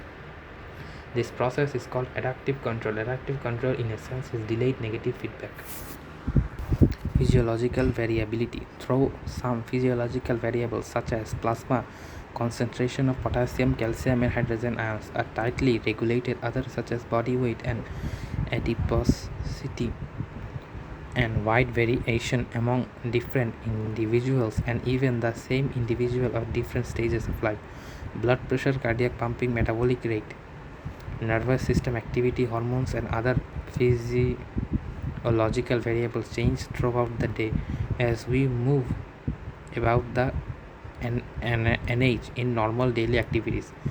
Therefore, when we discuss normal values, it is with the understanding that many of the body's control systems are constantly reacting to perturbations and that variability may exist among different individuals depending on body weight, height, diet, age, sex, environment, genetics, and other factors.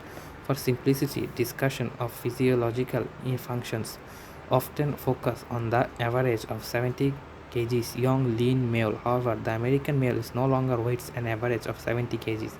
He now weighs over 88 kilograms, and the average American female weighs about 76 kilograms, more than the average man in the 1960s.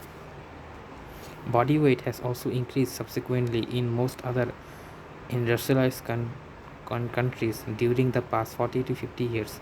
Except for reproductive and hormonal functions, many other physiological functions and normal values are often discussed in terms of male physiology. However, there are clearly differences in male and female physiology beyond the obvious differences that relate to reproduction. These differences can have important consequences for understanding normal physiology as well as treatment of disease.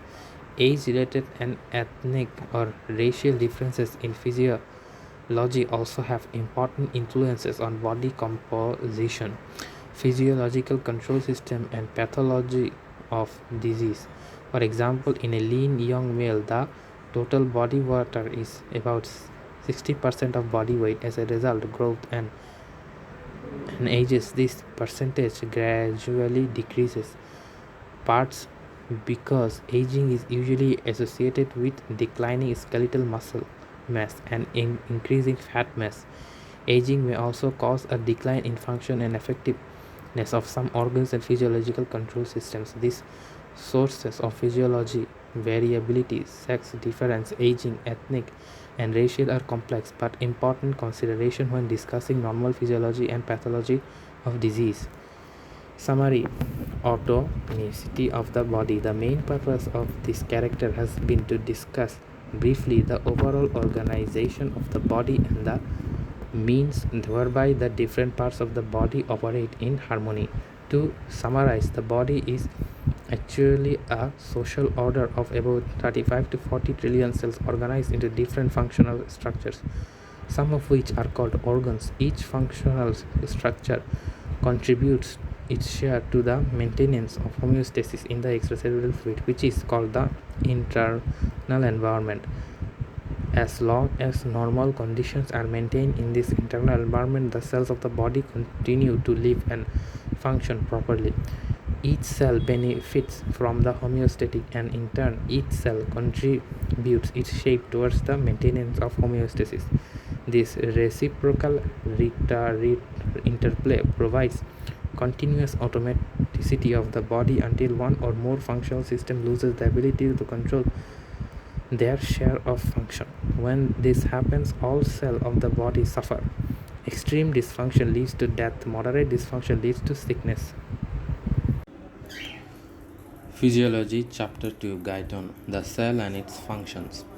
Each of the trillions of cells in a human being is living structure that can survive for months or years, provided its surrounding fluid containing appropriate nutrients. Cells are the building blocks of the body, providing structure for the body's tissue and organs, ingesting nutrients and converting them to energy, and performing specialized functions. Are also contain cells also contain the body's heredity code, which controls the substance synthesized by the cells and permit them to make copies of themselves. Organization of the cell. A schematic drawing of a typical cell as seen by the light microscope is shown on figure 2.1. Its two major parts are the nucleus and the cytoplasm. The nucleus is separated from the cytoplasm by a nuclear membrane, and the cytoplasm is separated from the surrounding fluid by a cell membrane, also called the plasma membrane. Cell membrane, also called the plasma membrane.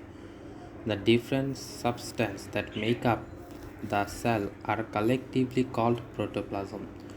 Protoplasm is composed mainly of five basic substances: water, electrolytes, proteins, lipids, and carbohydrates. Water. Most cells except for the fat cells are comprised mainly of water in concentration of 70 to 80%. Many cellular channels are dissolved in the water. Others are suspended in water as solid particles. Chemical reactions take place among the dissolved channels or at the surface of the suspended particles or membranes. Ions. Important ions in the cell may include potassium, magnesium, phosphate, sulfate, bicarbonate, and smaller quantities of sodium chloride and calcium. These ions are all discussed in chapter 4, which considers the interrelations between the intracellular and extracellular fluids. Proteins. After water, the most abundant substance in most cells are proteins, which normally consist of 10 to 20% of the cell mass. These proteins can be divided into two types: structural protein and functional proteins. Structural proteins are present in the cell mainly in the form of long filaments that are polymers of many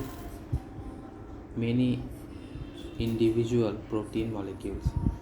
A prominent use of such intracellular filaments is to form microtubules, which provide the cytoskeleton of cellular organelles such as cilia, nerve axon, and mitotic spindles of cell undergoing mitosis, and a tangled mass of thin filamentous tube that hold the part of the cytoplasm and nucleoplasm together in their respective compartments.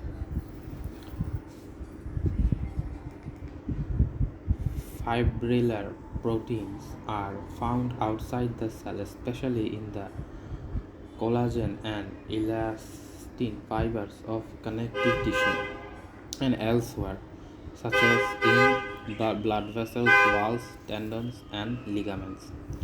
The functional proteins are usually composed of combinations of a few molecules in tubular globular form.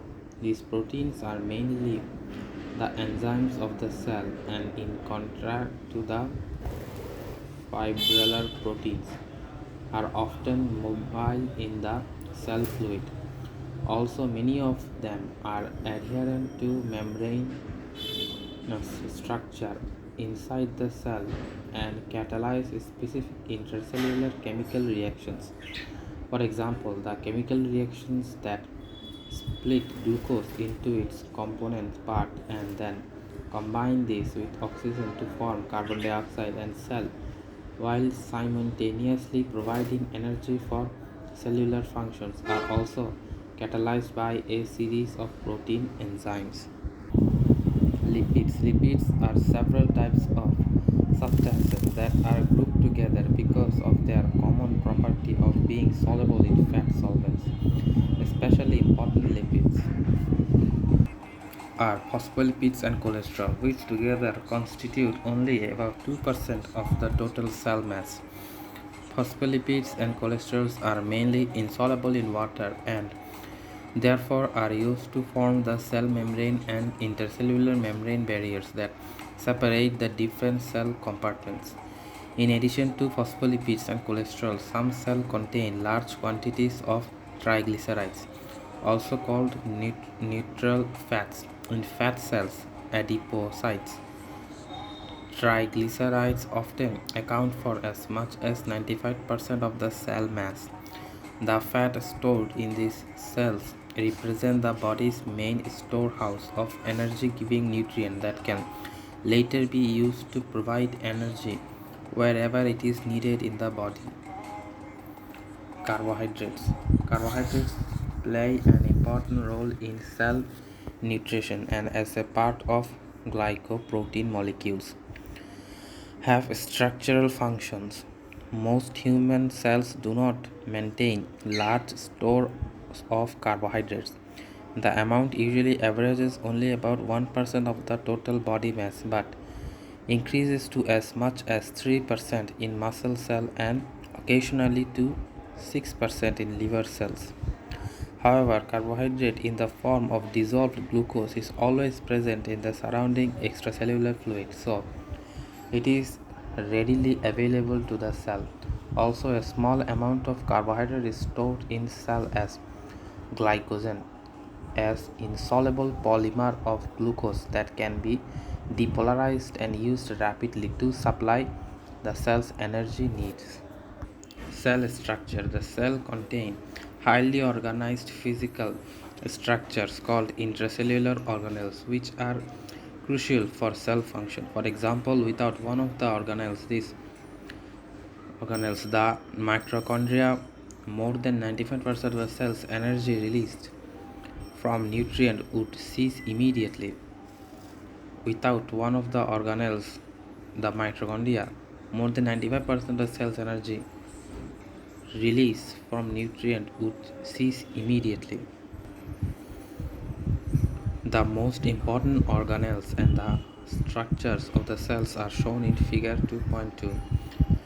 Membranous structure of the cell. Most organelles of the cell are covered by membranes composed primarily of lipid and proteins. These membranes include the cell membrane, nuclear membrane, membrane of the endoplasmic reticulum, and the membrane of mitochondria, lysosome, and Golgi apparatus.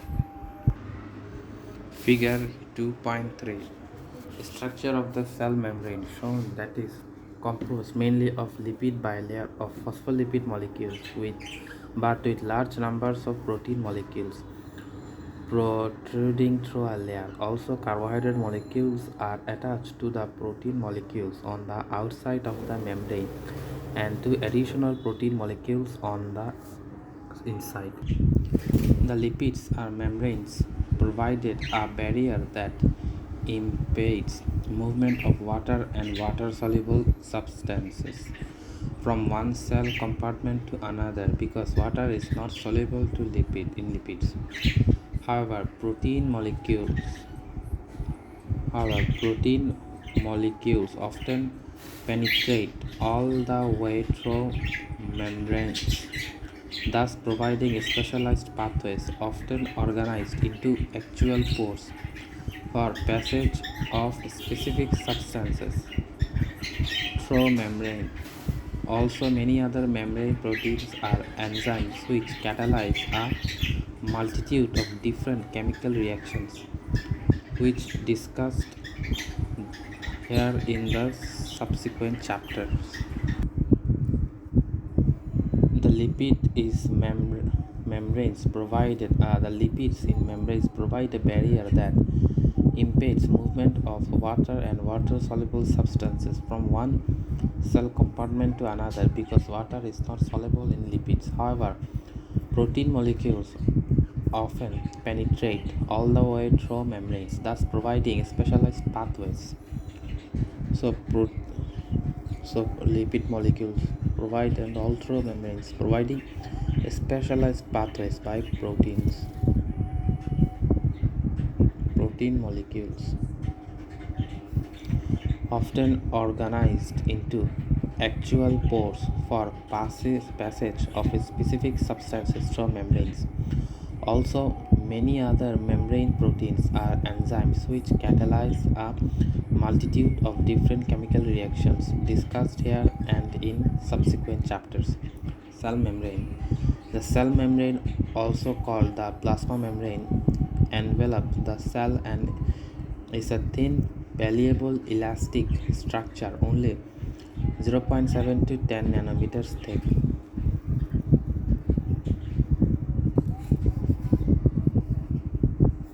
It is composed almost entirely of protein and lipids. The approximate composition is 55% proteins and 25% phospholipids, 13% cholesterol and 4% other lipids, and 3% carbohydrates.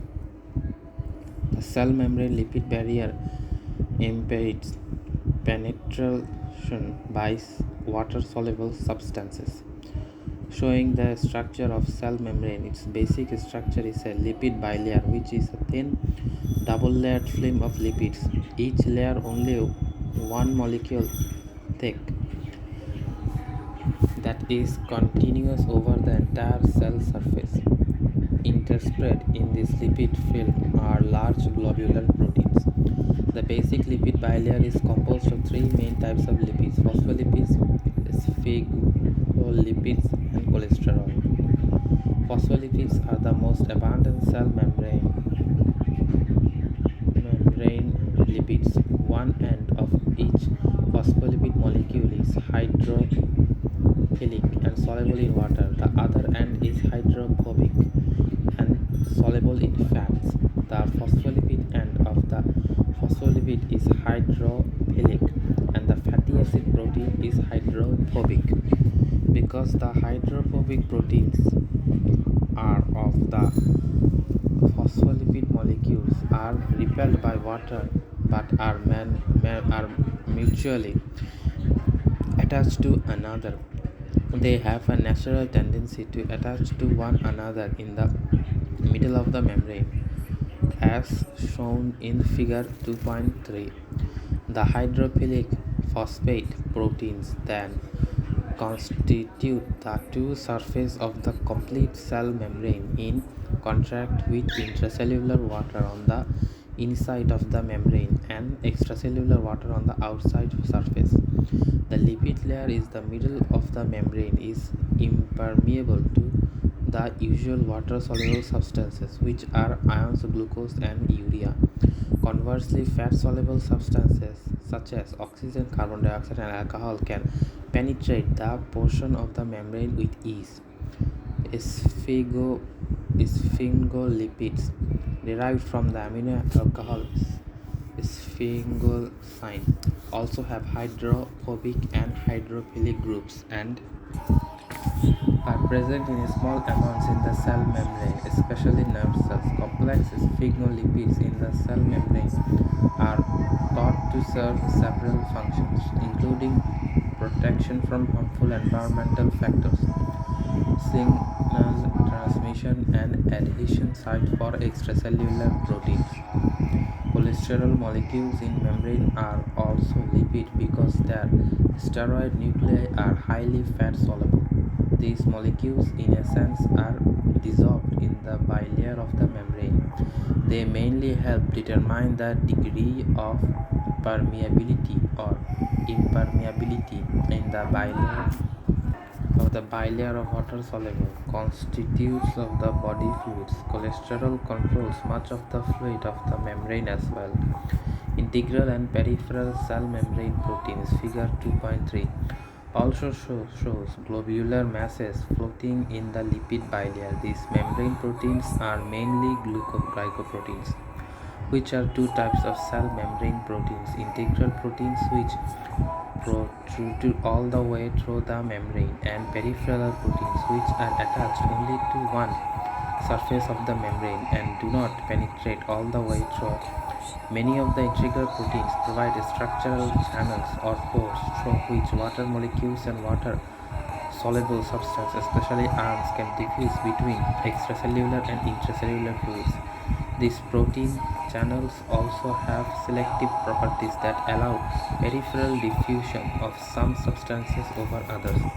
Other integral proteins act as carrier proteins for transporting substances that otherwise could not penetrate the lipid bilayer. Sometimes these carrier proteins even transport substances in the direction opposite to their electrochemical gradient for diffusion, which is called active transport. Still, other act as enzymes. Membrane proteins can also serve as receptors for water-soluble channels, such as peptide hormones that do not easily penetrate the cell membrane. Interactions of cell membrane receptors with specific ligands that bind the receptor causes conformation changes in the receptor protein.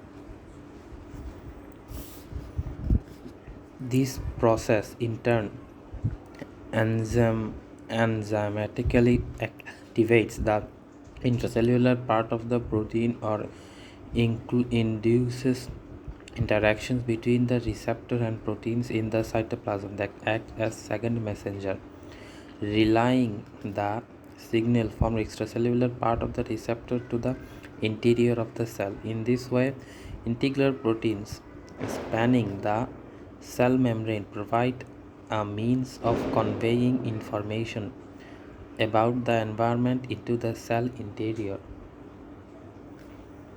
Peripheral protein molecules are also attached to integral proteins. These peripheral protein functions almost entirely as enzymes or as controls of transport of substance through cell membrane pores. Membrane carbohydrates, the cell glycocalyx. Membrane carbohydrates occur almost invariably in combination with protein or lipids in the form of glycoproteins or glycolipids. In fact, most of the integral proteins are glycoproteins, and about 1/10 of the membrane lipid molecules are glycolipids. The glycoportion of these molecules almost invariably protrude to the outside of the cell, dangling outwards from the cell surface. Many other carbohydrate compounds called proteoglycans, which are mainly carbohydrate bound to small protein cores, are loosely attached to the outer surface of the cell as well. Thus, the entire outside surface of the cell often has a loose carbohydrate coat called the glycocalyx. The carbohydrate moieties attached to outer surface of the cell have several important functions. Many of them have a negative electrical charge, which gives most cells an overall negative surface charge that repels other negatively charged objects. The glycocalyx of some cells attach to the glycocalyx of other cells, thus attaching cells to one another. Many of the carbohydrate acts as receptors for binding hormones such as insulin. When bound, this combination activates internal proteins that in turn activate a cascade of intracellular enzymes. Some carbohydrate moieties enter into immune reactions as discussed in chapter 35. Cytoplasm and organelles. The cytoplasm is filled with minute and large disparate particles and organelles. The jelly-like fluid portion of the cytoplasm in which the particles are dispersed is called cytosol and contains mainly dissolved proteins, electrolytes, and glucose. Disparate disparate in cytoplasm cytosol and contain mainly dissolved proteins, electrolytes, and glucose. This, this spread in cytoplasm are natural fat globules, glycogen granules, ribosomes, secretory vesicles, and five especially important organelles: the endoplasmic reticulum, the Golgi apparatus, mitochondria, lysosome, and peroxisome.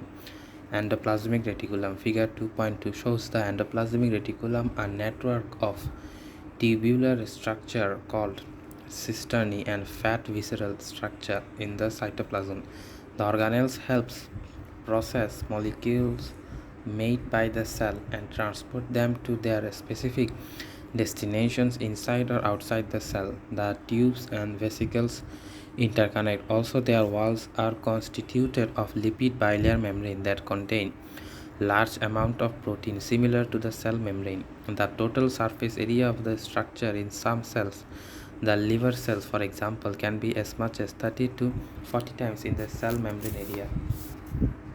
20 times the cell membrane area.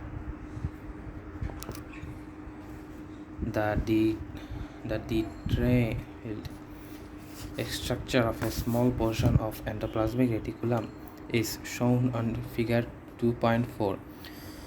The space inside the tubular and vesicle is filled with endoplasmic matrix, a watery medium that is different from fluid in the cholesterol outside the endoplasmic reticulum. Electron micrographs show the space inside the endoplasmic reticulum is connected with the space between the two membrane surface and the nuclear membrane. Substances formed in some parts of the cell enter the space of the endoplasmic reticulum and are then direct to the parts of the cell. Also, the vast surface area of this reticulum and the multiple enzyme system attached to its membrane provide a mechanism for measures of cell metabolic functions. Ribosomes and rough endoplasmic reticulum attached to the outer surface of many parts of the endoplasmic reticulum are large number of minute granular particles called ribosomes. Where these particles are present, the reticulum is called the rough granular endoplasmic reticulums. The ribosomes are composed of a mixture of RNA and proteins. They function to synthesize new protein molecules in the cell, as discussed later in this chapter and in chapter 3. Smooth granular endoplasmic reticulum. Part of the endoplasmic reticulum has no attached ribosomes. This part is called the smooth or granular endoplasmic reticulum. The smooth reticulum functions for the synthesis of lipid substances and for other process of the cell promoted by intracellular enzymes. Golgi apparatus. The Golgi apparatus shown on figure 2.5 is closely related to the endoplasmic reticulum. It has membranes similar to those of the smooth endoplasmic reticulum. The Golgi apparatus is usually composed of 4 or more stacked layers of thin fat enclosed viscerals lying near one side of the nucleus. This apparatus is prominent in secretory cells, other where it is located on the side of the cell from which secretory substances are extruded. The Golgi apparatus functions in association with the endoplasmic reticulum. As shown on figure 2.5, small transport vesicles, also called endoplasmic reticulum vesicles, ER vesicles, continually pinch off from the endoplasmic reticulum and shortly thereafter fuse with the Golgi apparatus. In this way, substances entrapped in endoplasmic reticulum vesicles are transported from the endoplasmic reticulum to the Golgi apparatus. The transported substances are then processed in Golgi apparatus to form lysosome, secretory vesicles, and other cytoplasmic components discussed later on this chapter. Lysosomes shown in figure 2.2 are vesicular organelles that form by the breaking off of the Golgi apparatus. They then disperse throughout the cytoplasm. The lysosomes provide a intracellular digestive system that allows the cell to digest the following: 1. Damaged cellular structures. Damaged cellular structures, food particles that have been indigested by the cell, and unwanted matter such as bacteria. Lysosomes are different in various cell types but are usually 25 to 35, 250 to 750 nanometers in diameter. They are surrounded by typically a lipid bilayer membrane and are filled with large number of small granules 5 to 8 nanometers in diameter, which are protein aggregates of as many as 40 different hydrolyzed digestive enzymes. A hydrolytic enzyme is capable of splitting an organic compound into enzymes is capable of splitting to two or more parts by combining hydrogen form a water molecule with one part of the compound and combining the hydrolyzed protein of the water molecule with the other part of the compound. For example, protein is hydrolyzed to form amino acids, glycogen is hydrolyzed to form glucose, and lipids are hydrolyzed to form fatty acid and glycerol. So, protein is hydrolyzed from amino acids. Amino acids comes proteins. Glycogen is hydrolyzed from glucose. Lipid is hydrolyzed from fatty acids.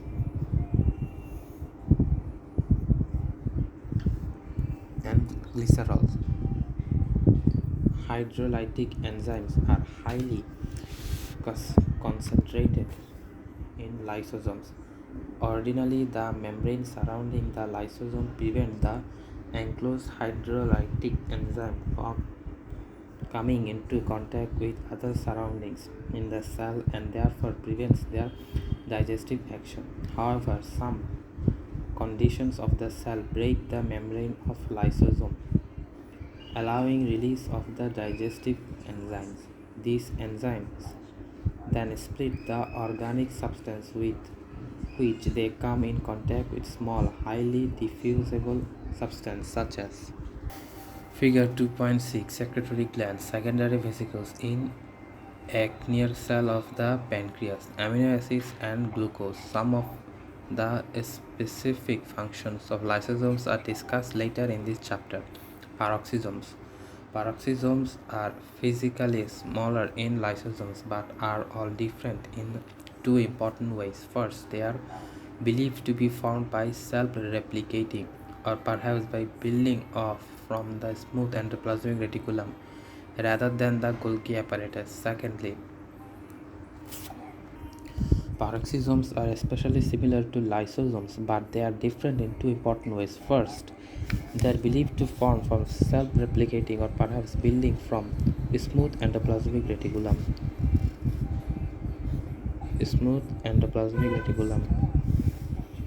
Secondly, they contain oxidases rather than hydrolase.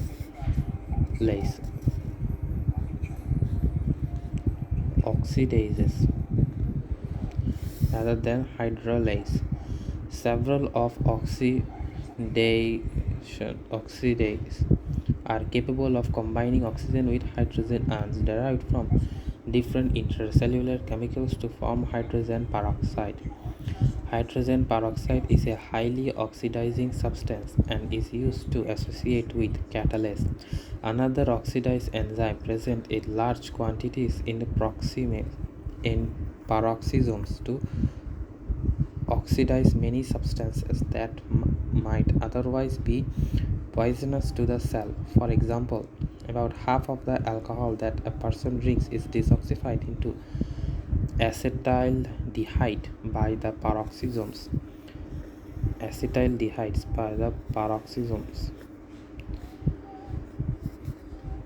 the liver cells in this manner. A major function of peroxisome is to catabolize long-chain fatty acids.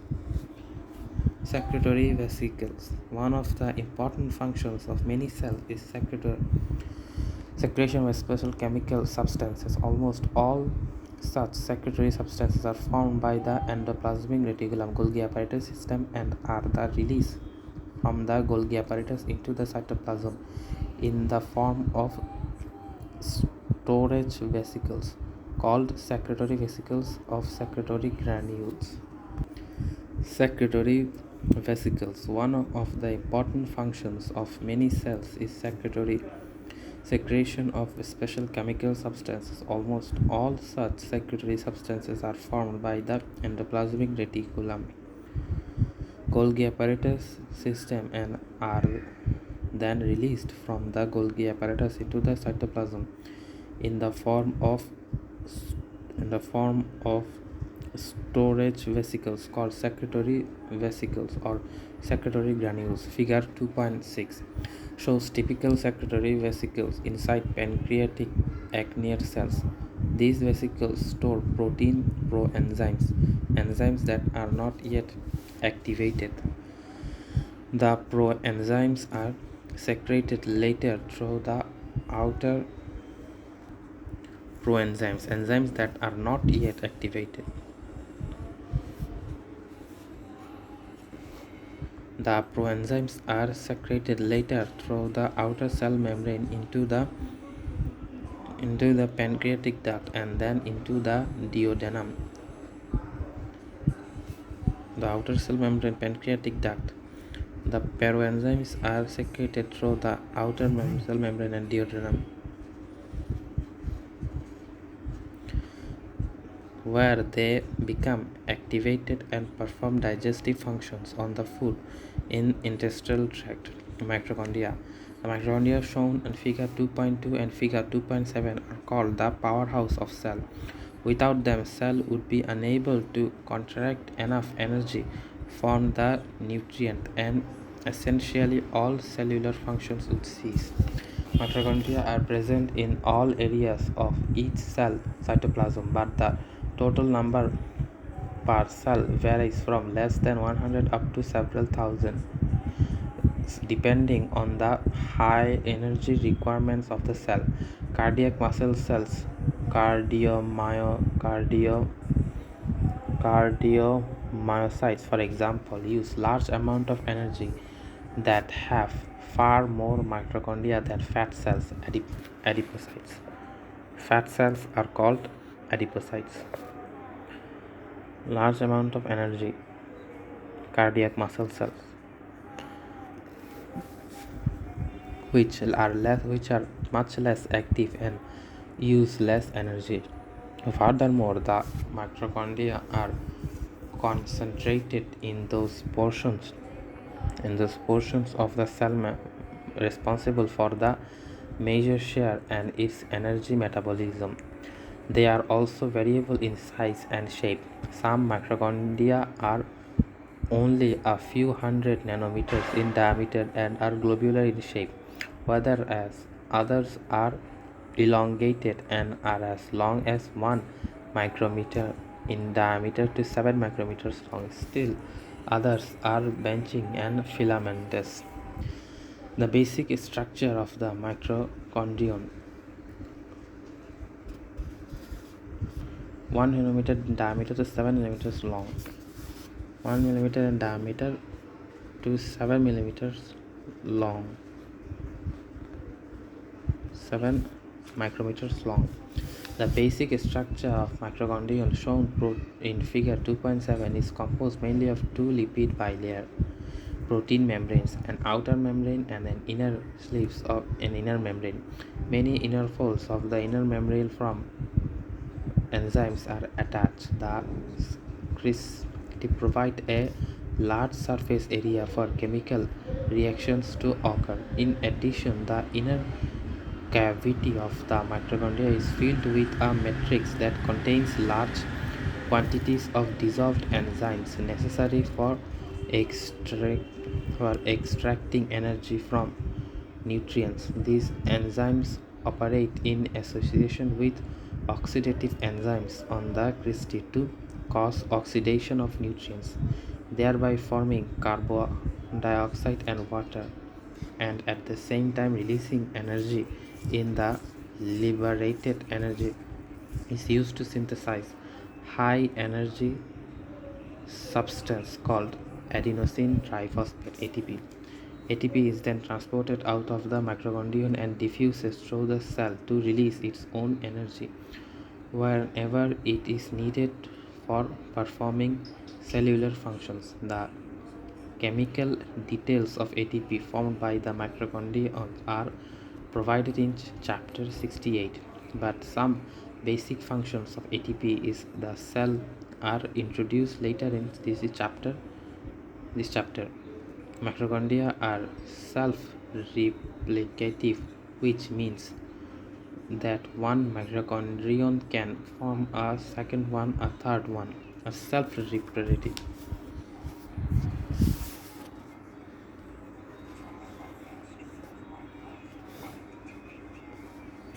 Which means one mitochondrion can form a second one, a third one, so on, wherever the cell needs increased amount of ATP.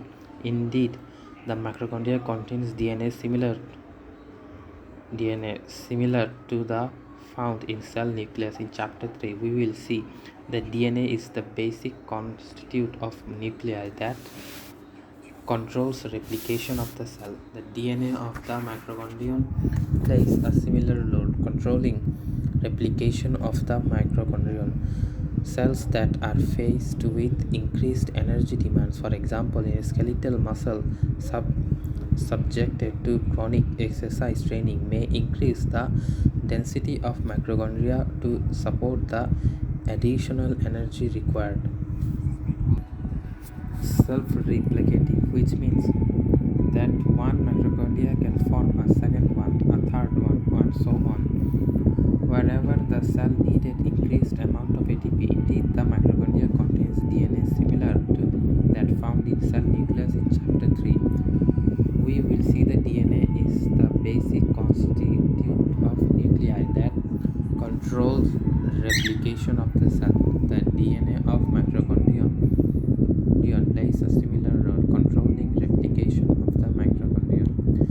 Cells that are faced with increased energy demands, for example, in skeletal muscle subjected to chronic exercise training, may increase the density of mitochondria to supply the additional energy required.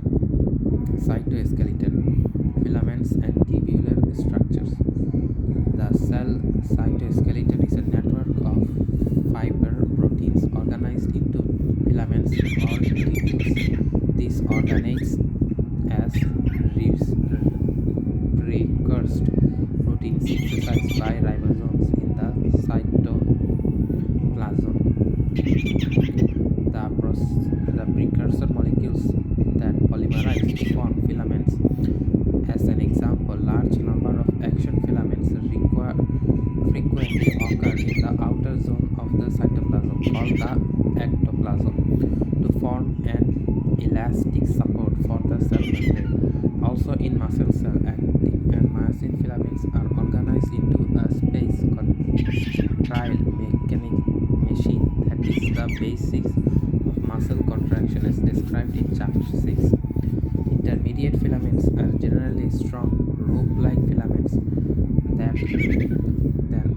that often work together with microtubules, providing strength and support for the fragile tubular structures. They are called intermediate because their average diameter is between that of narrower action microfilament and wider myosin filaments found in muscle cells.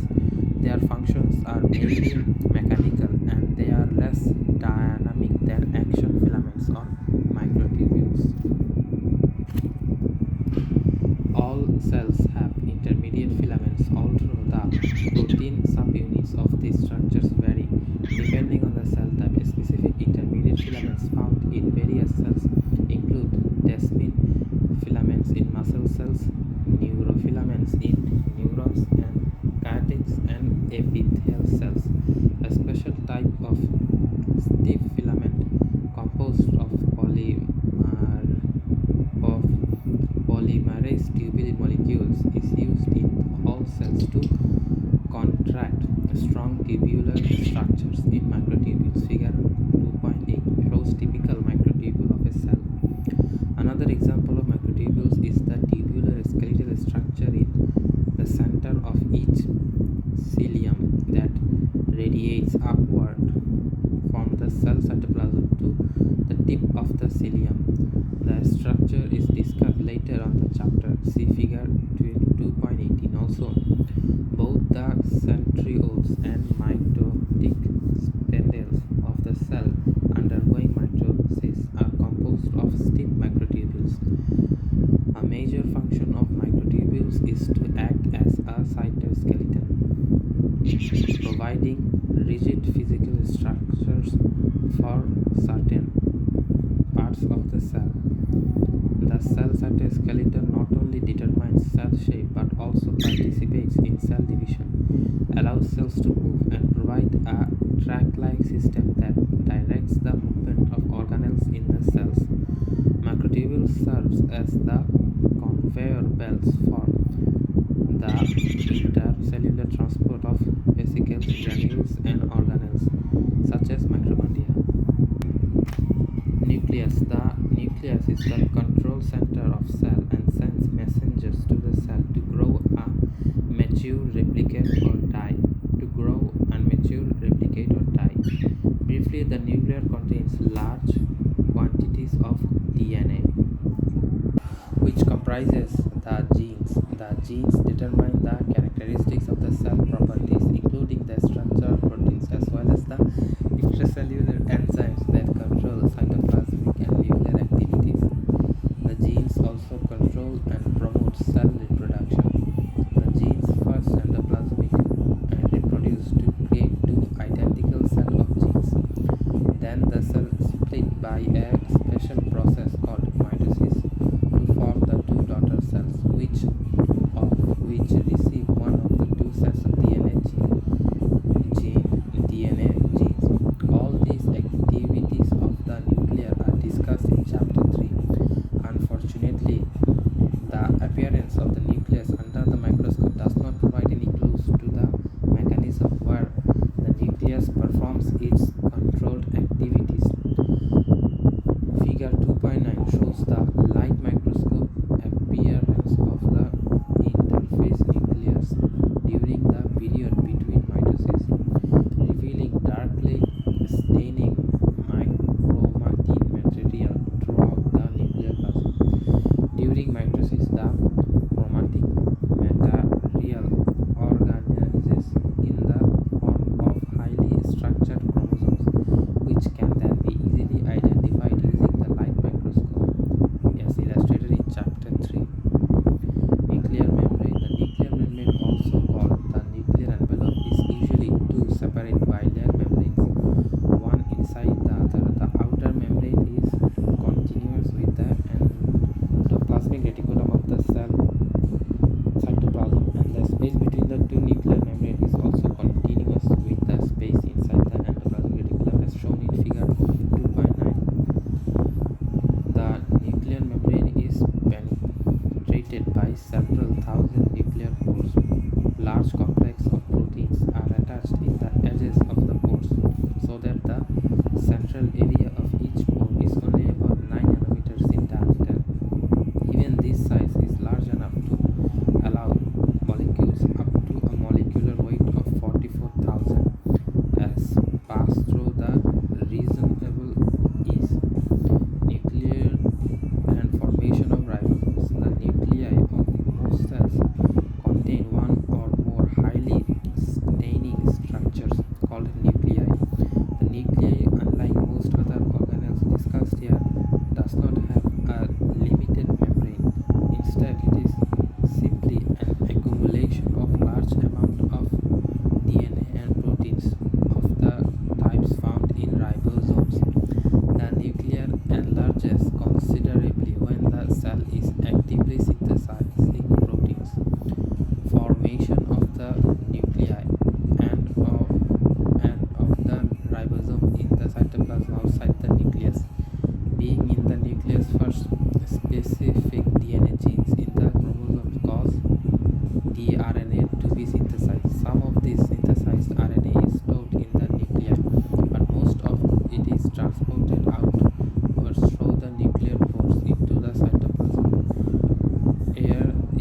reduce to conjugation with a specific protein to assemble mature ribosomes that play an essential role in forming cytoplasm proteins, as discussed in Chapter 3.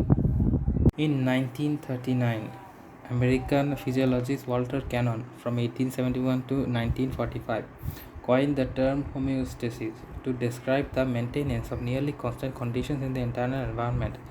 Essentially, all organs and tissues of the body perform functions that help maintain these relatively constant conditions. For example, the lungs provide oxygen to the extracellular fluid to replenish the oxygen used by the cells. The kidneys maintain constant ion concentration, and the gastrointestinal system provides nutrients while eliminating waste from the body.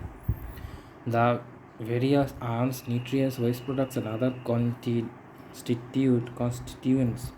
of the body are normally regulated with a range of values rather than a fixed values. The various ions, nutrients, waste products, and other constituents of the body are normally regulated with a range of values rather than a fixed values. For some of the body's constituents, the range is extremely small. Variations of the blood hydrogen ion concentration, for example, are normally less than 5 nanomolecules.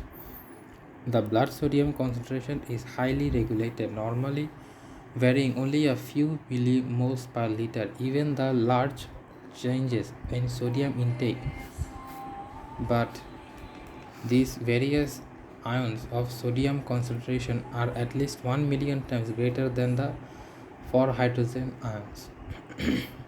Powerful control systems exist for maintaining concentration of sodium and hydrogen ions, as well as for most of the other ions, nutrients, and substances in the body at the level of the permit the cell, tissue, and organs to perform their normal functions despite wide environmental variations and changes from the injury and disease.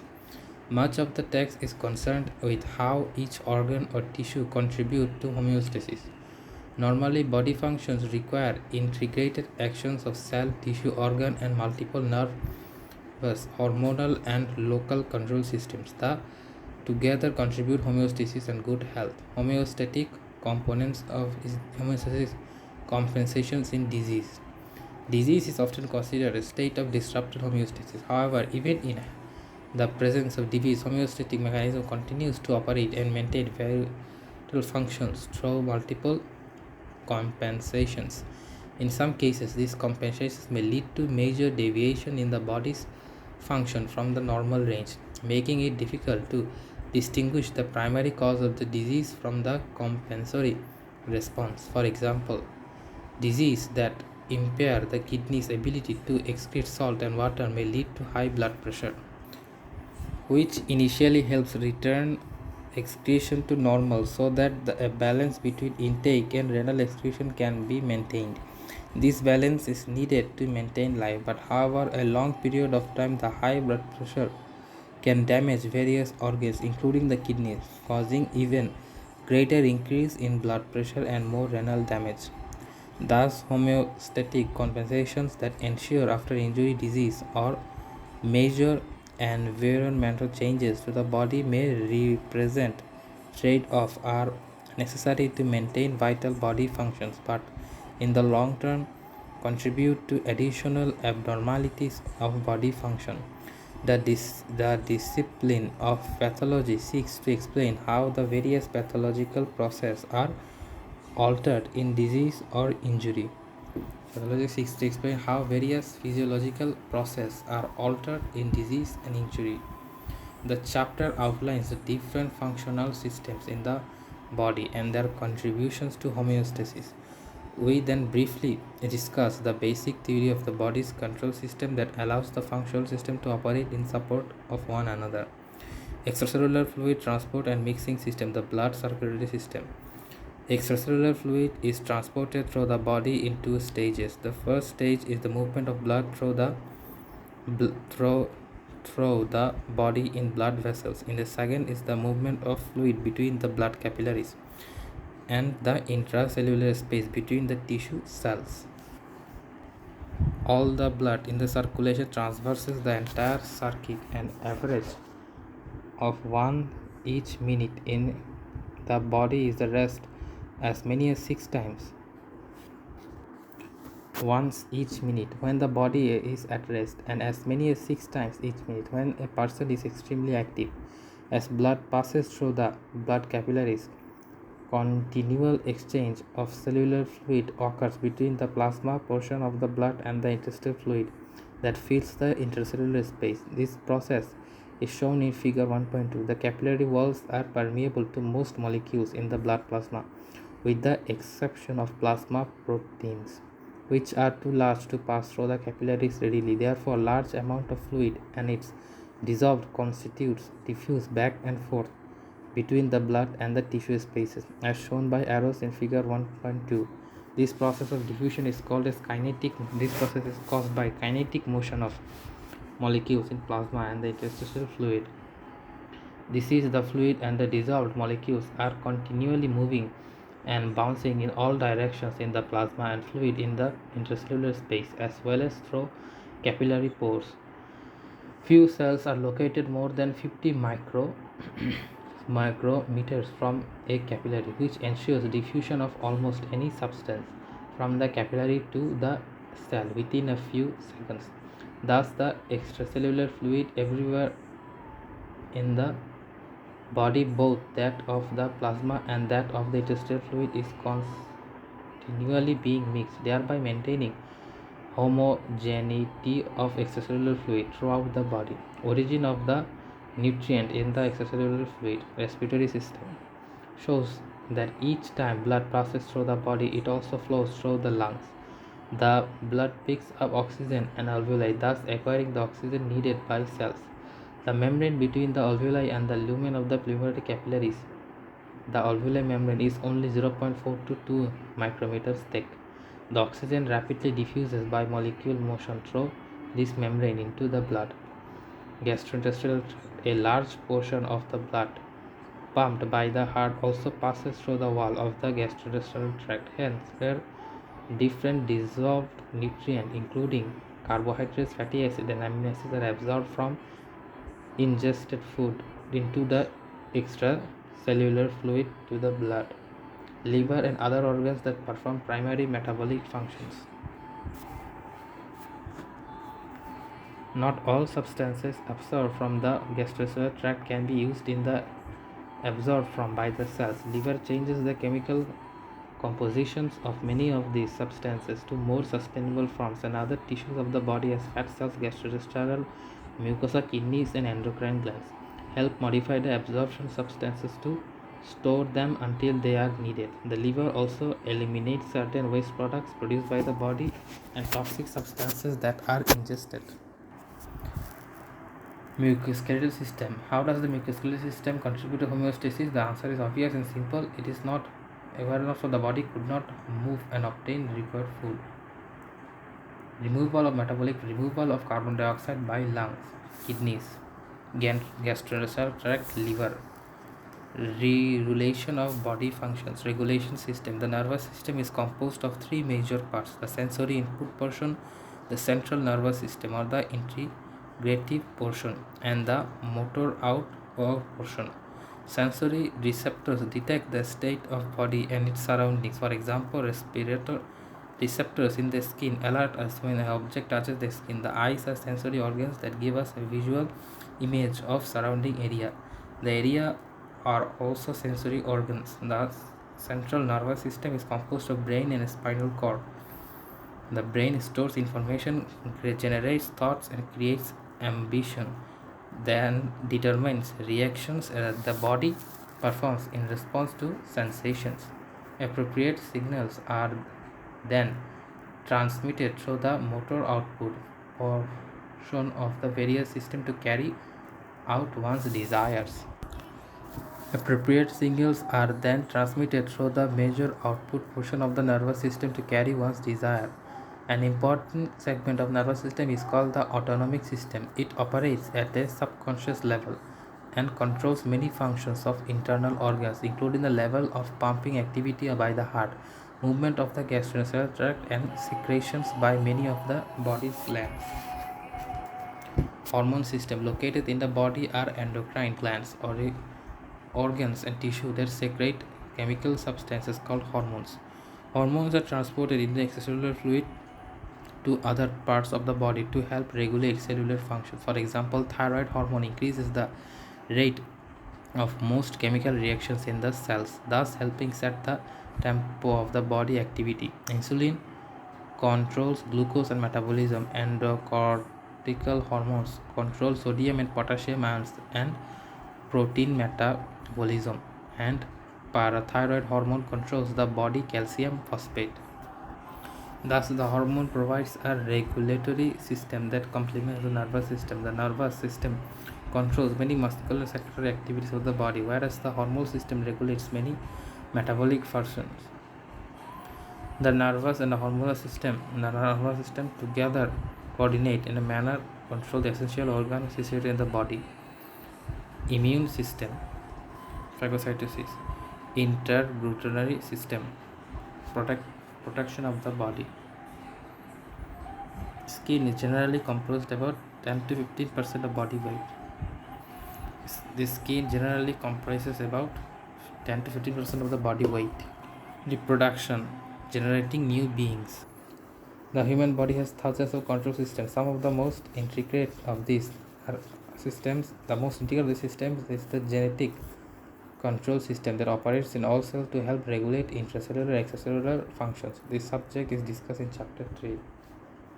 Examples of control mechanisms: regulation of oxygen and carbon dioxide concentration in extracellular fluid. Because oxygen is one of the major substances required for chemical reaction in the cell, the body has a special control mechanism to maintain an almost exact and constant oxygen concentration in the extracellular fluid. The mechanism depends principally on the chemical characteristics of hemoglobin, which is present in red blood cells. Hemoglobin combines with oxygen as blood pressure through the lungs, then as the blood pressure through the tissue capillaries. Hemoglobin, because of its own strong chemical affinity of oxygen, does not release oxygen to the tissue fluid if too much oxygen is released here. Therefore, the oxygen concentration of the tissue fluid is low. Sufficient oxygen is released in the re-established adequate concentration. Thus, regulation of oxygen concentration of the tissue relies a great extent on the chemical characteristics of hemoglobin. The regulation is called oxygen buffering function or hemoglobin. Carbon dioxide concentration is the extracellular fluid is regulated in a much different way. Carbon dioxide is a major product of oxidative reaction in cell. If all the carbon dioxide forms in the cell continue to accumulate the tissue fluids, all energy giving reactions of the cell would cease. Fortunately, a higher than normal carbon dioxide concentration of the blood excites the respiratory center, causing a person to breathe rapidly and deeply. This deep and rapid breathing increases the expiration of carbon dioxide and therefore removes excess carbon dioxide from the blood and the tissue. This process continues until the concentration returns to normal. Figure 1 to 3.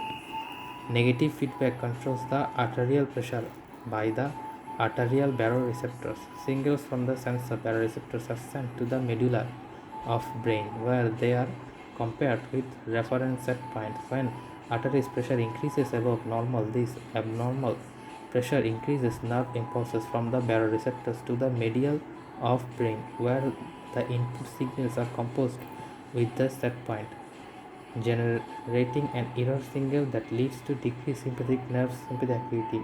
Decreased sympathetic activity causes dilation of blood vessels and reduced pumping activity in heart, which in return arterial pressure towards normal.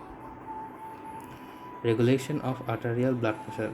Several systems contribute to arterial pressure regulation. One of these are baroreceptor systems, an excellent example of rapid acting control system. In the walls of the bifurcation region of the carotid arteries, there are many nerve receptors called baroreceptors. Bifurcation region of the thoracic arteries is stimulated by stretch of the arterial wall. When arterial suppress arises too high, the brachioceptors send barrages of nerve impulses to the medulla of the brain. Here, this impulse inhibit the vasomotor center, which in turn decreases the number of impulses transmitted from the vasomotor center to the sympathetic nerves. cause diminished pumping activity in the heart, dilation of peripheral blood vessels, allowing the increased blood flow through the vessels. Both these effects because of the arterial pressure moving the back normal. Conversely, normal range of physical characteristics in extracellular fluid. Most important are the limits beyond which abnormalities can cause death. For example, increase in the body temperature of only 11 degrees Fahrenheit, 7 degrees Celsius above normal can lead to vicious cycle of increasing cellular metabolism that destroys the cell. Note also the narrow range for acid-base balance of the body of the normal pH value of 7.4 and lethal values of only about 0.5 on either side of normal. Whenever the potassium ion concentration decreases less than one-third of normal, paralysis may result from the inability of the nerves to carry signals. Alternatively, potassium ion concentration increases of 2 or more times. The heart muscle is likely to be severely depressed. The heart muscle is likely to be severely depressed. Also, the calcium ion concentration falls below one half normal, as person is likely to experience tetanic concentration and muscular through the body because the spontaneous generation of excess nerve impulses and peripheral nerves when a glucose concentration falls below the one half of normal frequently exhibits extreme mental irritability and sometimes has convulsions. This example should be one an application for the necessity of vast number of control systems that keep the body operating in health. The absence of many of these control systems of the body function as death can result. Characteristics of control system. For aforementioned example of almost control mechanisms are only a few of the many thousands in the body, all of which some common characteristics and explained in the section. Negative feedback control of most control systems. Most control systems of the body act by negative feedback, in which can be explained by reviewing some of the homeostatic control systems mentioned previously. In the regulation of the carbon dioxide concentration, a high concentration of carbon dioxide in the extracellular fluid increases pulmonary ventilation and it decreases the extracellular fluid. Therefore, in general, if some factor becomes excess or deficient, a control system initiates negative feedback, which consists of a series of changes that return the factor towards a certain value, thus maintaining homeostasis.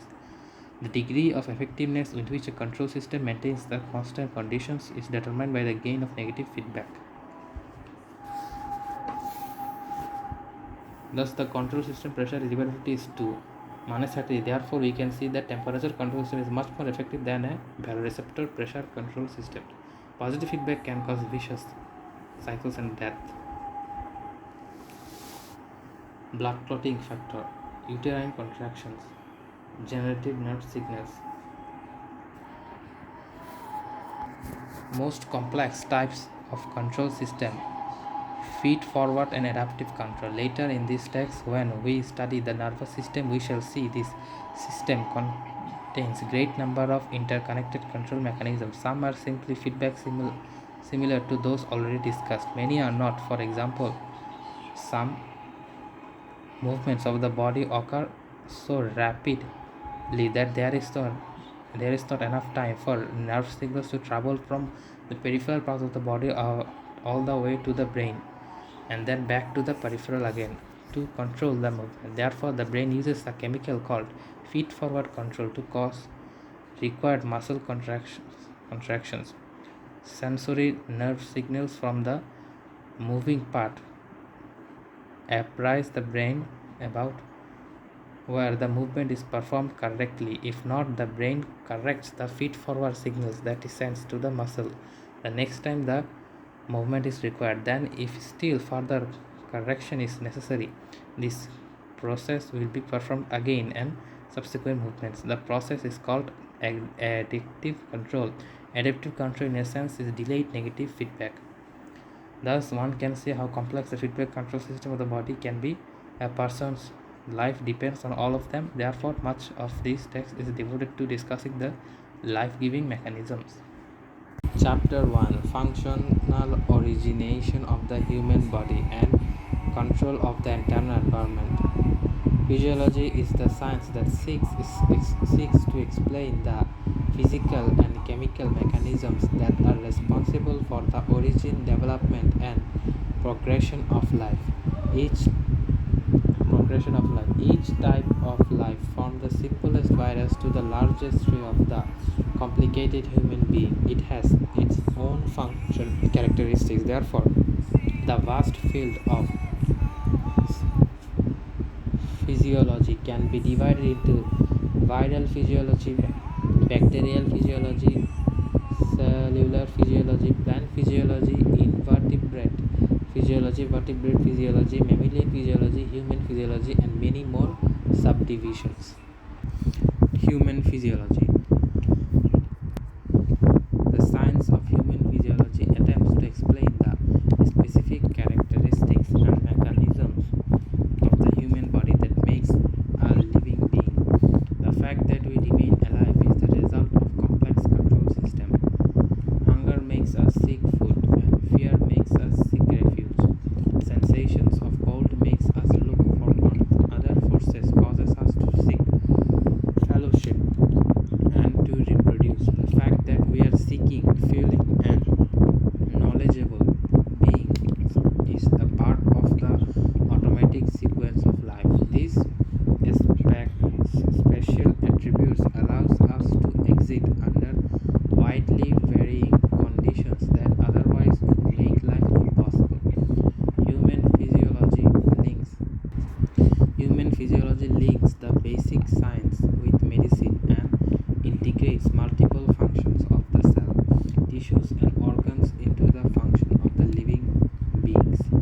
This integration requires communication and coordination by a vast array of control systems that operate at every level, from the genes that program synthesis of molecules to complex nervous and hormonal systems that coordinate functions of cell, tissues, and organs throughout the body.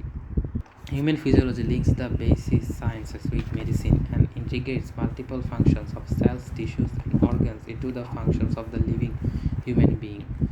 The integration into the functions of living human being. The integration requires communication and coordination by a vast array of control systems that operate at every level, from the genes that program synthesis of molecules to the complex nervous and hormonal system that coordinate functions of cells, tissues, and organs throughout the body.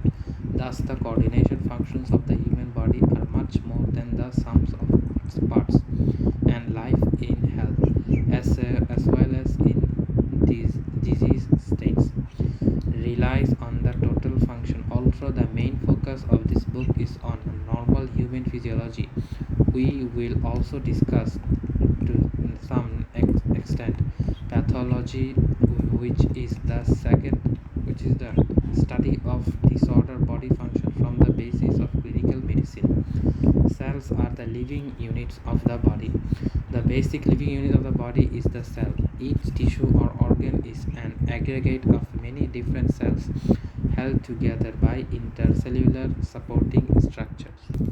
Each type of cell is specially adapted to perform one of few particular functions. For example, the red blood cells, numbering about 25 trillion in each person, transfers oxygen from the lungs to the tissue.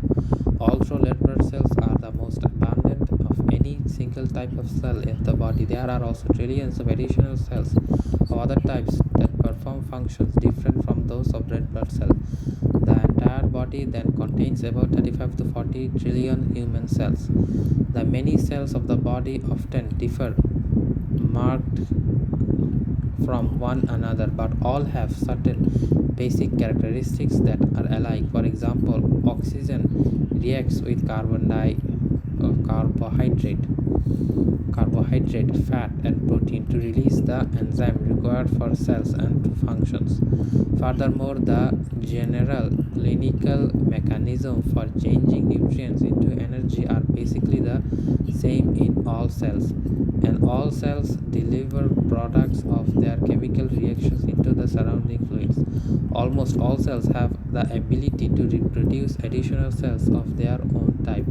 Fortunately, when cells of a particular type are destroyed, the remaining cells of this type usually generate new cells until the supply is replenished.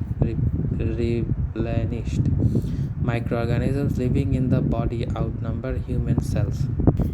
Although the red blood cells are the most abundant of any single type of cell in the body, there are also trillions of additional cells.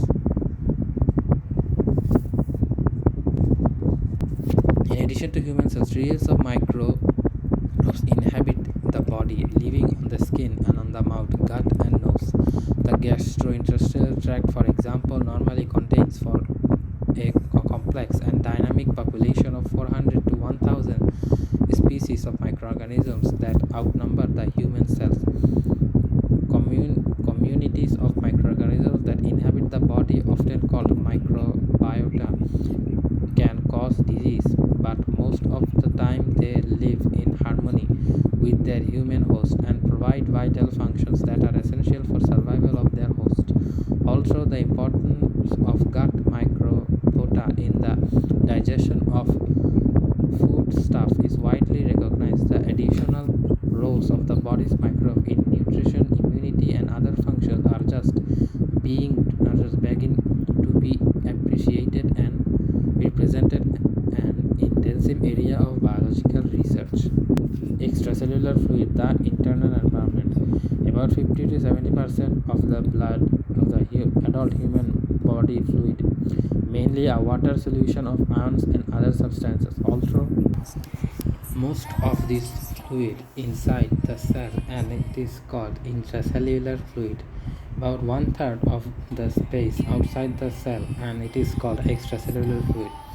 This extracellular fluid is in constant motion throughout the body. It is transported rapidly in the circulating blood and then mixed between the blood and tissue fluids by diffusion through the capillary walls. In the extracellular fluid are the ions and the nutrients needed for the cell to maintain life. Thus, all cells live in essentially the same environment. The extracellular fluid, for this reason, the extracellular fluid is also called the internal environment of the body, or the milieu interieur, a term introduced by the great 19th century French physiologist Claude Bernard. Cells are capable of living and performing their special functions as long as the proper concentration of oxygen, glucose, and different ions, amino acids, and fatty substances, and other constituents are available in the internal environment. Difference in extracellular and intracellular fluids. The extracellular fluids contain large amount of sodium chloride,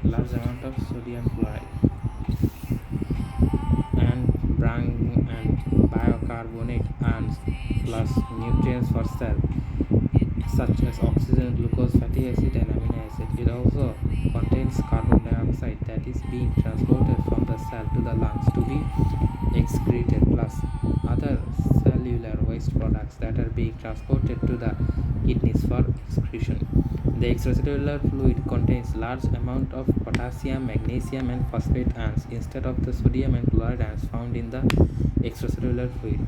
Special mechanisms for transporting ions through the cell membrane, maintaining the ion concentration differences between the extracellular and intracellular fluids. These transport processes are discussed in chapter 4. Homeostasis, maintenance of the nearly constant internal environment. In 1929, the American physiologist Walter Cannon from 1871 to 1845 coined the term homeostasis to describe the maintenance of early constant conditions in the internal environment. Essentially, all organs and the tissues of the body perform functions that help maintain these relatively constant conditions. For example, the lungs provide oxygen to extracellular fluid to replenish the oxygen used by the cell, and kidney maintain constant, and gastrointestinal system provides nutrient while eliminate waste from the body. The various ion, nutrients, and waste products and other constitute the body are normally regulated within a range of values rather than a fixed values. For some of the body's constitutes, this range is extremely small, varies in the blood hydrogen ion concentration, for example, are normally less than 5 nanomoles per liter. The blood sodium concentration is also tightly regulated, normally varying only about a few millimoles per liter. even with the large channels in sodium intake. But these variations of sodium concentration are at least 1 million times greater than the hydrogen ions. 1 million times. Powerful control systems exist for maintaining constant for, for maintaining concentration of sodium and hydrogen ions, as well as for most of the other ions, nutrients, and substances in the body at levels that permit the cell, tissue, and organs to perform their normal functions. Despite wide environmental variation changes from injuries and diseases, much of this text is concerned with how organ or required tissue action of cells, tissue organs, and multiple nerves, hormonal and local control systems that together contribute to homeostasis and good health. Homeostatic compensations in disease. Disease is often considered to be a state of disruption homeostasis.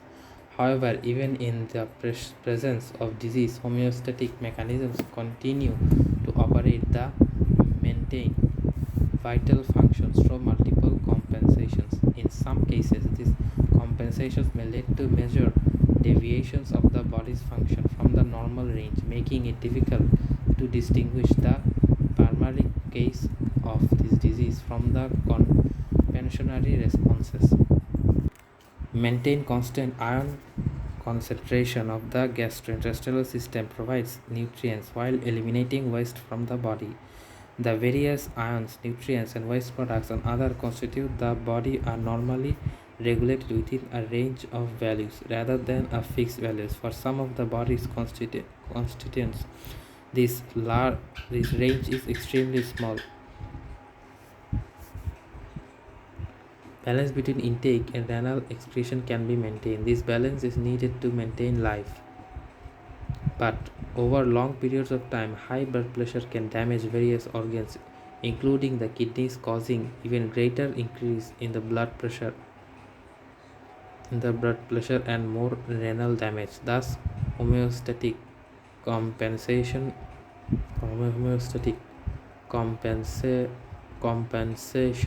that ensure the injury, disease, and or major environment that are necessary to maintain the vital body functions, but in the long term contribute to additional abnormalities in body function. The discipline of pathophysiology seeks to explain how the various physiological processes are altered in diseases or injury. This chapter outlines the different function systems of the body of their contributions to homeostasis. We then briefly discuss the basic theory of the body's control system that allows the functional system to operate in support of one another. Extracellular fluid transport and mixing system, the blood circulatory system. The extracellular fluid transport through the body in two stages. The first stage is movement of blood through the body in the blood vessels. The second is the movement of fluid between the blood capillaries and the intracellular space between the tissue cells. Figure 1.1 shows the overall circulation of blood. All the blood in the circulation traverses the entire circuit in an average of once each minute, when the body is rest, and as many as 6 times as each time when a person is extremely active. Chapter 15, Introduction of the Thorax. Specific learning objectives. After studying this chapter, the student should be able to describe the boundaries of thoracic inlet, cavity, and outlet. Describe the diaphragm under the following headlines: origin, insertion, nerve supply, action, and applied anatomy. Write short notes. Simpson's fascia, central tendon of diaphragm, and thoracic cage. Give the anatomical embryological basis of thoracic inlet syndrome and posterolateral hernia of diaphragm, hernia Bogdelek. Enumerate structures passing through thoracic inlet and structures passing through major opening of diaphragm. The thorax, Greek thorakos, chest, is the part of the body between root and the neck of the abdomen. The term chest is used as a synonym of thorax. The thoracic cavity contains lungs and heart, the principal organs of respiration and circulation respectively. Surface landmarks. The disease of thoracic viscera are the leading cause of death all over the world. Therefore, surface landmarks of the principal organs of respiratory and circulation respectively.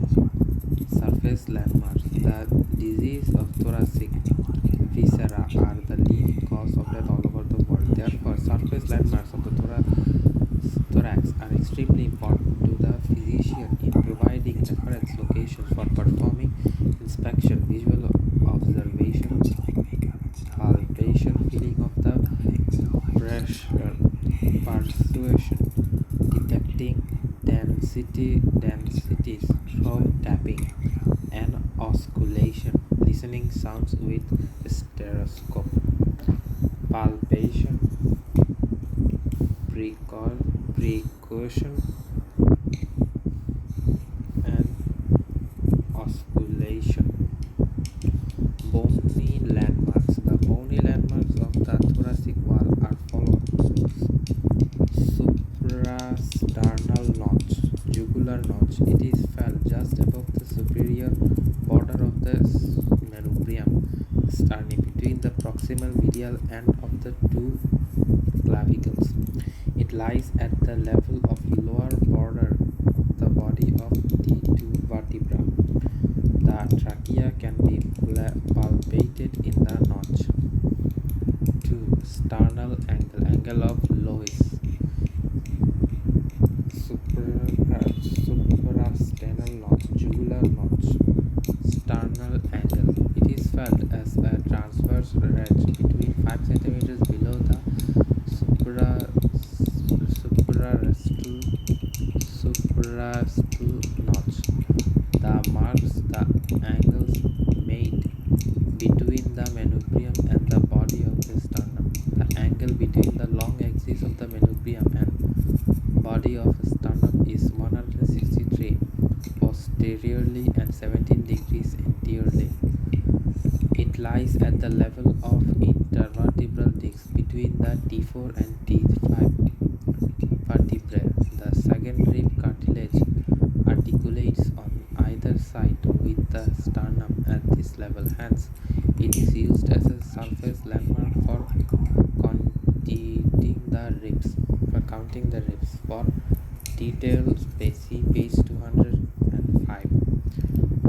Xiphoesternal joint. It can be felt at the apex of infrasternal subcostal angle formed by the meeting of anterior and the costal margin. The xiphoesternal joint lies at the end of upper border of the body of T9 vertebra. Xiphoesternal joint, costal margin. It forms the lower boundary of the thorax on each side, and it is formed by cartilages of the 7th to the 10th rib and the free ends of 11th and 12th ribs. The lowest point of the costal margin is found by the 10th rib and lies at the level of L3 vertebra.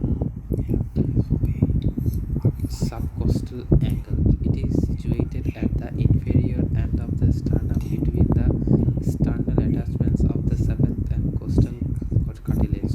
Thoracic vertebral spine. The first prominent spine felt at the lower end of nuclear furrow. Costal margin. It forms the lower boundary of the thorax can each side and is formed by cartilages of the 7th to 10th ribs and the free ends of 11th to 12th ribs. The lowest point of costal margin is formed by the 10th rib and lies at the level of L3 vertebra.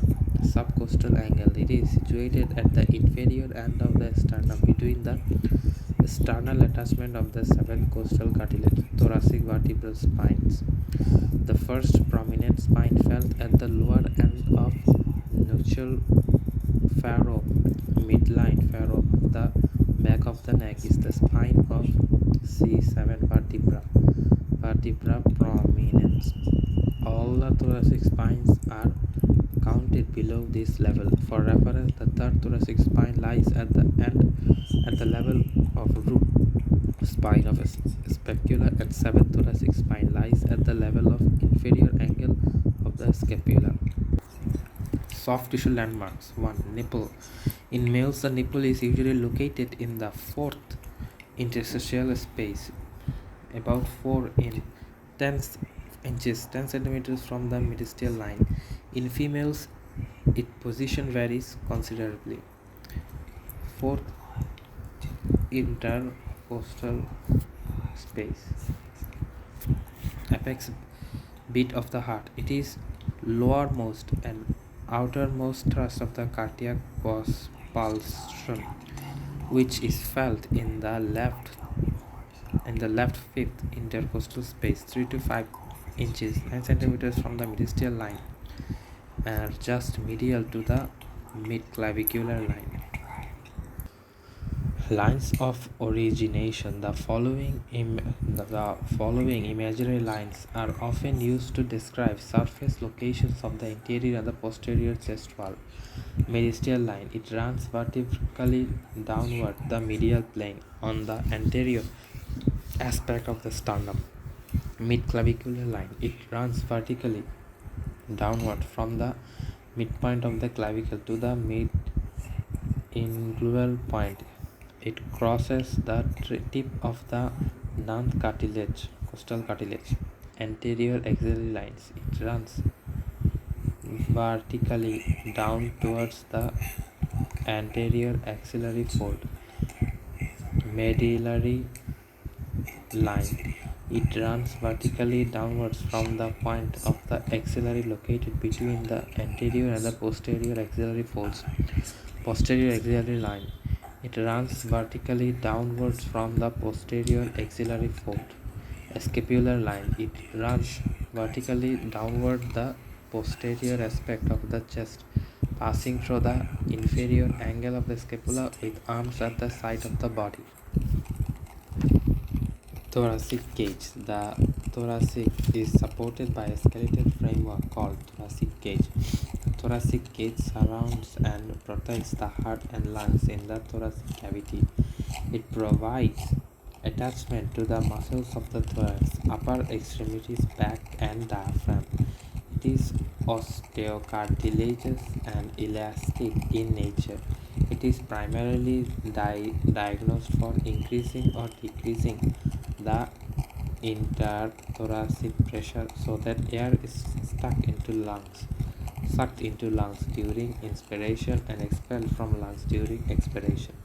An essential mechanism of respiration. Bounds of thoracic cavity. The thoracic cage is formed anteriorly by sternum, posteriorly by 12 thoracic vertebrae, and invertebrates, laterally by 12 pairs of ribs and associated costal cartilages on each side. The rib cage is formed by sternum, costal cartilages, and ribs attached to the thoracic vertebrae. The ribs articulate as follows. Posteriorly, all the ribs articulate with the thoracic vertebrae. Anteriorly, the upper 7 ribs, 1st to 7th, articulate with the side of the sternum through their costal cartilages. The next 3 ribs, for example 8 to 10th, articulate with each through their costal cartilages. The lower 2 ribs, for example 11 to 12, do not articulate with any ribs, and the interior ends of the costal cartilages are free. Note well, the costal cartilages of 7th to 10th ribs from a sloping costal margin. Shape. The thoracic cage of the cavity resembles a truncated cone with its narrow end above and broad end below The narrow upper end is continuous above with the root neck, and which it is partly separated on either side by suprapleural membranes, Sibon's fascia. The border lower end is completely separated from abdominal cavity by the diaphragm, but provides passage to structures like aorta, esophagus, and inferior vena cava. The diaphragm is dome-shaped with its convexity directed upwards. Thus, the upper abdominal fascia lines with the thoracic cage and are protected by it. In life, the upper and the lower thoracic appears broad due to the presence of shoulder girdle after made out of clavicles and scapular and associated scapular musculature. Note well, the thoracic cavity is actually much smaller one assumes because of the upper lower part of the thoracic cage appears broad, wide supra, and lower part of the thoracic cage is uncroached by the abdominal viscera due to dome-shaped diaphragm. The thoracic cavity is divided into three compartments, one medial and two lateral. The medial compartment is called mediastinum, occupied by the heart and structures transporting air, viz. Trachea, blood, for example, great blood vessels, and food, esophagus, and two lateral compartments called right and left pleural cavities enclosing respective lungs. Transverse section of thorax. In transverse section, the adult thorax is kidney shaped with transverse determiner more than the anterior posterior determiner. This is because the ribs are placed obliquely in adults. In transverse section, the thorax of infant below the age of 2 years is circular. The thorax inferior transverse section with equal transverse and anterior posterior diameter. This is because the ribs are horizontally placed. The transverse section of thorax in adults and infants are compared in table 15.1. Table 15.1 Comparison of the thoracic cavity as seen in transverse section of the thorax in an adult and an infant. Thoracic cavity in adult. Thoracic cavity in infant. Kidney shaped, circular. Ribs obliquely placed. Ribs horizontally placed. Transverse diameter can be increased by thoracic breathing, hence respiration is thoraco-abdominal. Transverse determiner cannot be increased by thoracic breathing, hence respiration is purely abdominal. Clinical correlation. Children are prone to pneumonia. The thorax up to the 2 years after birth is circular in cross section. Therefore, the determiner of thorax cannot be increased within the circumference, the length of which remains constant. Therefore, the children up to the age of 2 years, the respiration is almost entirely abdominal. Consequently, young children are prone to suffer from pneumonia after abdominal operations because they resist breathing being abdominal due to pain.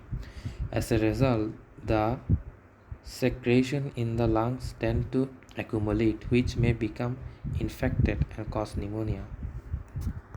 Lines of orientation. The following imaginary lines are often used to describe surface locations on the anterior and the posterior chest wall. Mediastinal line. It runs vertically downwards in the medial plane on the anterior aspect of the sternum. Mid-clavicle line. It runs vertically towards from the midpoint of the clavicle to the midingual point. It crosses the tip of the ninth costal cartilage. Anterior axillary point. It runs vertically down towards the anterior axillary fold. Mediaxillary line. It runs vertically downwards from the point of the axillary located between an anterior and posterior axillary folds. Posterior axillary line. It runs vertically downwards the posterior axillary fold. A scapular line. It runs vertically downwards on the posterior aspect of the chest, passing through the inferior angle of the scapula with arms at the sides of the body. Mediastinal line, midclavicular line, anterior axillary line, mediaxillary line, posterior axillary line, scapular line. Thoracic cage. The thoracic cage is supported by a skeletal framework called thoracic cage. The thoracic cage is surrounded and protects the heart and lungs in the thoracic cavity.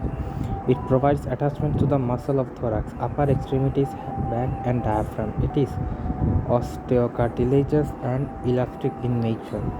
It is primarily designed for increasing or decreasing the intrathoracic pressure so that air is sucked into lungs during inspiration and expelled from the lung during expiration, an essential mechanism of respiration. Boundaries of the thoracic cavity. The thoracic cage is formed anteriorly by sternum, breastbone, posteriorly by 12 thoracic vertebrae and intervening vertebral disc, laterally by 12 pairs of ribs and associated costal cartilages on each side. The rib cage is formed by sternum, costal cartilages, ribs, and attached to the thoracic vertebrae. The ribs articulate as follows. Posteriorly, the ribs articulate with the thoracic vertebrae. Anteriorly, the upper 7 ribs, the first to 7th, articulate with the side of the sternum through their costal cartilages. The next 3 ribs, for example, IG 8 to 10th, articulate with each other through their costal cartilages. The lower right ribs, for example 8 to 12th, do not articulate with any ribs, and the anterior ends with their costal cartilages are free. Note well, costal cartilages of 7th is to 10th ribs form a sloping costal margin shape. The thoracic cage and the thoracic cavity resembles a truncated cone with its narrow end above and narrow end below. The narrow upper end is continuous above with the root of the neck, from which it is partially separated on either side by the suprapleural membranes, Simpson's fascia. The broad lower end is completely separated from abdominal cavity by the diaphragm, but provides passage to structures like aorta, esophagus, and inferior vena cava, and diaphragm is dome shaped with a convexity directed upwards. Thus, the upper abdominal viscera lies within the thoracic cage and are protected by it. In life, the upper and the end of the thorax appears broad due to the appearance of shoulder girdle made out of clavicles and scapula and associated scapular muscles.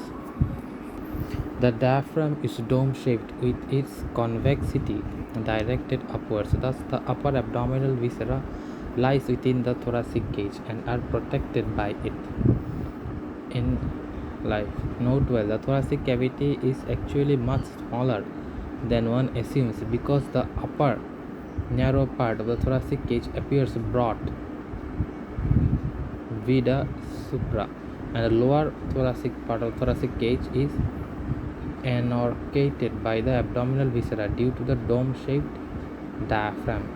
The thoracic cavity is divided into 3 compartments, the one median and 2 lateral. The thoracic cavity is divided into 3 compartments, one median and 2 lateral. The median compartment, called the mediastinum, occupied by heart and structures transporting air, for example trachea, blood, for example great blood vessels, and food, for example esophagus, and 2 lateral compartments called right and left pleural cavities enclose respective lungs. Transverse section of thorax. In transverse section, in the adult thorax is kidney shaped with transverse diameter more than the anterior posterior diameter. This is because the ribs are placed obliquely in adults, In transverse section, the thorax of infants below the age of 2 is circular with equal transverse and anterior-posterior diameter. This is because the ribs are horizontally placed. The transverse section of thorax in adults and infants are compared in table 15.1. The shape of the thorax cavity as seen in transverse section of thorax in infant, in adult, transverse section of the thorax is seen in a CT scan. Comparison of thoracic activity as seen in transverse section of the thorax in an adult and infant. Thoracic cavity in adult, thoracic cavity in infant, thoracic cavity in adult. Kidney shaped ribs obliquely placed. Transverse diameter can be increased by thoracic breathing, hence respiration is thoraco-abdominal. Thoracic cavity in infant, circular ribs horizontally placed. Transverse diameter cannot be increased by thoracic breathing, hence respiration is purely abdominal. Clinical correlation. Children are prone to pneumonia. The thorax up to 2 years after birth is circular in cross section. Therefore, the diameter of thorax cannot be increased within the circumference, the length of which remains constant. Therefore, in children up to the age of 2 years, the respiration is almost entirely abdominal. Consequently, young children are prone to suffer from pneumonia after abdominal operations because they resist breathing being abdominal due to pain. As a result, the secretions in the lungs tend to accumulate, which may become infected and cause pneumonia. Superior thoracic aperture, thoracic inlet. The thoracic cavity communicates with the root of the neck through a narrow opening called superior thoracic aperture or thoracic inlet. Note 12. The superior thoracic aperture is called thoracic outlet. The superior thoracic aperture is called thoracic outlet by the clinicians because important arteries and thoracic 1 spine nerve emerges from the thoracic through this aperture and enter the neck and upper limbs. Anatomists refer the superior thoracic aperture as the thoracic inlet because air and food enters the thoracic through trachea and esophagus respectively. Boundaries. Arteriole. Superior boundary of manubrium sterni. Posteriorly, anterior border of the superior surface of the body, thoracic 1 vertebra. Laterally, side to side, medial border on the first rib and its cartilage. The upper end of the anterior border lies 4 cm 1.5 inches below the upper end of the posterior border because first rib slopes downward and forward from the posterior end to anterior end. The upper end of the anterior body lies 4 cm below the upper end of the posterior boundary because the ribs slope downwards and forwards from the posterior and anterior end. Anterior and therefore plane of thoracic inlet slopes directed backwards and forwards with the oblique is about 45 degrees. The upper border of manubrium sterni lies at the level. The upper border of the manubrium lies at the level of the border thoracic 2 vertebrae. Note 12. Due to downward and forward inclination of the thoracic inlet, the apex of the lung with the overlying pleura called cervical pleura projects into the root of the neck. Shape and dimensions. Shape reniform or kidney shaped. Reniform. Dimensions. Transverse diameter 11 to 12 centimeters or 4.5 inches. Anterior transverse diameter is 4.5 inches. Posterior diameter is 5 to 7 centimeters or 2.5 inches. Anterior border of the superior surface of thoracic 1 vertebra. Medial border of first rib. Medial border of first costal cartilage. Upper border of manubrium sternum. Diaphragm of superior thoracic aperture. Superior membrane or Simpson's fascia. The part of thoracic inlet on either side is closed by a dense facial sheet called suprapleural membrane or Simpson's fascia or diaphragm or superior thoracic aperture. It is tent-shaped. Attachments on relations. The apex of Simpson's fascia is attached to the tip of transverse process cervical 7 vertebra and its base is attached to the interior border of the rib and its costal cartilage. The superior surface is related to the subclavian vessel and its inferior surface is related to the cervical pleura, covering the apex of the lung. Functions. The functions of Simpson's fascia are as follows. It protects the underlying cervical pleura, beneath which lies the apex of the lung. It resists the intrathoracic pressure during respiration. As a result, the root of the neck is not puffed up and down during respiration. Note 12. Morphologically, Simpson's fascia represents the spread out, degenerated tendon of scalmus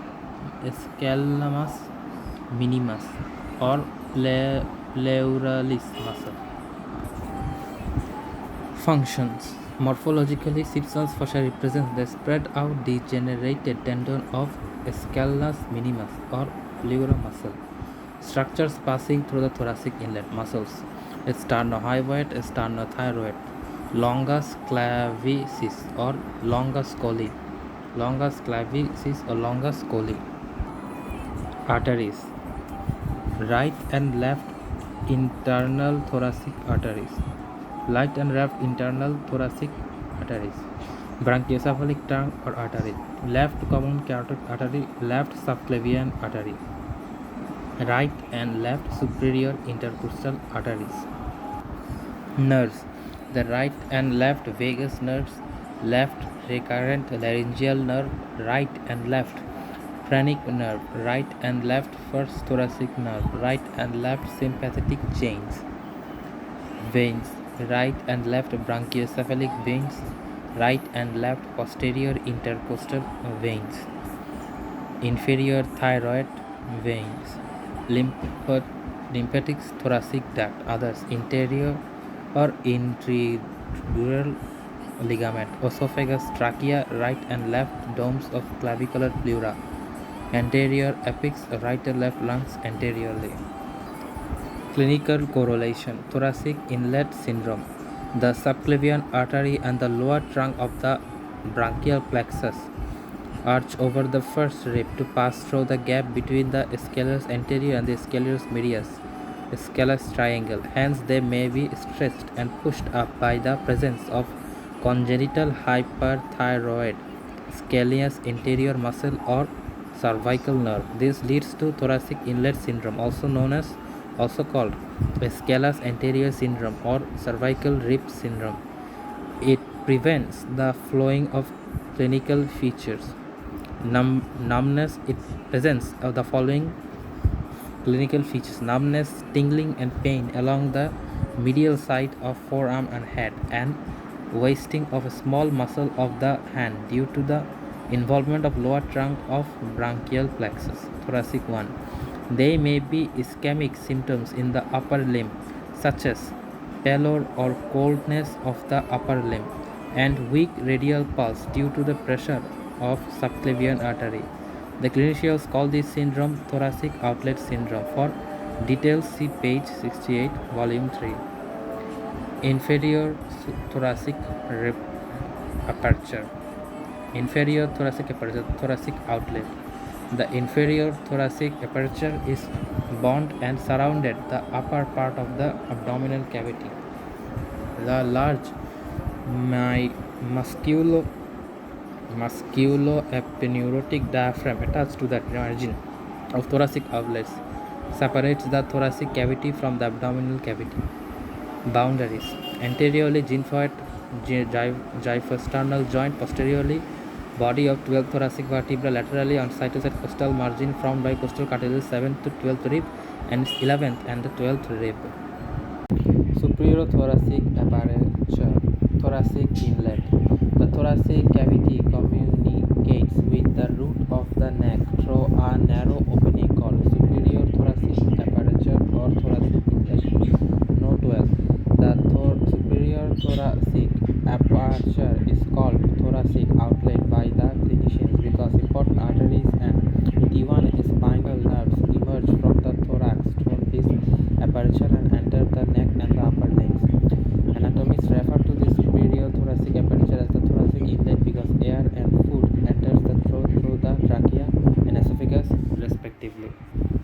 Boundaries: anteriorly superior border of manubrium sternum, posteriorly anterior border of the superior surface of the body of T1 vertebra, laterally on side to side, medial border of the first rib and its cartilage. The upper end of the anterior border lies 4 centimeters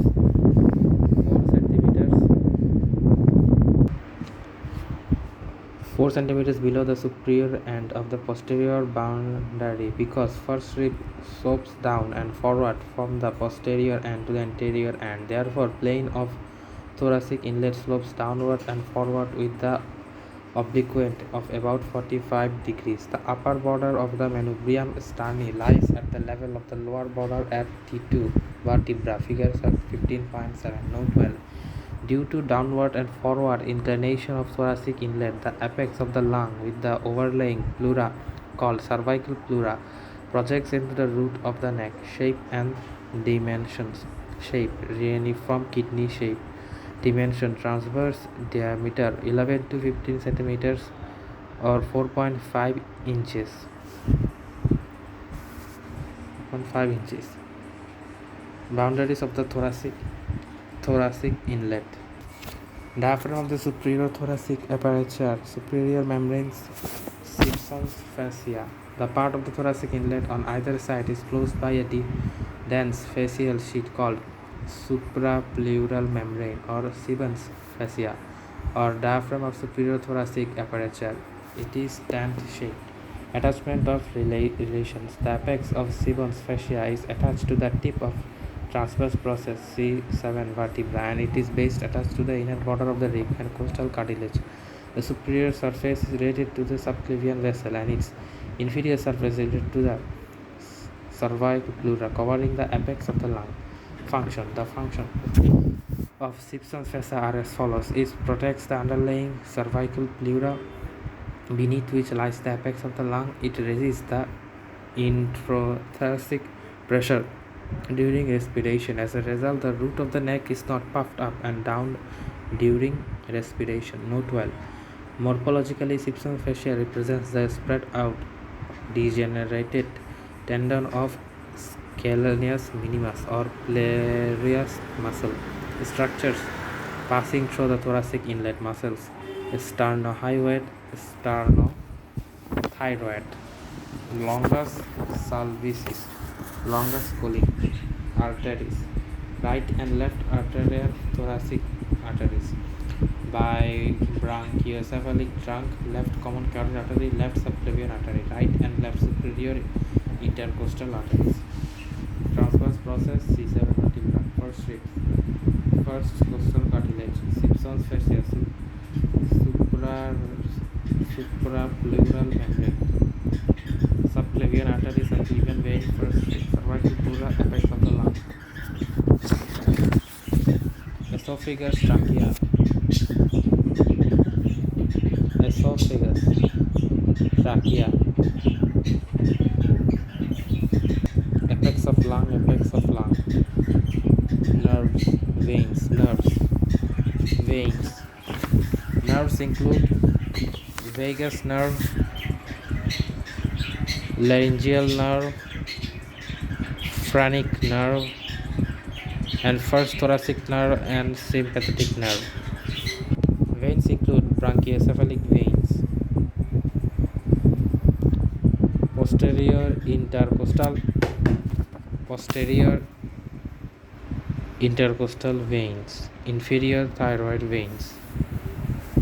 Clinical physical correlation. Thoracic inlet syndrome. The subclavian artery and the lower trunk of branchial plexus arch over the first rib to pass through the gap between scalenus anterior and scalenus medial scalenus triangle. Hence, they may be stretched and pushed up by the presence of a congenital hypertrophied scalenus anterior muscle or cervical rib. This leads to thoracic inlet syndrome, also called scalenus anterior syndrome or cervical rib syndrome. It presents the following clinical features: numberless tingling and pain along the medial side of the forearm of the hand, wasting of small muscle of the hand due to the involvement of lower trunk and brachiocephalic plexus T1. There are many ischemic symptoms in the upper limb such as pallor and coldness of the upper limb and weak radial pulse due to compression of the subclavian artery. The clinicians call this syndrome a thoracic outlet syndrome. Details in page.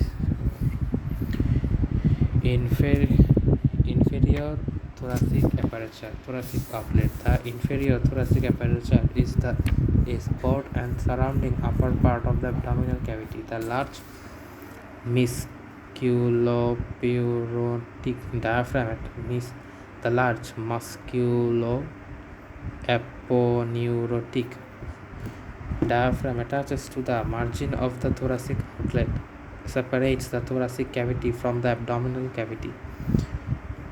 Boundaries: Ziphistial joint, diaphragm of the inferior thoracic aperture.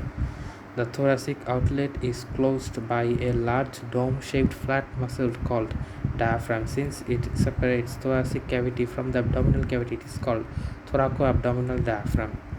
The diaphragm is the principal muscle of respiration. It is dome-shaped and consists of peripheral muscle part and a central fibrous part called central tendon. Origin: the origin of the diaphragm is divided into three parts, viz. Sternal, costal and vertebral. Sternal part: it consists of two fleshy ships which arise from posterior surface and xiphoid process. Costal part, on the other side, it consists of six fleshy ships which arise from inner surface of the lower six ribs and costal cartilages.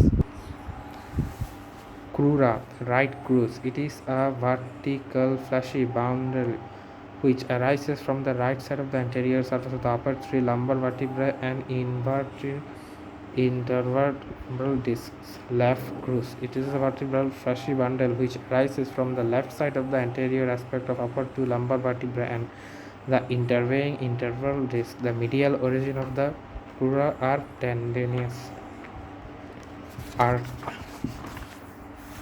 Armature ligaments. Medial armature ligament is an armature fibrous band stretching between the upper end of the crura. Medial acrural ligament and lateral acrural ligament. Note well, the right crura is attached to the lumbar vertebra because the right side of the diaphragm has contact with the contact on the massive liver. The right crus is attached to more number of vertebrae on the right side. Because the right side diaphragm has to contract on the massive liver. Insertion, surface and relations.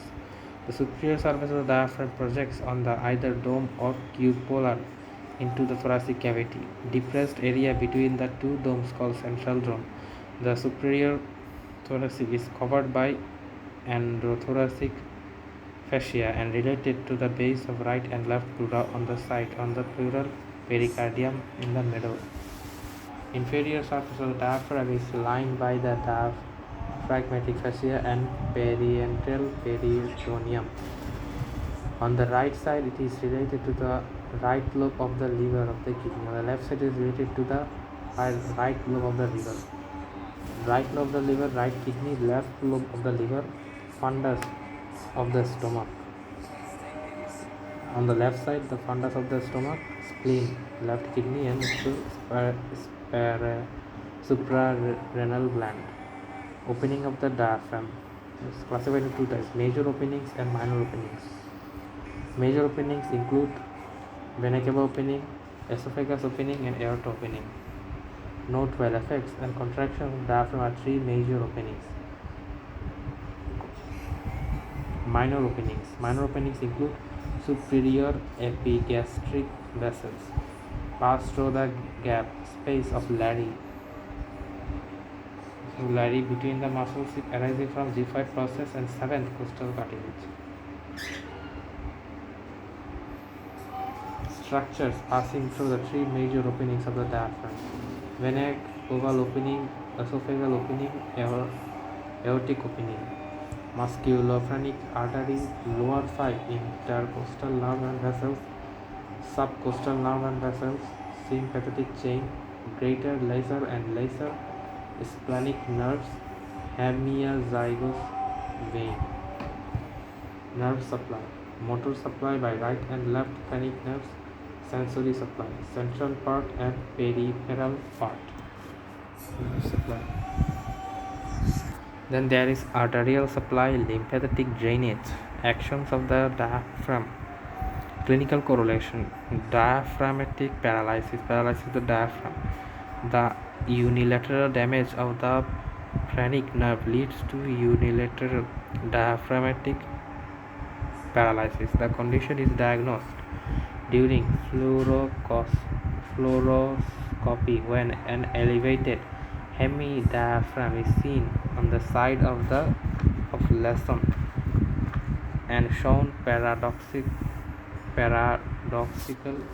movements.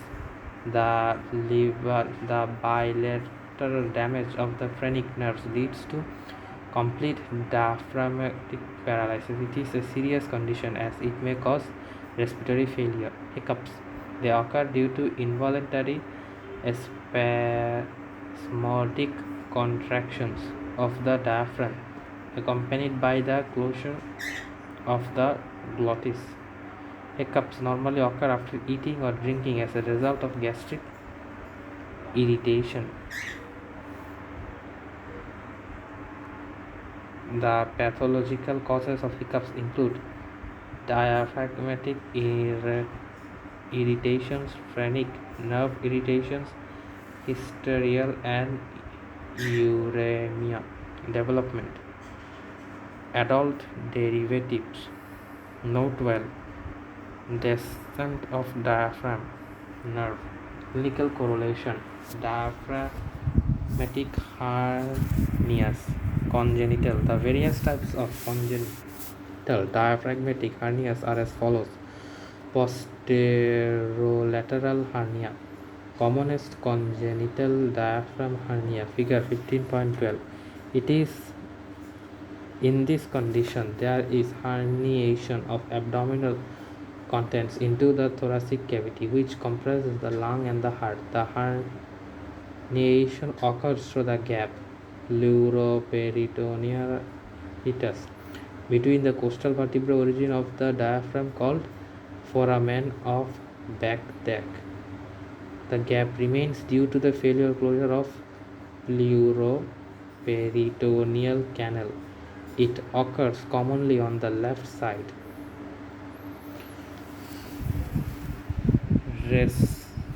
Retrosternal hernia, paraesophageal hernia, traumatic hernia, hiatal sliding hernia. Golden facts to remember: principal muscle of respiration, diaphragm. Commonest congenital diaphragmatic hernia, posterolateral hernia or Bagdad. Superior thoracic aperture is called by clinicians as the thoracic outlet. Diaphragm receives its motor innervations from C3 to C5 spinal segments. Phrenic nerve, because diaphragm derives from the third and the fifth cervical myotomes in the neck. Clinical case study: a male infant was brought to the hospital having markedly labored respiration and cyanosis. The heart sounds were displaced and there was an apparent dextrocardia. The left side of the chest was dull, flat, and percussion and had diminished breath sounds. The abdomen was characteristically scaphoid, i.e. boat-shaped. The X-ray chest revealed the presence of bowel, spleen, and portions of the liver within the thorax. A diagnosis of congenital posterolateral Bogdalic hernia of diaphragm was made. Questions. Tell the congenital defect of diaphragm that leads to posterolateral hernia of Bogdalic. Congenital gap between the vertebral and costal origin of the diaphragm due to failure of closure and pleuroperitoneal canal. Posterolateral Bogdalic hernia is common on which side, right or left? It is 3 to 5 times more common on the left side. What are the different types of congenital diaphragmatic hernia? What are the different types of posterolateral, retroesternal, and congenital paraesophageal hernia or rolling hernia? Which is the commonest congenital hernia of the diaphragm? Posterolateral hernia of Bogdalic. Its incidence is 1 out of 2,000 births. Bones and joints of the thorax. Specific learning objectives. After studying this chapter, the student should be able to identify and describe the salient features of sternum, first rib, and typical thoracic vertebra. Enumerate anatomical events occurring at the sternal angle, structures passing in front of the neck of the first rib, and structures lying behind the manubrium sternum. Write short notes on cervical rib, sternal puncture, and rib fracture. Identify and describe the features of atypical rib and the atypical thoracic vertebrae. Write short notes on cervical rib, sternal puncture, and rib fracture. Identify and describe the features of atypical ribs and atypical thoracic vertebrae. Atypical. Enumerate various types of thorax. Describe the constovertebral and constotransverse joints in detail. Describe type, articular surface, and movements of manubriosternal and xyphosternal joints. Bones of the thorax.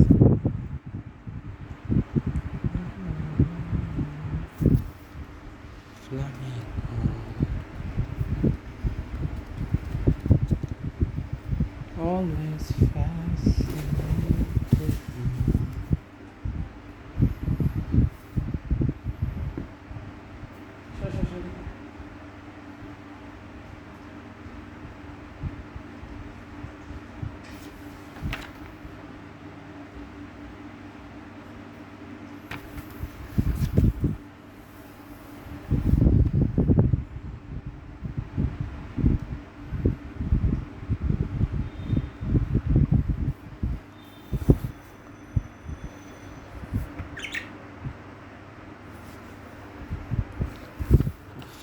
Bones of the thorax. The bones of the thorax form the major part of the thoracic cage and provide support and projection to viscera, i.e. heart and lung, present within the thoracic cavity. The thoracic cage is not static in nature but dynamic as it keeps on moving at its various joints.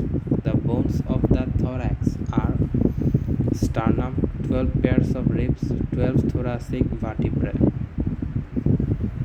Sternum. The sternum breastbone, figure 16.1a and b, is an elongated flat bone that lies in the anterior medial part of the chest wall. It is about 17 centimeters long. Parts. The sternum consists of the following three parts. Upper part, the manubrium sterni or episternum. Middle part, the body or mesosternum. Lower part, the xiphoid process or metasternum. The sternum resembles a dagger or a small sword in shape. Its three parts, manubrium, body, and xylophoid, represents the handle, the blade, the point of the sword, respectively. The upper part of the sternum is broad and thick, whereas its lower part is thin and pointed. The anterior surface is slightly rough and convex. The anterior surface. The upper part of the sternum is broad and thick, whereas the lower part of the sternum is thin and pointed. The anterior surface is slightly rough and convex, while the posterior surface is smooth and slightly concave. The manubrium of the body of the sternum lie at an angle of 163 to each other. Each increases slightly during inspiration and decreases during expiration. The angle between the long axis of the manubrium and the long axis of the body sternum is about 17 degrees. Anatomical position. In anatomical position, the sternum as a whole is directed downwards and inclined slightly from forward, with its rough convex surface facing anteriorly. Slightly forward is downwards and inclined slightly forward, with its rough convex surface facing anteriorly.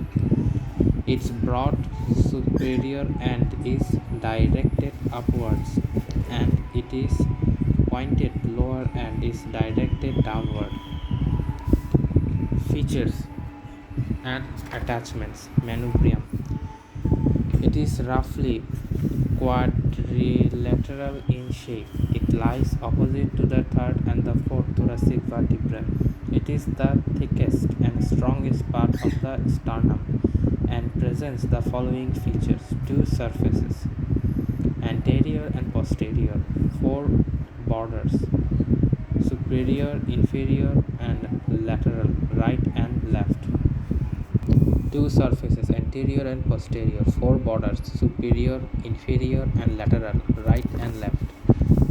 The interior surface on each side provides attachments to the sternal head of the sternocleidomastoid and pectoralis major muscles.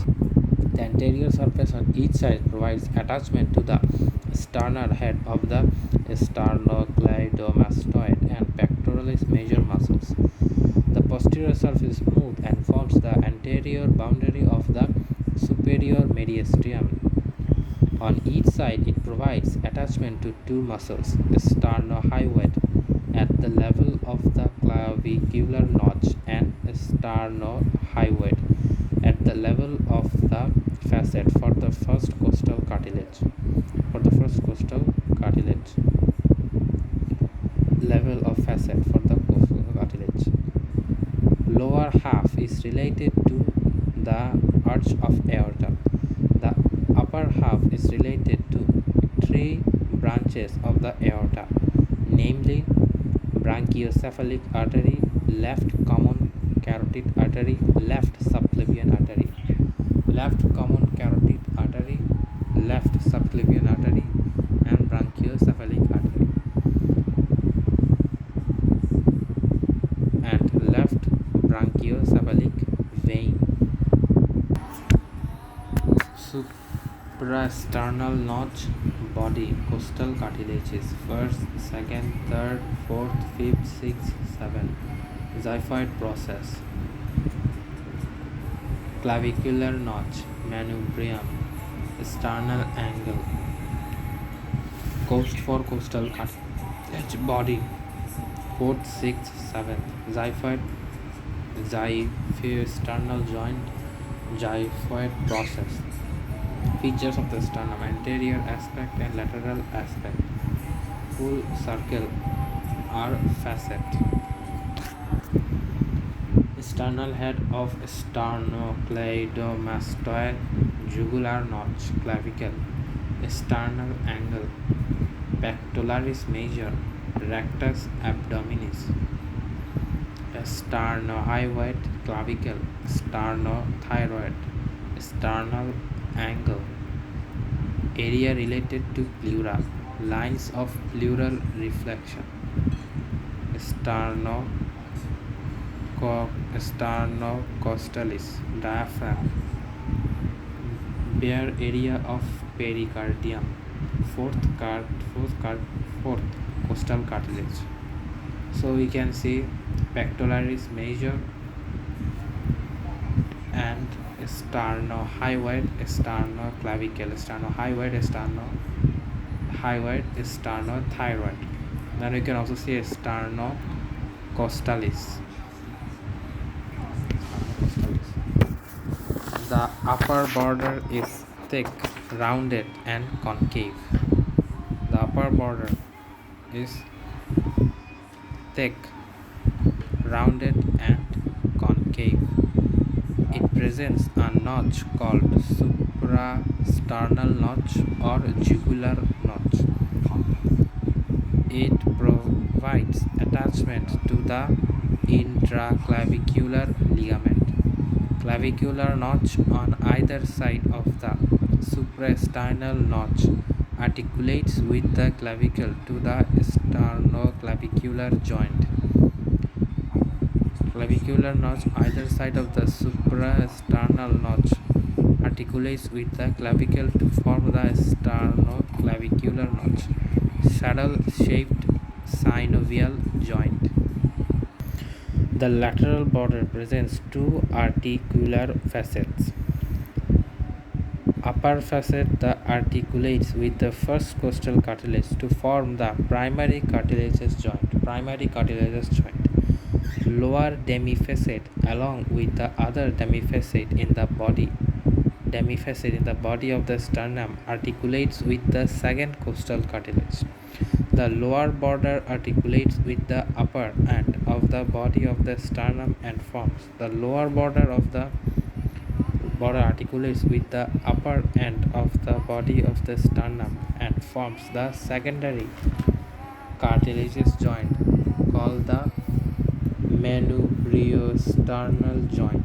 The manubrio makes a slight angle with the body at this junction called the sternal angle or the angle of Lois.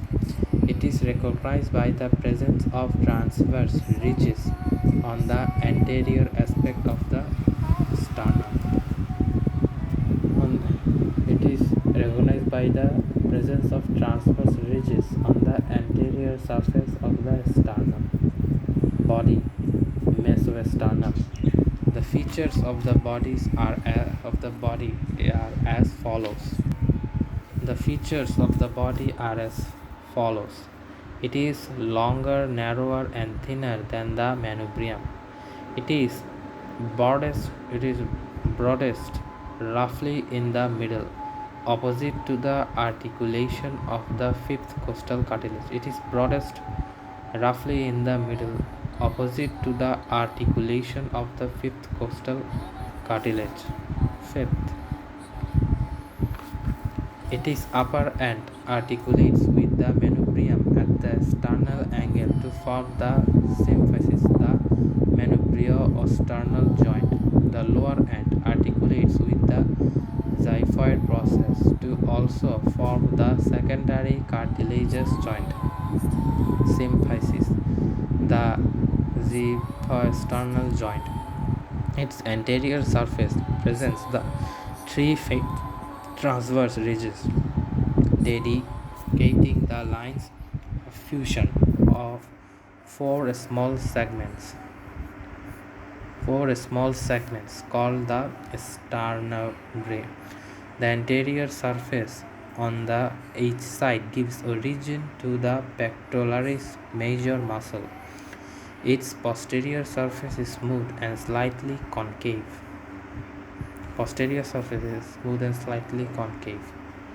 Lower part of the posterior surface gives origin to the sternocostal muscle.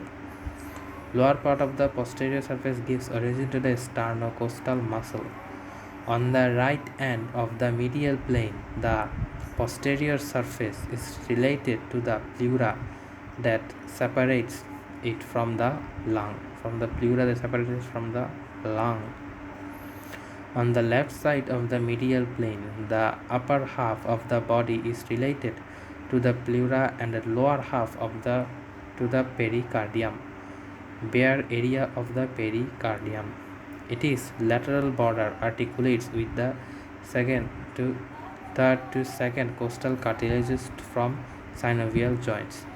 Strictly speaking, the second costal cartilage articulates at the site of the manubrosternal junction, and the seventh costal cartilage articulates at the site of the xiphisternal junction.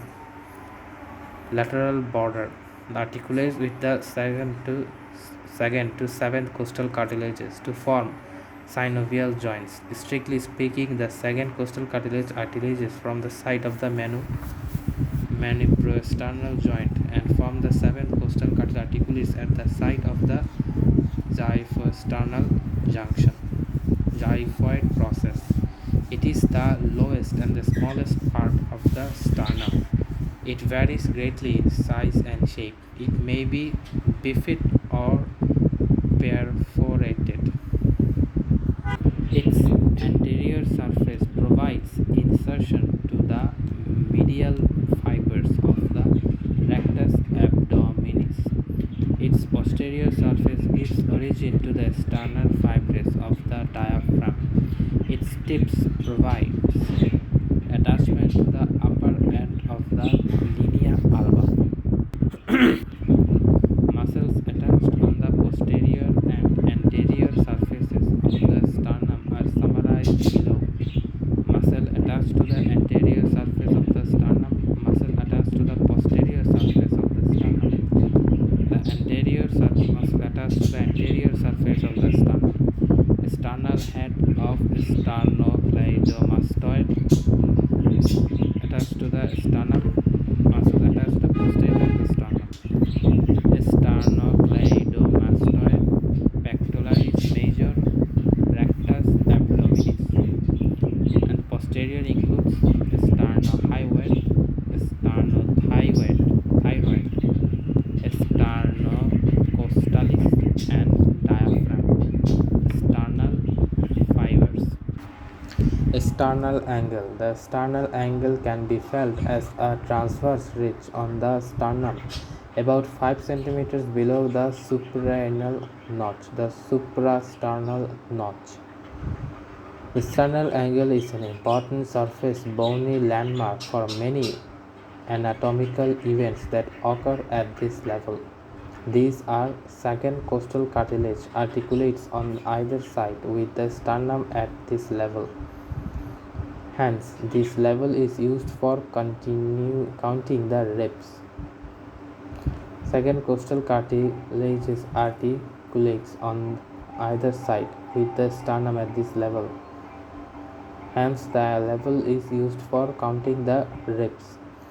It lies at the level of the intervertebral disc between the T4 and the T5, thoracic 4 and the thoracic 5 vertebrae. Horizontal plane passing through this level separates the superior mediastinum from the inferior mediastinum. Superior mediastinum to the horizontal line passing through this level. Superior mediastinum with the inferior mediastinum. Ascending aorta ends at this level. Ascending aorta ends at this level. Arch of aorta begins and ends at this level. Descending aorta begins at this level. Trachea bifurcates into the right and the left principal bronchi at this level. Upper border of the heart lies at this level. As zygous vein arches over the root of the right lung to end this superior vena cava. A zygous vein arches over the root of the right lung to end in the superior vena cava. Clinical correlation. Sternal puncture. Manubrium sterni is the preferred site for bone marrow aspiration because it is subcutaneous and readily accessible. The bone marrow sample is required for hematological examination. A thick needle is inserted in the upper part of the manubrium to avoid injury of the aorta, which lies behind the lower part. Sternal puncture is not advisable in children because in them the plates of the compact bone of the sternum is very thin, and if a needle passes through the manubrium, it will damage the arch of aorta and its branches, leading to fatal hemorrhage. Advisable in children because in them the plates of the compact bone of the sternum are very thin, and if a needle passes through the manubrium, it will damage the arch of aorta and branches, leading to fatal hemorrhage. Mid-sternotomy. To gain access to the mediastinum for surgical operations on heart and great blood vessels, the sternum is often divided in the medial plane called midi-sternotomy. Funnel chest. Pectoris excavatum.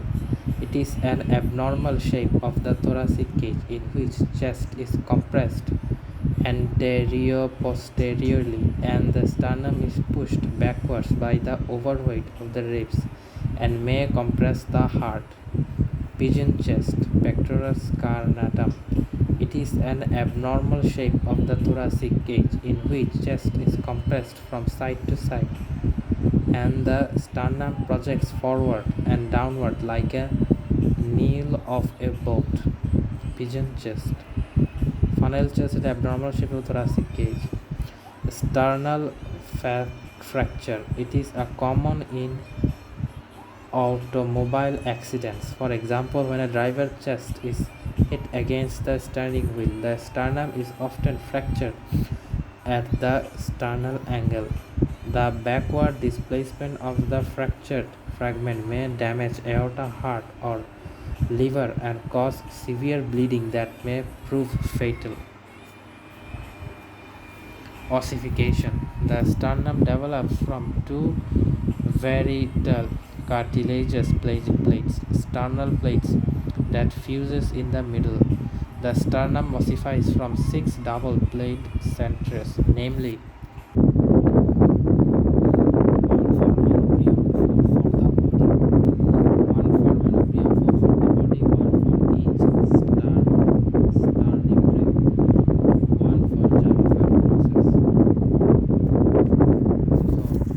one for manubrium, 4 for the body, and 1 for the gynoid process. Manubrium 5th mouth, body. First sternebra 6th mouth. Second sternebra 7th mouth. Third sternebra 8th mouth. Fourth sternebra 9th mouth. Gynoid process 3rd year. Appearance. It contracts appearance in descending order from different parts of the sternum as mentioned above. Fusion. The fusion occurs as follows. Fusion between sternal plates takes place from below upward. It begins at puberty and ends in and puberty and is completed by 25 years. The xylophile process fuses the body at the age of 40 years. Manubrium does not fuse with the body. As a result, the secondary cartilaginous membrosternal joint usually persists throughout life. In about 10% individual, fusion occurs in old age. Manubrium does not fuse with the body. As a result, the secondary cartilaginous membrosternal joint usually persists throughout life. In about 10% individual, fusing occurs in old age. Clinical correlation: sternal foramen and cleft sternum. The two sternal plates fuse in caudocranial direction. Sometimes sternibranchi fail to fuse in the middle. As a result, defect occurs in the body of the sternum in the middle in the form of sternal foramen to cleft sternum. The cleft sternum is often associated with ectopic cordis. Ossification: the sternum develops from the two vertical cartilaginous plates, sternal plates that fuse in the middle. The sternum ossifies from 6 double paired centers, namely one of manubrium, 4 for the body, 1 for each sternabrae. One of the xylophite process, manubrium, 5th month.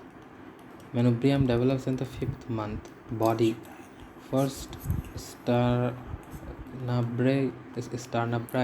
6th month, second sternabrae 7th month, third sternabrae 8th month, fourth sternabrae 9th month of IUT, intrauterine life.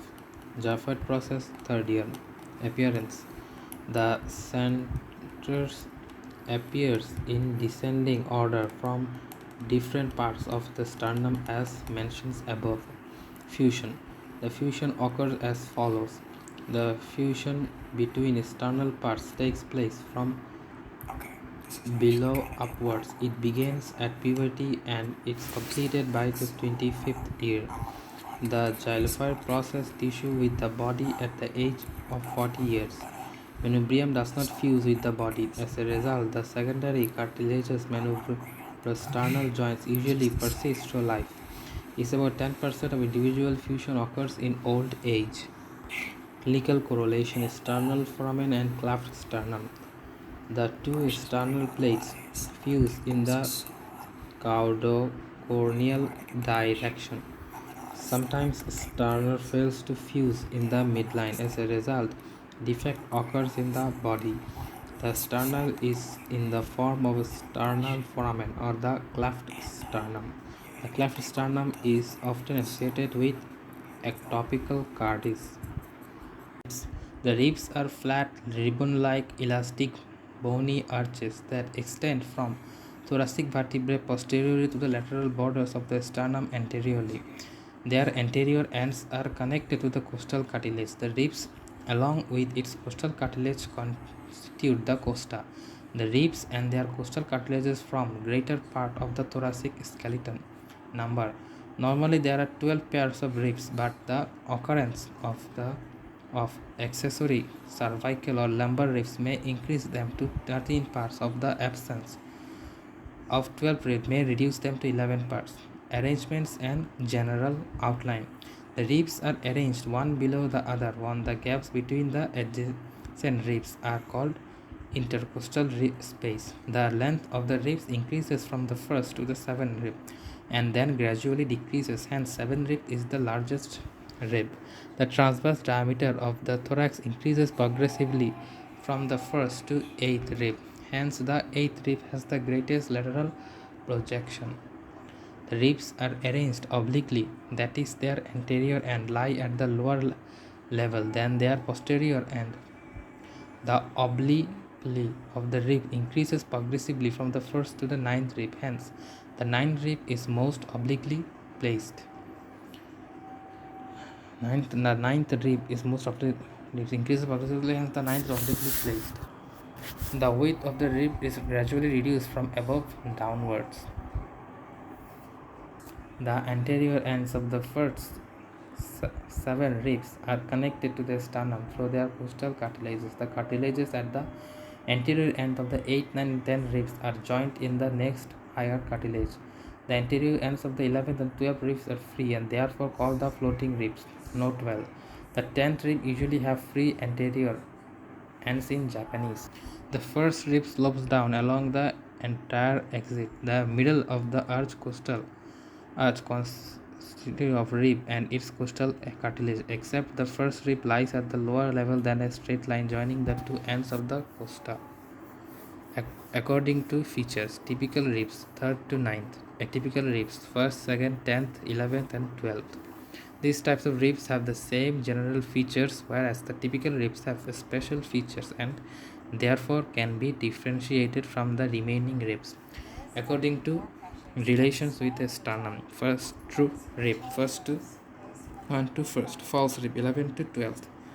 The lower 5 ribs, true ribs articulate with the sternum adequately, whereas the false ribs do not articulate with the sternum anteriorly. The vertebrosternal ribs articulate posteriorly with the vertebra and anteriorly with the sternum. The vertebrochondral ribs articulate posteriorly with the vertebra, anteriorly with the cartilages, join the cartilages of the higher rib. The vertebra of floating ribs articulate posteriorly with vertebrae, but their anterior ends are free and arch with a small piece of hyaline cartilage.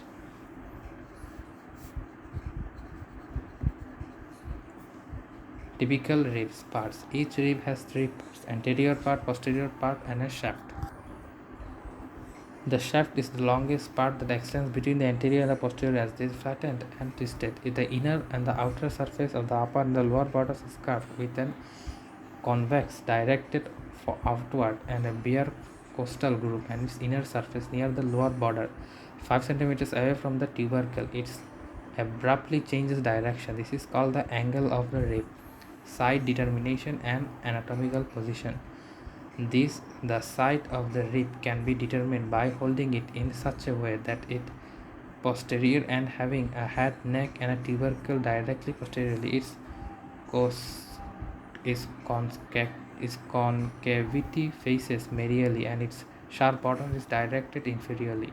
In an anatomical position, the posterior end is higher and nearer to the median plane than the anterior end. In anatomical position, the posterior end is higher and nearer in the medial plane than the posterior end. The features and attachments: anterior costal end. It bears a small cup-shaped depressions on the joints of a corresponding costal cartilage to form a primary cartilaginous costochondral joint.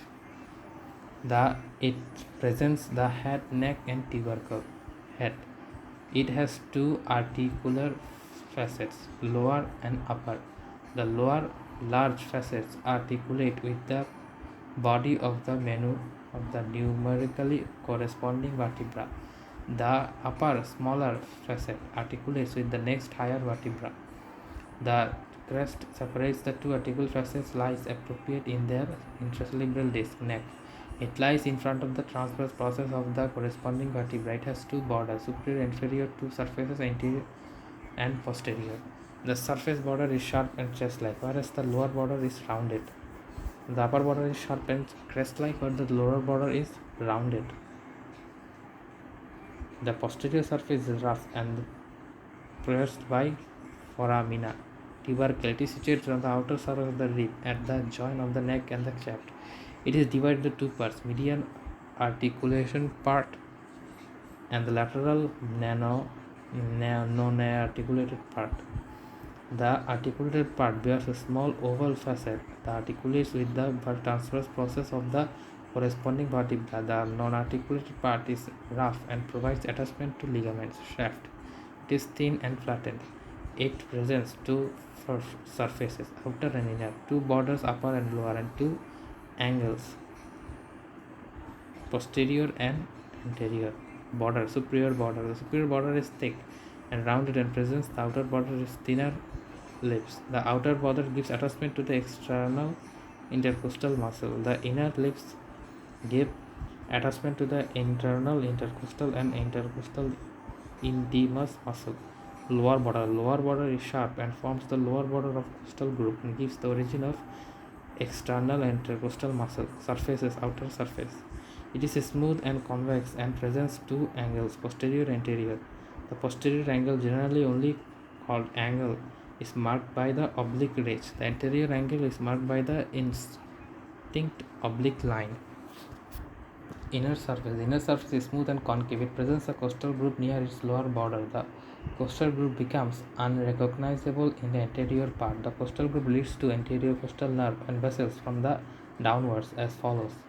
Intercostal vein, intercostal artery, intercostal nerve. The anterior costal muscle is attached to the floor of the group, intervening between intercostal nerves and vessels of the bone. The intercostal intimus is attached to the upper border of the costal group. Note well the characteristic feature of typical rib. It is thin, flat, long, and curved. Long is true its entire axis. It has inner and outer surface. It is angulated. It is present in two bends on 5 cm front back of tubercle and 2 cm behind the anterior end. It is twisted on its long axis so that the two ends of the rib cannot touch the same horizontal plane. Mnemonic cat. Curved, angle, and twisted. Ribs are flat, ribbon-like, elastic, bony arches that extend from the thoracic vertebrae posteriorly to the lateral border of the sternum anteriorly. Thoracic vertebrae posteriorly to the lateral border of the sternum anteriorly. Their anterior ends are connected to the costal cartilage. The rib along with the costal cartilage constitute the costa. The rib along the costal cartilage constitute the costa. The ribs and their costal cartilage, which is from greater part of the thoracic skeleton. Number. Ribs are flat, ribbon-like, elastic, bony arches. Number. Normally, there are 12 pairs of ribs, but the occurrence of accessory cervical or lumbar rib may increase them to the 13 pairs, or the absence of the 12th rib may be reduce them to the 11 pairs. ठीक है 12 pairs. Number 12. Arranged and general outline. Ribs are arranged one below the other, and the gaps between the adjacent ribs are called the intercostal space. ওরা কি বলছে এমনিতে? The length of the ribs increases from the first. Length of the ribs increases from the first to 7th rib and then gradually decrease, hence 7th ribs is longest rib. কোনটা longest rib? 7th rib. তারপরে the transverse diameter of the thorax increases progressively from the first to 8th rib. Hence the 8th rib has the greatest lateral projection. The transverse diameter of the thorax increases progressively. Transverse diameter of the thorax increases progressively.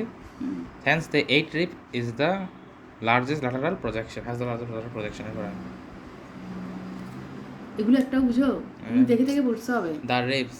The ribs are arranged obliquely, that is, their anterior ends lie at the lower level than the posterior ends. তারপরে obliquity of the ribs increase progressively from the first to 9th rib. The obliquity of the ribs increases progressively from the first to 9th rib. The 9th rib is the most obliquely placed. তাহলে 7th rib হচ্ছে longest rib, 8th rib has the greatest lateral projection, and 9th rib is obliquely placed. It's the most obliquely placed ever. তারপরে the width of the ribs is gradually reduced from the above downwards. The width of the ribs are gradually reduced from above downwards. Anterior and the first above downwards.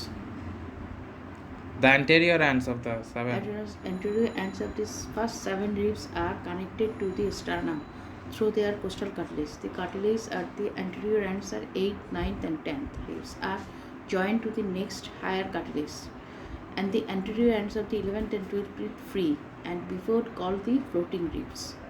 Note well, the 10th rib usually have free anterior ends. The 10th rib usually have free anterior ends in Japanese. The first rib slopes downward along the entire extent. The first rib slopes downward along the entire extent. The middle of the arch, costal arch, hosting of a rib and its costal cartilage, except the first rib lies at a lower level than a straight line, joining the two ends of the costa. The middle of each costal arch consisting of rib and its costal margin, except the first rib, lies at a lower level than the straight line, joining the two ends of the costa. Classification. Which are typical ribs 3rd to 9th. Atypical ribs 1st, 2nd, 10th, 11th, 12th. তোমাদের typical ribs হতে হচ্ছে না? Typical ribs হচ্ছে 13 3 to 9. Atypical 1st, 2nd, 10, 11, 12. Faster. The typical ribs have the same general feature, whereas the atypical ribs have a special feature and therefore can be differentiated from the remaining ribs. According to the relation with the sternum, two ribs 1st to 7th rib ke upper 7th rib ke bola hoy True ribs are the 1st and to 7th. The false ribs are 8 to 12. lower end. The lower 5 ribs. Two ribs articulate with the sternum anteriorly, whereas the false rib don't articulate with the sternum anteriorly. True ribs articulate with the sternum anteriorly, whereas the false ribs do not articulate with the sternum anteriorly. According to articulation. তাহলে according to feature, according to relation of the articulation, according to relation with the sternum, according to articulation. Vertebrosternal ribs 1st to 7th. Vertebrocostal ribs 8th to 10th. Vertebrosternal 1st to 7th. Vertebrochondral 8th to 10th. Vertebral floating ribs 11th to 12th. Vertebral floating ribs 11 to 12. Vertebral floating ribs 11. Vertebral floating ribs 11 to 12. তাহলে vertebrosternal ribs 1st to 7th. Vertebrochondral ribs 8th to 10th. Vertebrofloating ribs 11 12th. Vertebrocostal ribs articulate posteriorly with the vertebra and the anteriorly with the sternum. ঠিক আছে? Vertebrosternal ribs হচ্ছে according to posteriorly. The vertebrochondral ribs articulate posteriorly with the vertebra and the anteriorly their cartilage join the cartilage of the higher rib. The cartilage join the cartilage of the higher rib. পড়ে যাবে মিডলটা. Vertebral or floating ribs articulate posteriorly with the vertebra, but their anterior ends are free but attached to small pieces of hyaline cartilage. Typical ribs parts. Each ribs has 3 parts: anterior, posterior, and posterior and also shaft. Anterior and posterior and shaft. Anterior and posterior and shaft. The anterior end bears a concave depression. Anterior and has concave depression and bears এটা প্রিমোলিটি করে পড়ে যাবে মনে হচ্ছে. Anterior and bears a concave depression. Posterior consists of head. The posterior end consists of head, neck, and tubercle. Posterior end consists of head, neck, and tubercle. The shaft is the longest part that extends between the anterior and posterior ends. It is flattened and twisted. It's twisted. It has inner and outer surface and outer and lower borders. Upper and lower borders. Upper and lower border. It is carved with concavity, directed outwards, and bears the costal group on its inner surface near the lower border. 5 centimeters away from tubercle, it is abruptly it changes its direction. This is called the angle of the rib. What is angle of the rib? Angle of the rib এটা. Angle of the rib এটা. It is flattened and twisted. It has inner and outer surfaces, upper and lower borders. Has inner and outer surface, upper and lower borders. It is curved with convexity directed outwards. It's curved with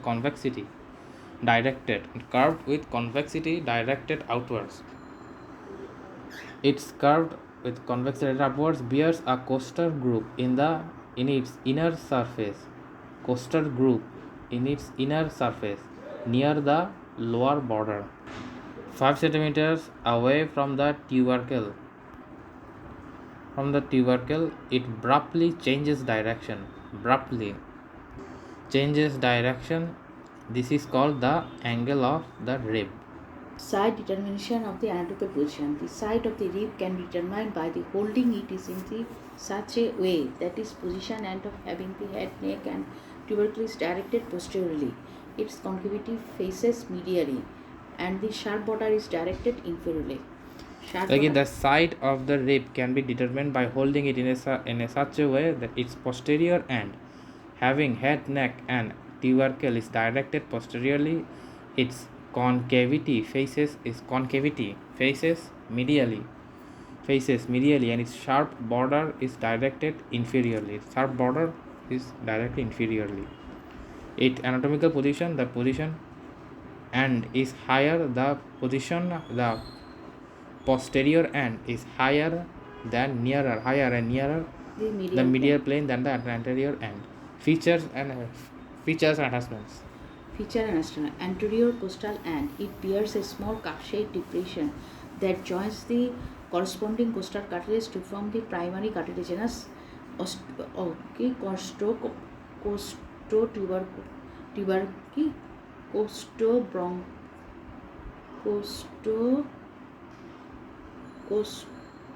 Costochondral joint. Chondral, CH, H টা B বলতেছি এটাকে chondral, costochondral joint. Anterior costal and anterior costal. It bears a small cup-shaped depression that joins with the corresponding costal cartilage to form a cartilaginous costochondral joints. Posterior and the head, neck and tubercle. It has two articular facets, lower and upper. Header মধ্যে two articular facets, lower and upper. Its lower larger facet articulates with the body of the numerically corresponding vertebra. It has two articular facets. Facet articulates with the body of the numerically corresponding The lower larger facet articulates with the body of the numerically corresponding vertebra.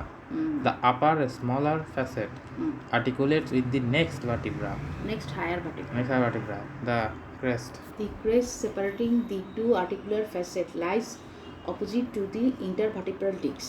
The crest separating the two articular facets lie opposite side to the intervertebral disc. It lies in front of the transverse process of the corresponding vertebra. It has two borders, superior and inferior border, two surface, anterior and posterior surface. Upper border is sharp, crest-like, whereas the lower border is rounded. তারপরে posterior surface is rough and pierced by the foramina. Outer surface of the rib at the junction of the neck and the shaft. Tubercle, it is situated in the outer surface of the rib and junction of the neck and shaft. It is situated on the outer surface of the rib. Outer surface on the rib and at the junction of the neck and the shaft.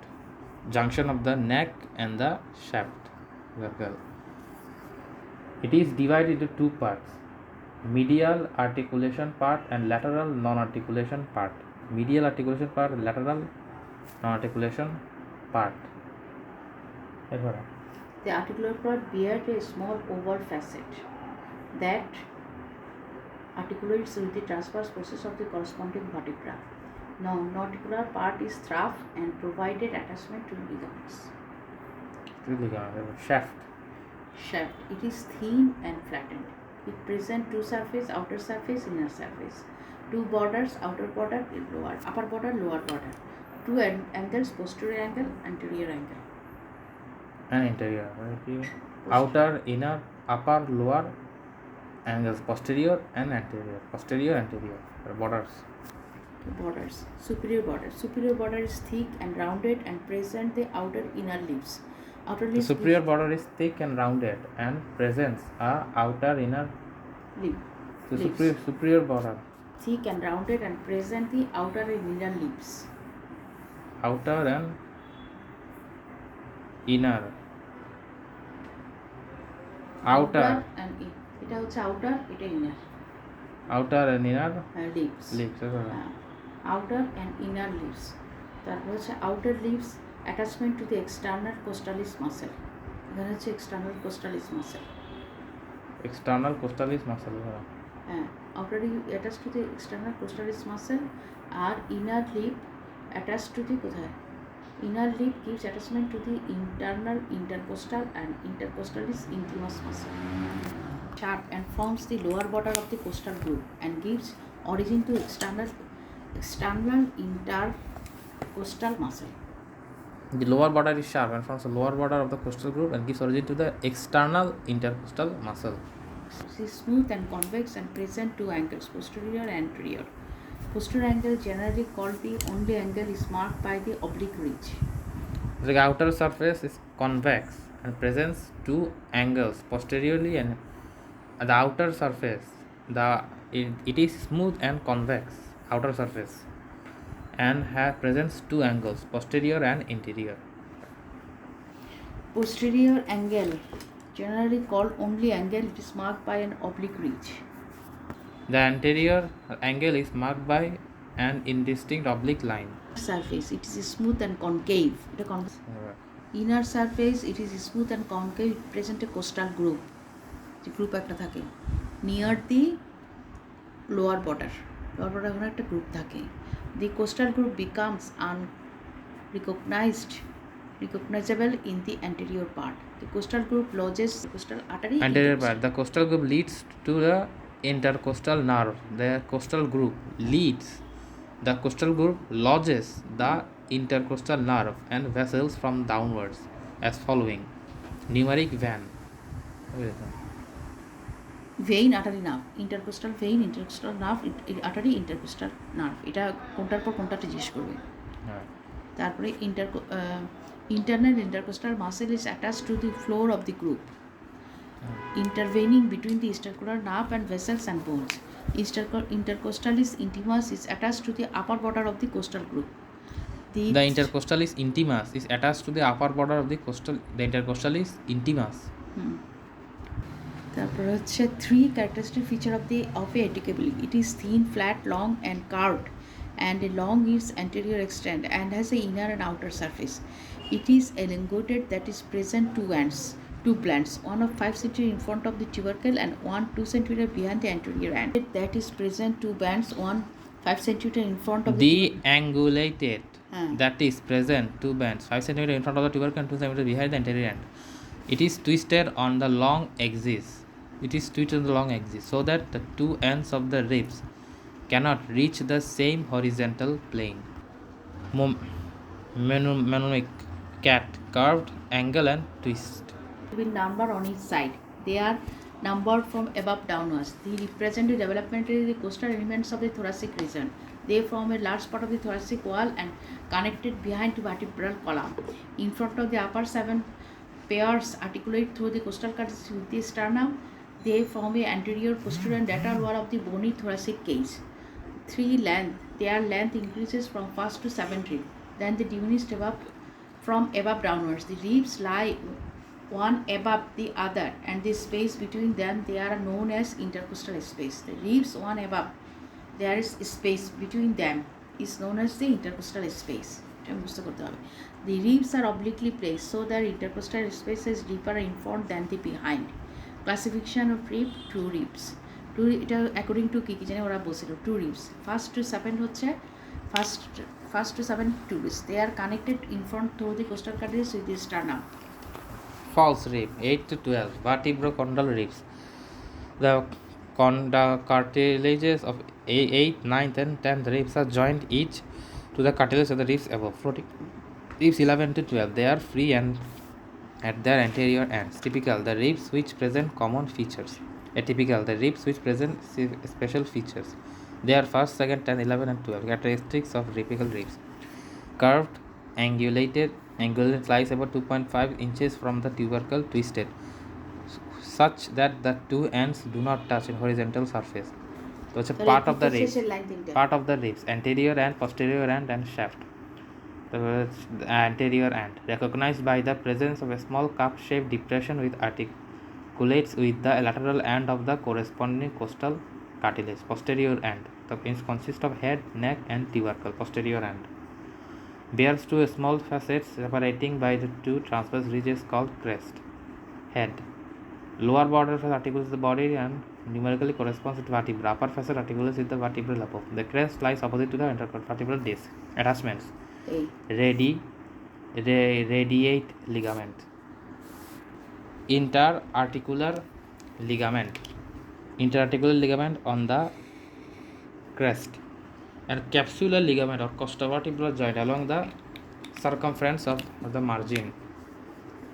The radiate ligament connects the rib with the vertebra with the interarticular ligaments. Connects it with the intervertebral discs. Next, flat portion adjoining the head about 1 inch long lies in front of the transverse process numerically corresponding vertebra. It process surface to anterior posterior border to the upper and lower.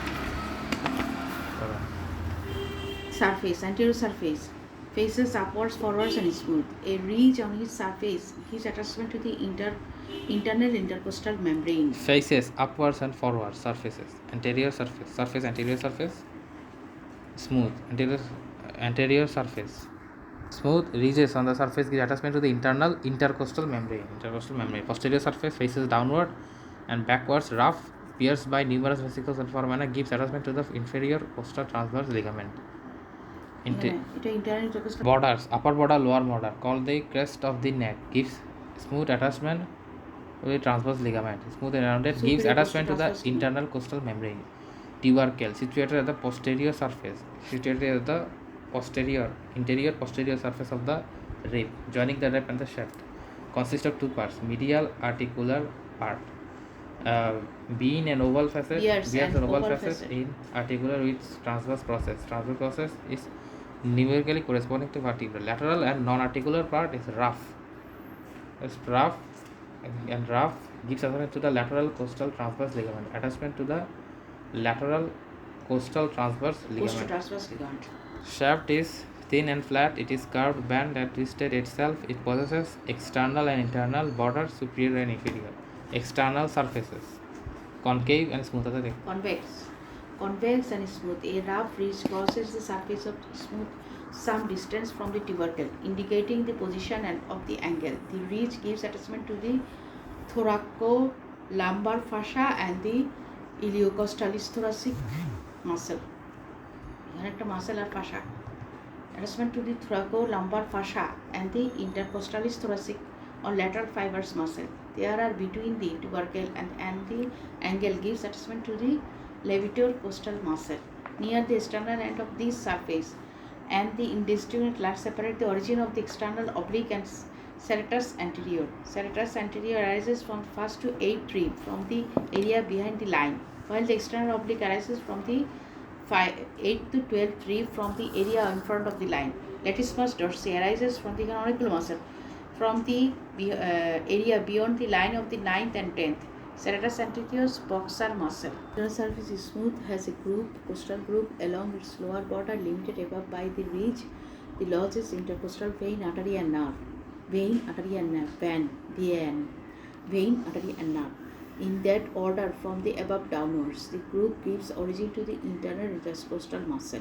Upper ridge of the groove gives origin to the intercostalis intimus or innermost intercostal muscle. Superior border rounded, it has got an inner and outer lip. Behind the inner lip gives insertion of the internal intercostal and intimus muscle. Outer lip gives insertion of the external intercostal muscle. তারপর হচ্ছে inferior border, sharp border forms lower margin of the costal groove, gives origin to the external intercostal muscle. Introduction of the thorax, chapter 15. Specific learning objectives. After studying this chapter, a student should be able to describe the boundaries of thoracic inlet, cavity and outlet. Describe the diaphragm using under following handlines: origin, insertion, nerve supply, actions and applied anatomy. Write short notes on Simpson's fascia, central tendon of diaphragm and thoracic cage. Give the anatomical embryological basis of thoracic inlet syndrome and posterolateral hernia of diaphragm, hernia of Bok-Delic. enumerate structures passing through thoracic inlet and structures passing through major openings of diaphragm. The thorax, thoracos, chest, is the part of the body between the root of the neck and the abdomen. The term chest is used as a synonym of thorax. This thorax cavity contains lungs and hearts and principal organs of respiration and circulation respectively. Surface landmarks. The diseases of thoracic viscera are the leading cause of death all over the world. Before, surface landmarks of the thoracic are extremely important. Therefore, thoracic landmarks of thorax are important for the physicians in providing reference locations for performing inspections, visual observations, palpations, feeling with firm pressure, percussions, detecting densities through tapping and auscultation, listening sounds with stethoscope, palpation, percussion, and auscultation. Bony landmarks. The bony landmarks of the thoracic wall are follows. Supraesternal notch, jugular notch, is felt just above the superior border of the manubrium sterni between the proximal medial ends of the two clavicles, and it lies at the level of lower border of the body of T2 vertebra. The trachea can be palpated in this notch. Sternal angle. It is felt as a transverse angle between 5 cm below the suprasternal notch. It makes the angle made between the manubrium and the body of the sternum of the angle between the long axis of the manubrium and the body of the sternum is 163 posteriorly and 17 degrees anteriorly. It lies at the level of intervertebral disc between the thoracic 4 and thoracic 5 vertebra. The second rib cartilage articulates on either side with the sternum at this level. Hence, it is used as a surface landmark for counting the ribs. For details, see page 205. Guyton joint.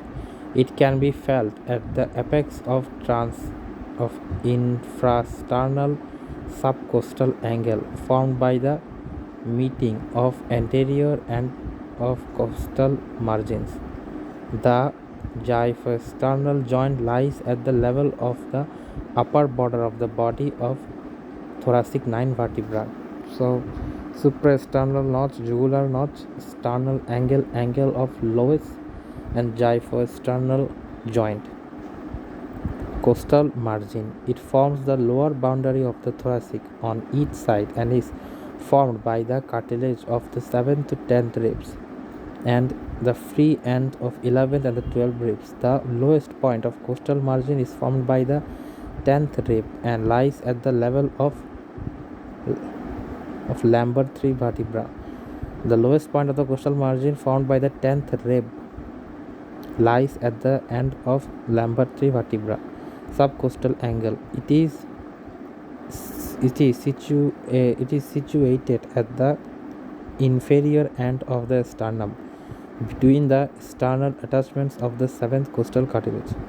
Subcostal angle. It is situated at the inferior end of the sternal between the sternal attachments of the 7th costal cartilage. Thoracic vertebral spines. The first prominent spine fell at the lower end of the nuchal furrow, midline furrow on the back of the neck. It is the spine of cervical 7 vertebra prominence. All the thoracic spines are counted below this level. For reference, the third thoracic spine lies at the level of root of a spine of a scapula, and 7th thoracic spine lies at the level of inferior angle of the scapula. Soft tissue landmarks. Nipple. In males, the nipple is usually located from the fourth intercostal space, about 4 centimeters, about 4 inches, 10 centimeters from the mid-mesosteal line. In females, the position varies considerably. Apex beat of the heart. It is the lowest and outmost thrust of the cardiac pulsation, which is felt in the left. A special sites for enzyme molecule. Active site, catalytic site. It is the small area of enzyme which binds substance for catalysis. Active site create a three-dimensional cleft-like formation complementary to the substrate conformation for easy substrate binding. Substrate, active site, enzyme. Allosteric site. These are the specific areas of the surface of the enzyme other than the active site. Different allosteric effectors, allosteric modifiers bind with the enzyme through allosteric site to modify the regulate the enzyme activity.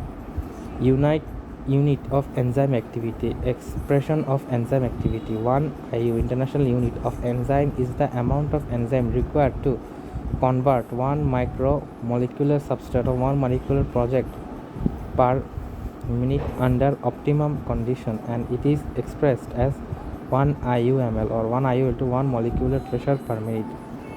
1 kettle enzyme, 1 KT is the amount of enzyme required to convert 1 molecular substrate 1 molecular product per second under optimum conditions. So 1 KT equal to 1 mole per second.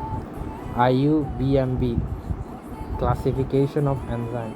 It is a uniform and unambiguous enzyme nomenclature system adopted by International Union of Biochemistry and Molecular Biology, IUBMB.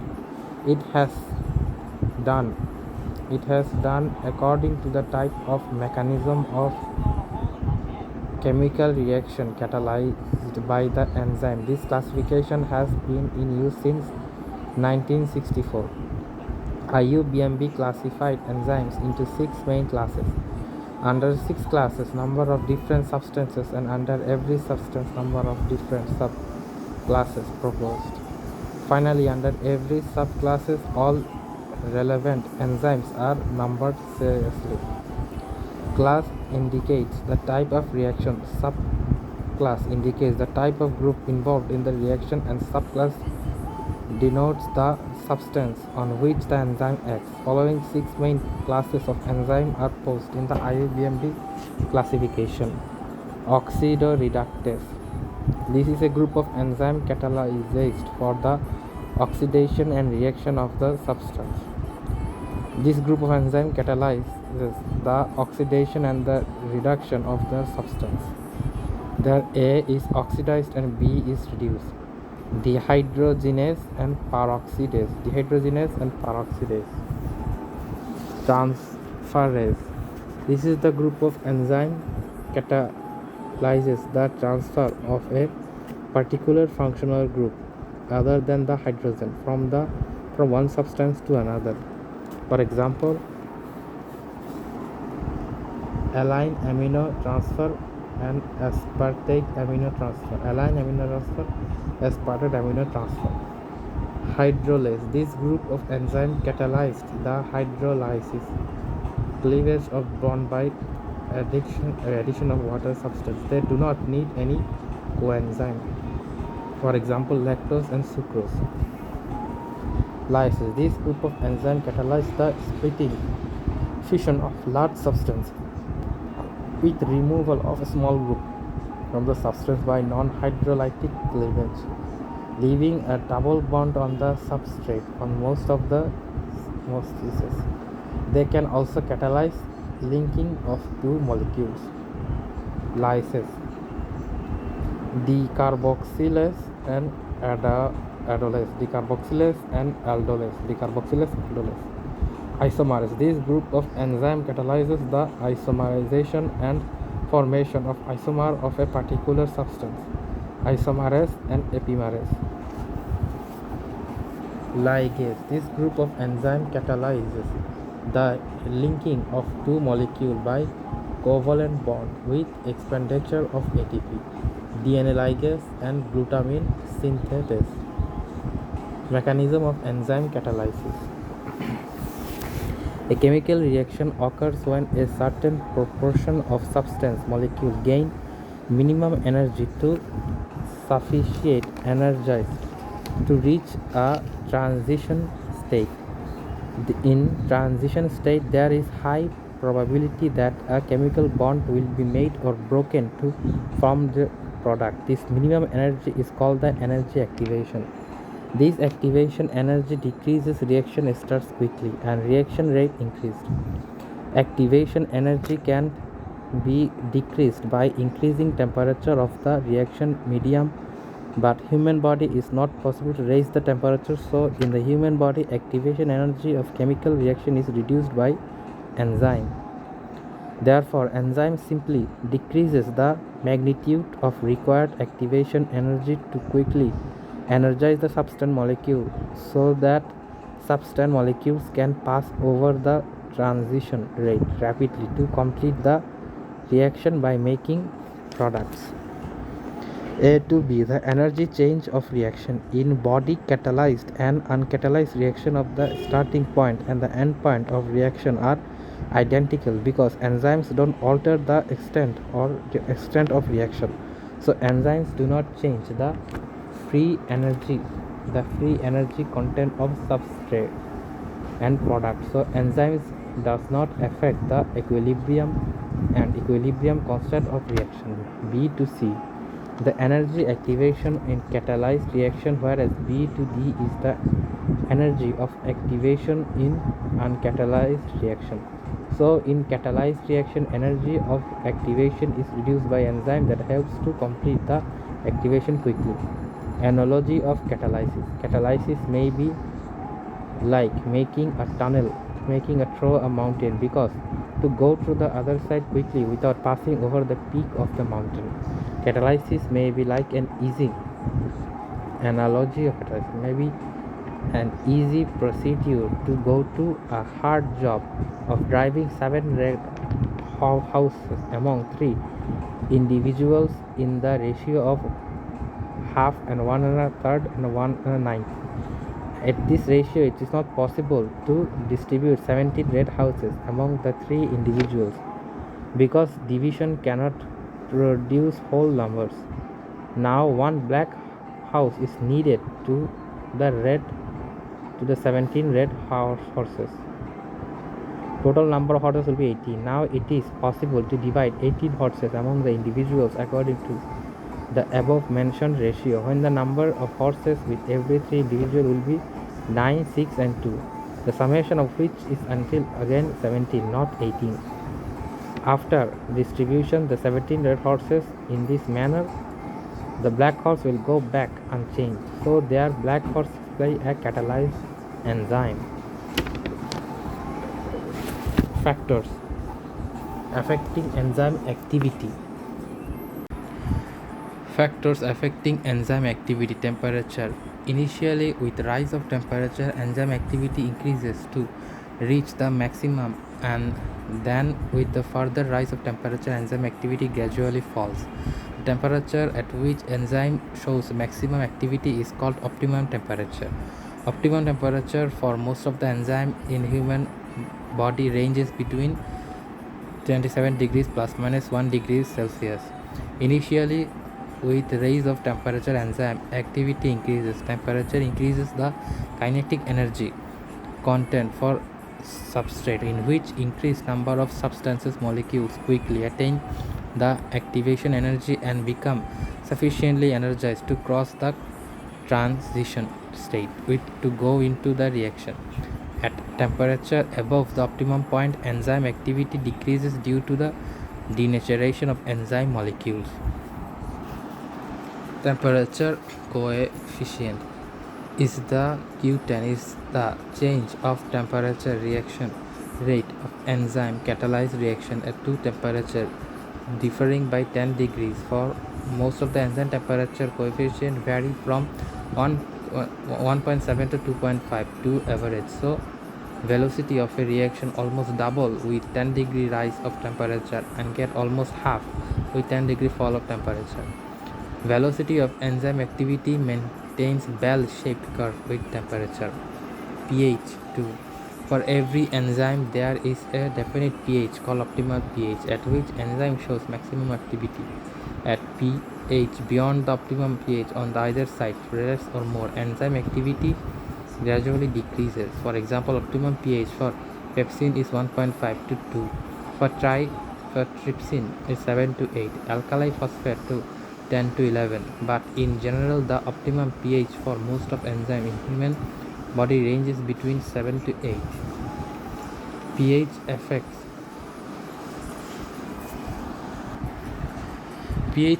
the enzyme activity because both enzymes are substrate for either proper interaction required specific chemical groups on their surface in ionized or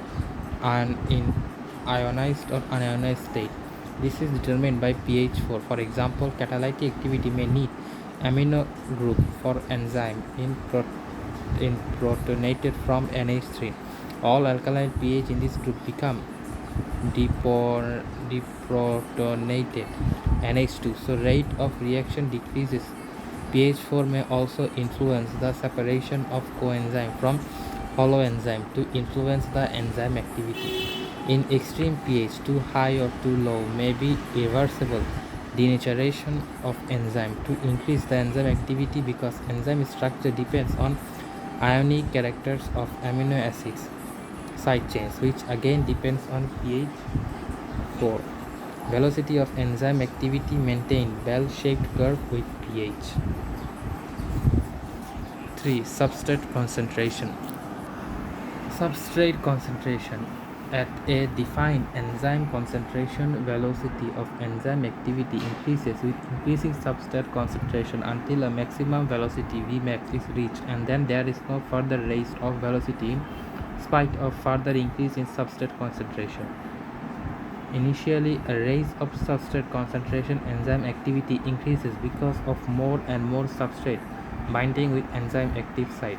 This rising trend continues till the separation point is reached when all the active site of enzyme get occupied by substrate. Beyond this saturation point, no more rise of enzyme activity is seen because no more substance can bind with the enzyme. The substrate concentration at which an enzyme shows maximum activity is called maximum velocity Vmax, which is constant for a given enzyme at a defined condition. Therefore, the Vmax, also called catalytic constant of an enzyme, is the number of substrate molecules converted into products per unit time when enzyme is fully saturated with substrate. So Vmax is an index of catalytic efficiency of an enzyme, and it is useful in comparing the activity of different enzymes. Michaelis constant Km is an enzyme in the substrate concentration at which enzyme shows half maximum velocity. At this point, 50% of enzyme binds with the substrate. Km indicates the enzyme substrate affinity, and it is inversely proportional to the enzyme affinity for substrate. Km indicates the enzyme substrate affinity, and it is inversely proportional to the enzyme's affinity for substrate. The more the enzyme affinity for substrate, Km value will be low. That means substrate at low concentration will show half maximum velocity. The less the enzyme affinity of a substance, Km value will be higher. Substrate must be high concentration to show the half maximum velocity. So Km provides a measure to the substrate concentration required for significant catalysis to occur. Km value is constant for a given enzyme at different conditions. Velocity of enzyme activity maintains hyperbolic curve with the substrate concentration. Enzyme concentration. Velocity of a chemical reacts is directly proportional to the enzyme concentration provides to free substance concentration in an excess of enzyme can be maintained. This is because the number of available substrate binding to site as in the enzyme concentration increases. Product concentration. Enzyme activity gradually decreases with the accumulation of product, and some of is done by inhibition of the same enzyme by the product produced by that enzyme. This type of control limits the rate of product formation. In human body, such as decrease in enzyme activity by products in ordinary prevented by prompt disposal of the product of a reaction by subsequent metabolic reactions. where the product of a previous reaction are used up as substrate. Inhibition of enzyme activity. Inactivation of enzyme and reduction of the velocity of enzyme catalyze reduced is called enzyme inhibition, and the substrate doing this is called enzyme inhibitor. Types of enzyme inhibition. Irreversible inhibition.